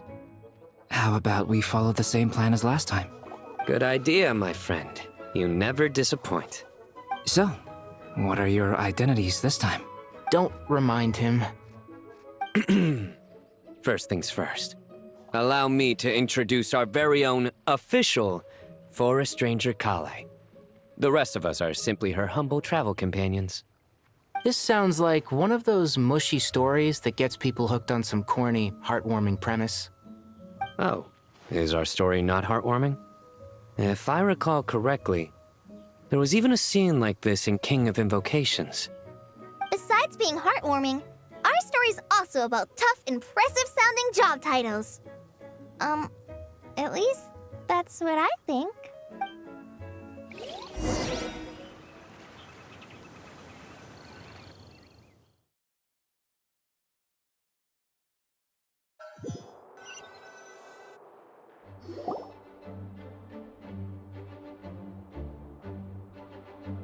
Oh, you're here already? I'm still giving Dodeko a little trim. I won't be a moment. A trim? Does Dodeko need haircuts too? Of course. It's important to know how to take loving care of the apples of your eye. All of these trivial matters get left to me. It's because I'm an angel, and angels are, in a way, the guardians of all Teyvat. Oh, right! Well, that's definitely an impressive-sounding job title. What are you writing? I'm just brainstorming some cool-sounding lines. Oh, write them on these card backs. Of course. Clearly, my lines are pretty amazing, wouldn't you say? Miss Nicole. Kale? You seem a little nervous. I was just wondering, who was the person you mentioned who needed their wish fulfilled? Wish? What do you mean? Miss Nicole asked if we could meet up in Mondstadt once everything was over. She said a friend of hers had a wish that needed my help to come true. Well, you never mentioned that before. All we knew was that you'd arranged to meet in Mondstadt. But we thought it had something to do with the god remains. To be fair, everything I told you was true. Anyway, my friend is waiting. Come on, let's pay her a visit.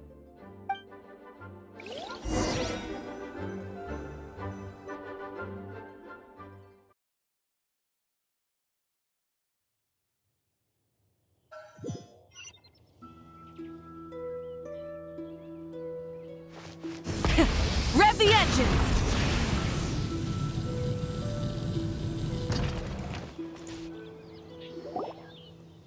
Huh?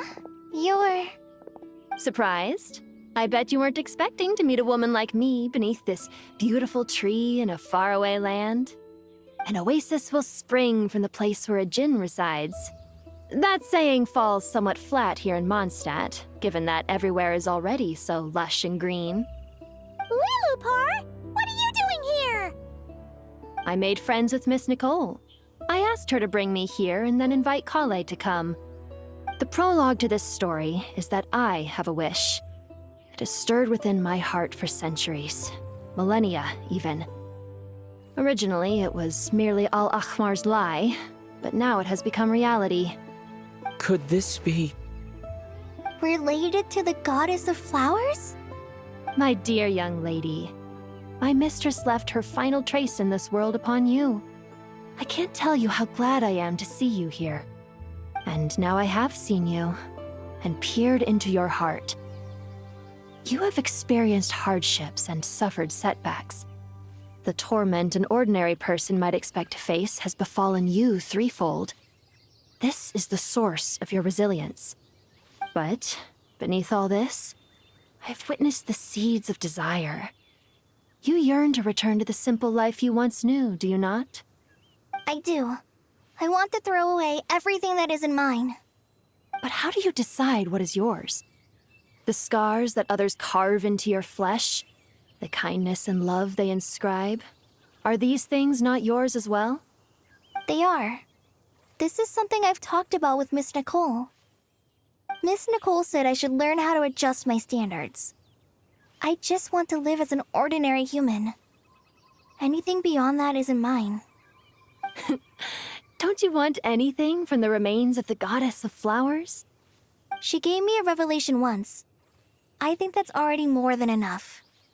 In the past, you would not have possessed such a rich heart. Your brief life has taught you to hold on to everything good, to home in on kindness. How fascinating. You're nothing like Nabu Malikata, and you're certainly not her. Of course not. I'm not some great and powerful being, Miss liloupar. Yet I am a djinn. We exist because of the Lord of Flowers. We revere and love her. My wish is to see her one last time, to give everything for her. Kale, can you do this for me? But her remains won't be easy to remove. Are you sure this is what you want? That's beside the point. First, I need to know. Are you willing to do something for the soul of this lonely, wandering woman? I'm willing. But look, you know nothing about me. Even if you have heard the stories about me, all you would know is that I was rightly punished for the many evil deeds I committed. Ah, so you do know. Your lips are quivering, your eyes trembling, and still you're willing to do something for me. Life has been cruel to you, and yet you've learned to be kind. My dear young lady, to repay your kindness, I too must play my part. Are you sure about this, liloupar? I yearn to see my mistress. For this moment, the world can burn to ashes, the universe be engulfed in flame. I care about nothing else. And you, Kale, I can give you a gift. You'll become just another ordinary human. But Miss liloupar, what will happen to you? My wish will be fulfilled, and I can die happy. Why would you wish for that? A long, unending life might seem desirable for one who has never possessed it, yet it brings torment to one who has. My remains are scattered across the yellow sands, but my soul can find no peace. Since you've promised to grant my wish, give me that release. Allow the dying to die, and let the dead rest in peace. You have my thanks. Kale, there's no pressure on you. What she said, it's all true. A wish is a genuine desire, after all. It's as if you want to use the last of your life to give me a better future. Nothing so selfless. We'll be using our futures to fulfill each other's wishes. This is a noble act, a beautiful and secret transaction between two women. I understand. Miss liloupar, I'm ready. Close your eyes, Kale. Then open your soul. From there, I will embrace my mistress. The downpour of flowers is your touch. Like returning to the very beginning. Like surrendering to your grace, my mistress. People say that devotion is beautiful, yet filled with pain. How foolish of them. For me, devotion is beautiful, pure and painless. Devotion is my love. Thank you.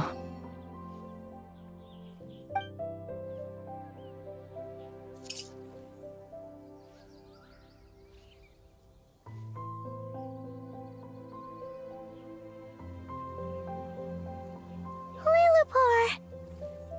She disappeared? She left, carrying the blessing of flowers. Kale, are you alright? I'm fine. Now that the remains are gone, I don't actually feel any different at all. Those remains weren't her, Nicole. Not as she is now. They simply exist. Besides, I could sense a deep yearning within her. Nicole must have already received what she was yearning for. I'm doing fine. I feel relaxed. There's really no need to worry. Then my wish has come true, too. To become ordinary? That's just one of my wishes. Actually, I have a few more. For instance, I want to protect the people I meet and help them find happiness. That sort of thing. So between Miss Liloupar and me, you fulfilled 2 wishes already, and protected 2 people. Wonderful, isn't it? I feel so fantastically happy. I guess that settles things here. So what's next? What do you want to do when we get back to town? Clay, look who I've brought to see you. Hey, Kale! I heard you guys were holding some kind of secret event. How come you started without me? Huh? Oh no, it's nothing like that. We were just saying goodbye to an old friend. Really? Who? Me. The old me. So that's what this is all about. Did you come all the way to Mondstadt for that? Because we knew the old you so we could witness the change? Exactly. The old me is gone. I puffed her into the air, and she became a fluffy pink cloud, floating into the sky, before disappearing forever. Do you think, maybe up in the sky, she has friends waiting for her with test tubes, flasks, and bows?